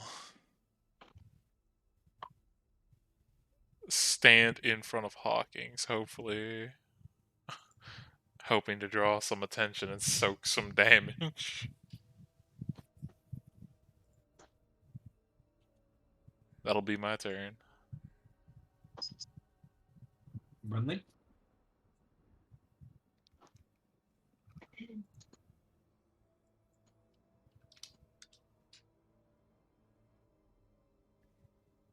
We're gonna do.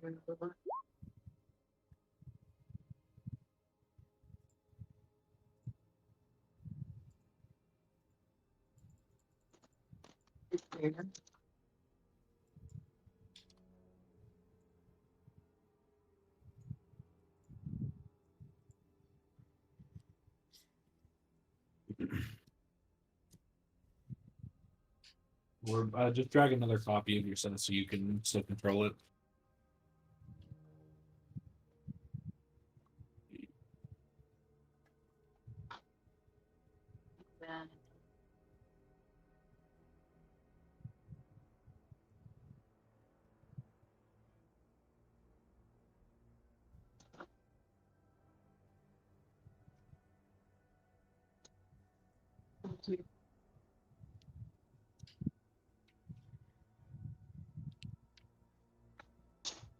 And then you just attack.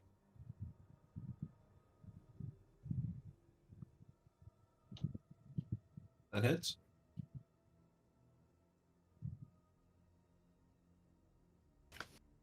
I get to re-roll the one. No, Or no, it's a. ability is not the weapon. It counts. He's on his last legs. It's a damage. It does. But yeah, well, it's for your weapon. Like on Great Weapon Fighter, if her D4 bonus damage gets a 1, does that count or no? Not if it's favored enemy damage. Okay. Yeah. So yeah, you'll get 4 plus the 17, and then you can make a additional attack from your echo if you want to use one of those.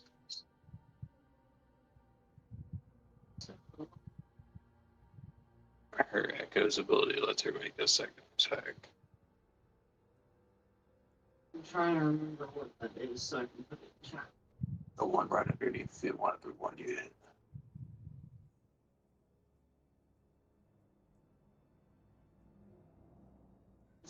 The one underneath.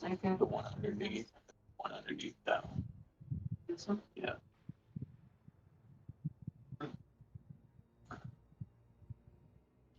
Yeah.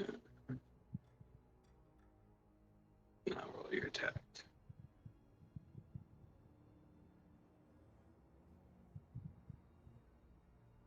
Nice. That hits.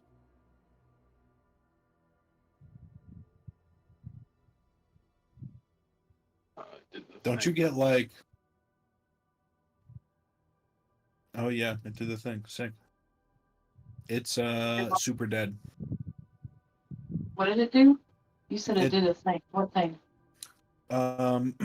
It like auto rolled the crit damage because you crit. Well, it does that if you are in your advantage no matter what. Like if you Doesn't have she the crit on the obvious. 19 since it's hexbladed? Yes. Yeah. Yeah, but she also like I don't know if it applies or That not. 29 is 19. Yeah. Yeah, I know. I'm just saying like I don't know if it applies or not, but like would the echo give her advantage for flanking? Yes. Yeah, so but you also on you're curse bringer if you want to put it. And then her curse bringer will let her bounce her curse to like the next closest guy. So it's just like that guy.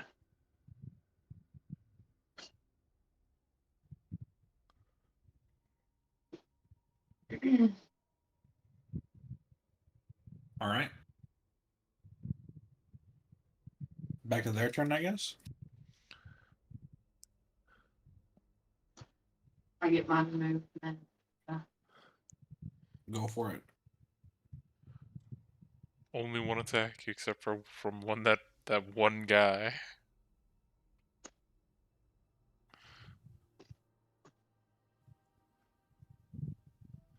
okay. Well, technically speaking, I'm pretty sure we can like run and just keep shooting them because they can never catch us. That's fair.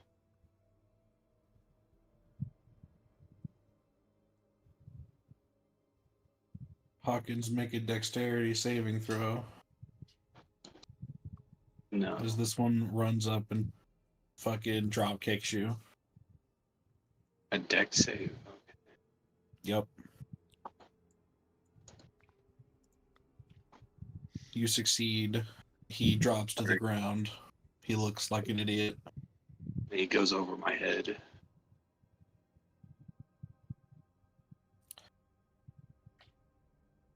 Can't drop 9 them to shorter than you. hit. No, 9 does not hit. All right. Next one.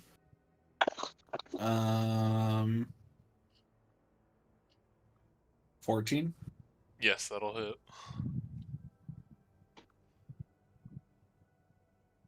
11 slashing. Okay, 16. that'll hit. 9 slashing. Okay. And 10 slashing. Okay. How is it doing extra? I thought it didn't have extra attacks. This one did. Yeah, Oh, one of them can do 3. Yeah. I think this one misses. What is it? Like 10. Yeah, that misses. That one's 17. That'll hit. 11 slashing. And that is their turn. Giant ape go burr. I'm gonna fucking smash these fuckers. I'm gonna use my 2 fist attacks on the one that can. This fucker. Alrighty. 21. Yeah. And a natural 1. Nope. So that is 3 plus 6. He takes 35 damage.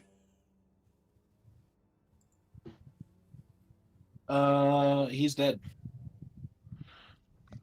Just pound the chest. And that's turn. Yeah. Boy, man, that's one off of being max damage. Just fucking. Can the one in front of me make a con save?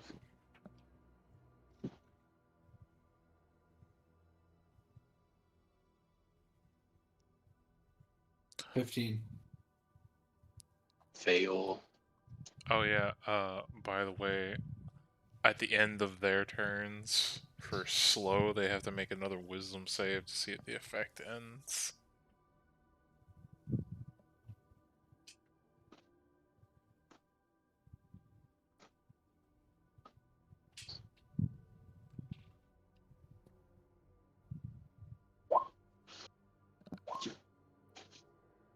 It does not.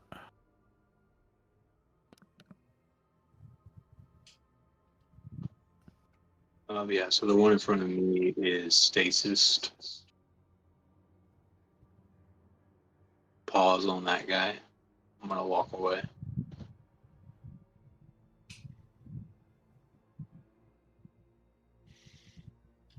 All right. That's my turn. Renly?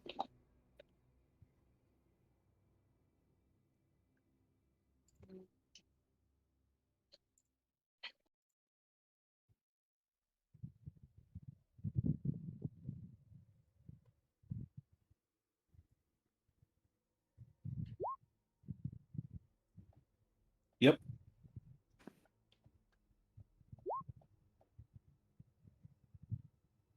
Oh. You re-roll a 6. Hmm? Re-roll a d6. Oh well.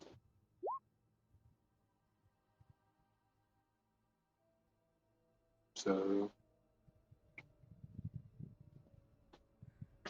do you re-roll the re-rolls or no? Does it just say reroll ones? I think you have to use whatever the reroll is. What is it for? The great weapon fighting? If it doesn't specify that you have to keep the second roll, then you can just keep rerolling ones. Weapon fighting.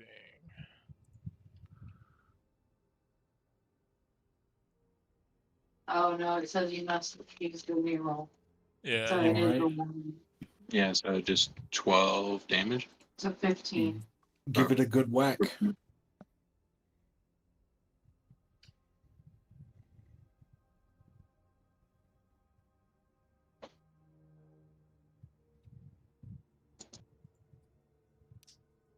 Can your echo do a whack?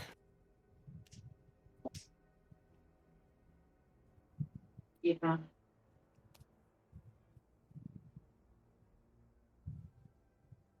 Do another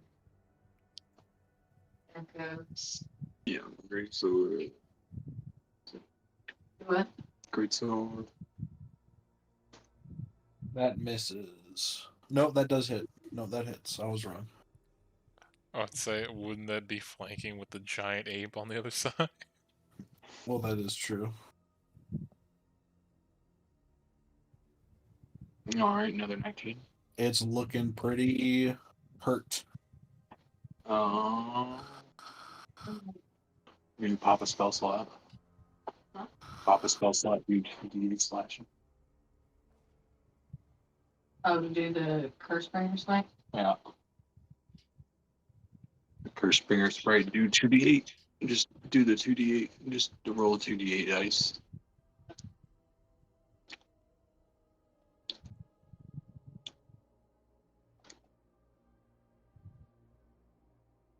$2d8 or 40? 48 because it's spell slot 2. You got it. Yeah, 21 damage. Does You it have dead two now? dice a spell slot? Or one Yeah. dice a spell slot? Nuts. 2 dice and kill spot.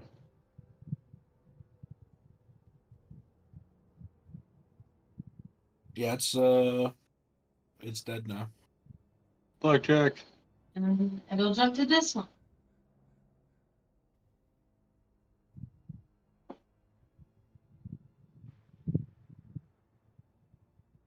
All right. Yeah. It is their turn.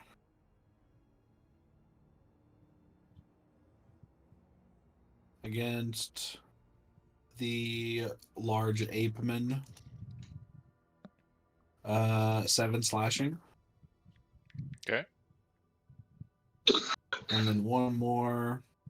And that'll also hit. 10 slashing. Owie.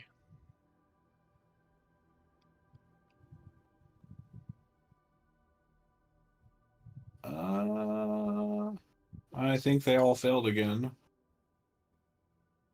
Yeah, it's only 3. All right, y'all's turn.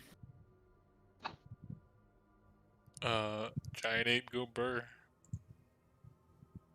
Yep.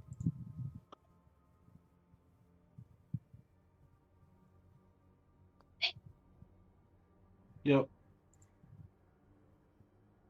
I'll be hitting this one first. Is he still alive after that first one? Nope.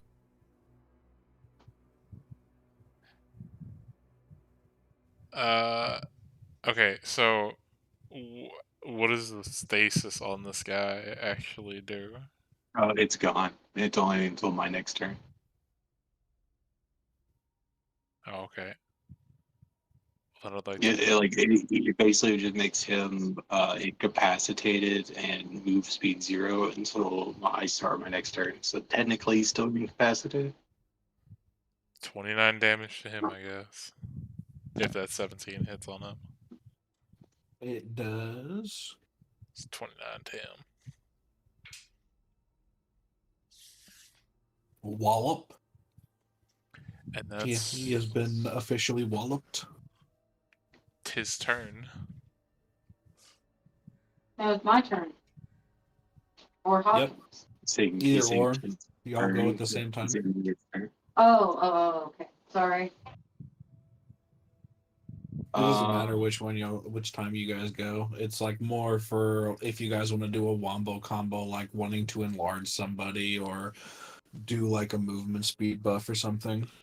Or 2 fireballs simultaneously. Yeah. That hits.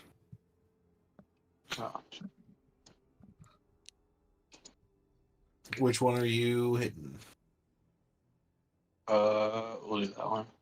All right. 12 radiant. Yep.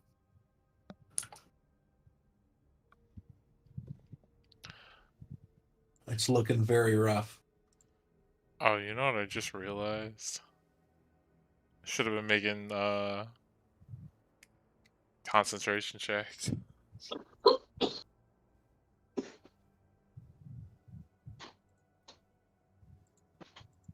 I have What's to your remember. save? What's your modifier? For this in this For form, it's concentration a checks?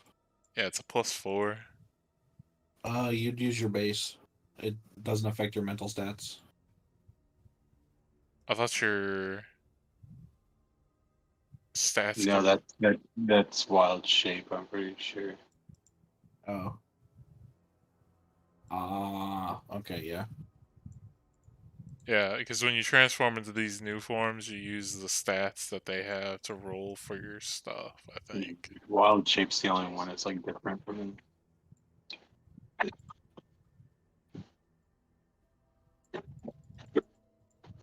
Well, then wouldn't you immediately lose concentration on the polymorph spell? No, because it'd be a d20 +4. And then if I had whatever invocation. Yeah, but does that ape know how to cast spells? No, but I have the spell But I'm not casting. casting. He's not casting a spell. He's just thinking about it. I just have this in my tiny 8 brain. It's just polymorph.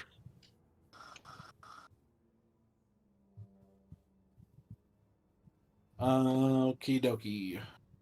Ajax or Brenly, what you doing? Swing.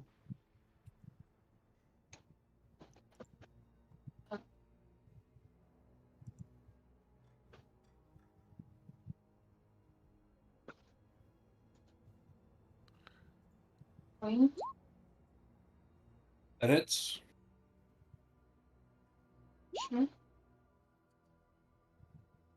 17. How do you reroll one of those? Which 6.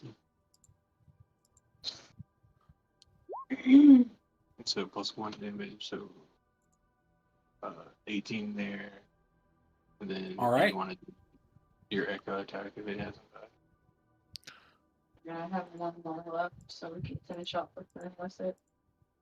Also, we can say for the sake of right. it, because I forgot about it, you can just turn me back to normal. Well, I'll accept that I probably went back to normal.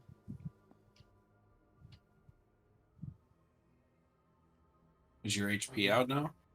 No, I still have a shitload of HP, but I'm pretty sure I might have, like...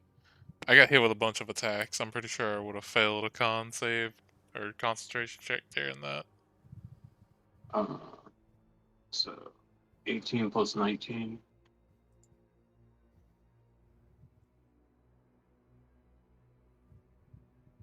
He's looking pretty messed up. Then you still have a spell slot if you want to use it.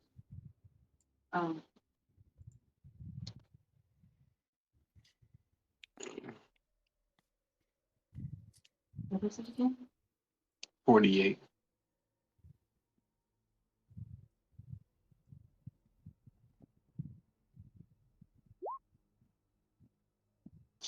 Another 19 slashing It's from the smite. dead.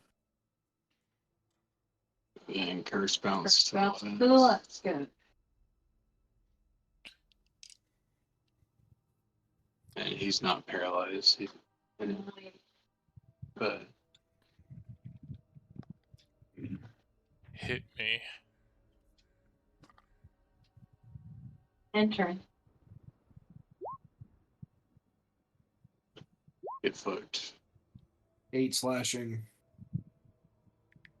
The who? Ajax. Yep. Y'all's turn. Wait, I thought... Oh no. I think his never mind. AC changed. Okay. Fuck him. It's got a +6. 20.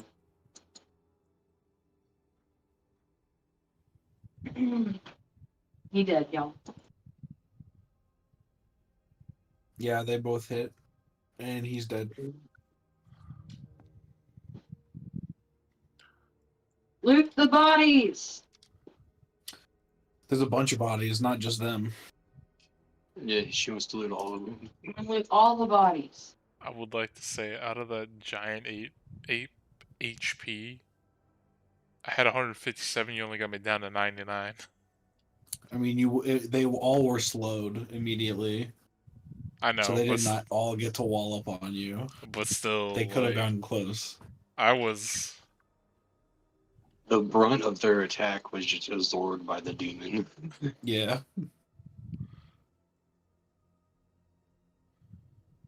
Well,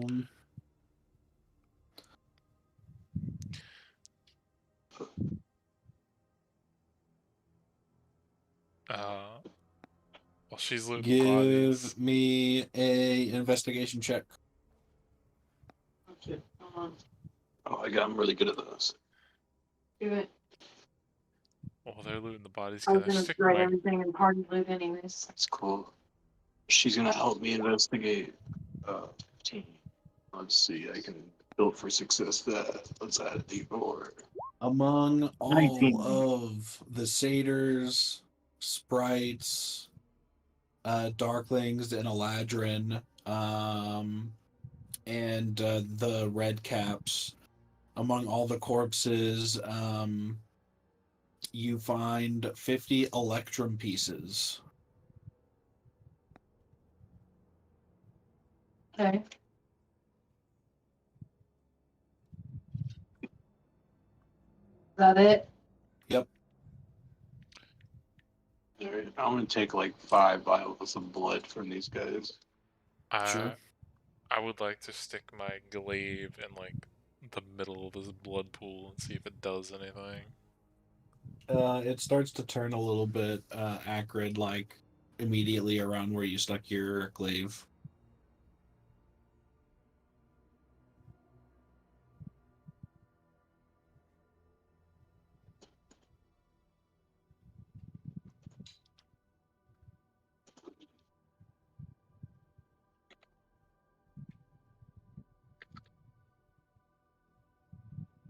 Short rest.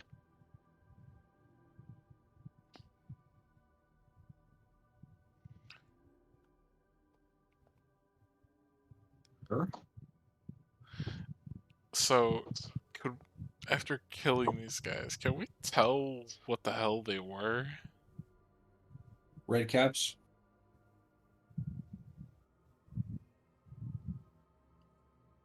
And were redcaps just halflings that are like fey? They are fey creatures.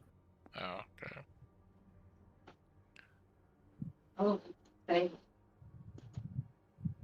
Okay. They're the things outside of the Hag's Hut in Baldur's Gate. Outside of game, They I know that. they dip their hats in freshly spilled blood to eat, essentially. Weird. They have a craving for murder because they eat freshly spilled blood through their hat. Weird.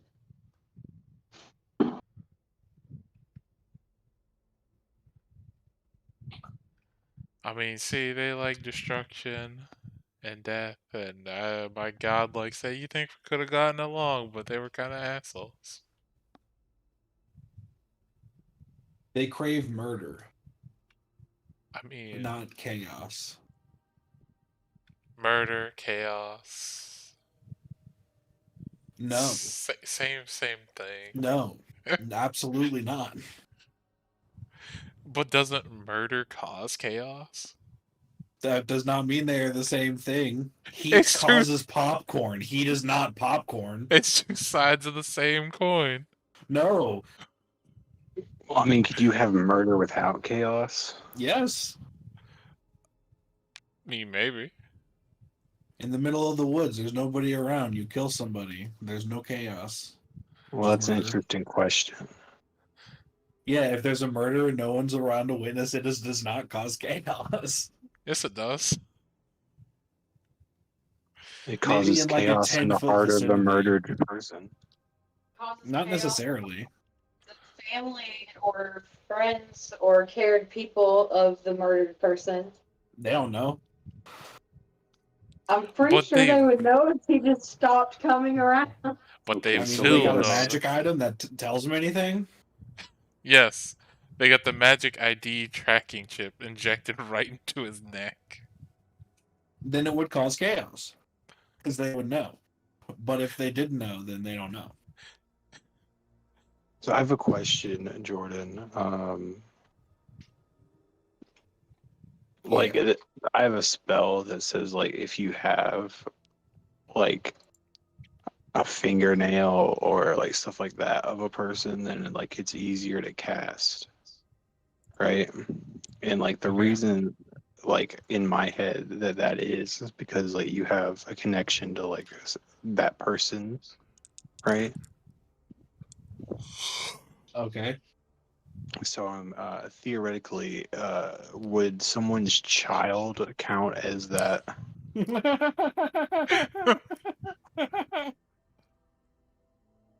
Yes. uh,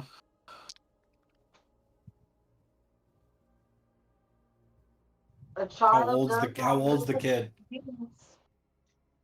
What? I mean, I don't know.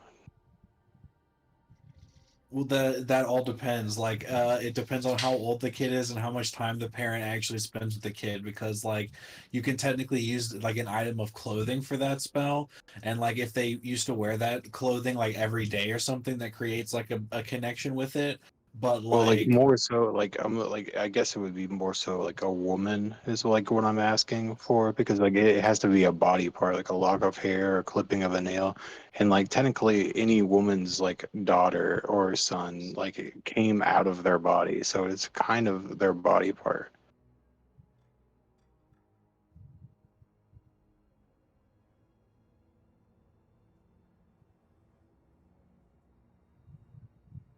The logic is there. I'm just saying, like I would say it's just as much as their body as like a lock of their hair, if not more so.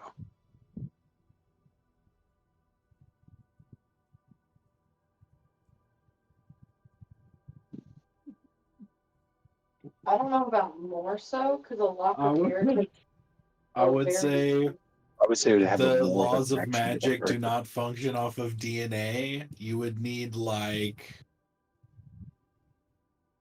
Well, I'm not even trying to function off DNA. Like, if I clip off someone's hair and have it for 80 years, or if like somebody's 80 years old, and if I like send them to their parents, like I feel like both would go to the same place.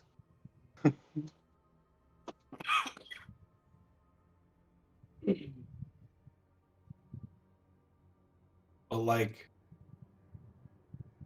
the child wouldn't go to their parents, it would go to like the realm that the child's soul is going to when it dies. No, because of like what the spell is. So like the spell is called Galder Speedy Courier. So what I would be trying to accomplish would be like if we killed somebody, we could then use their body to send them to their parents.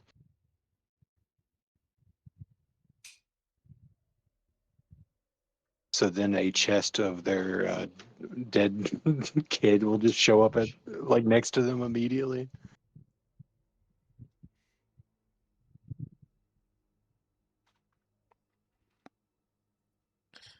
I don't know.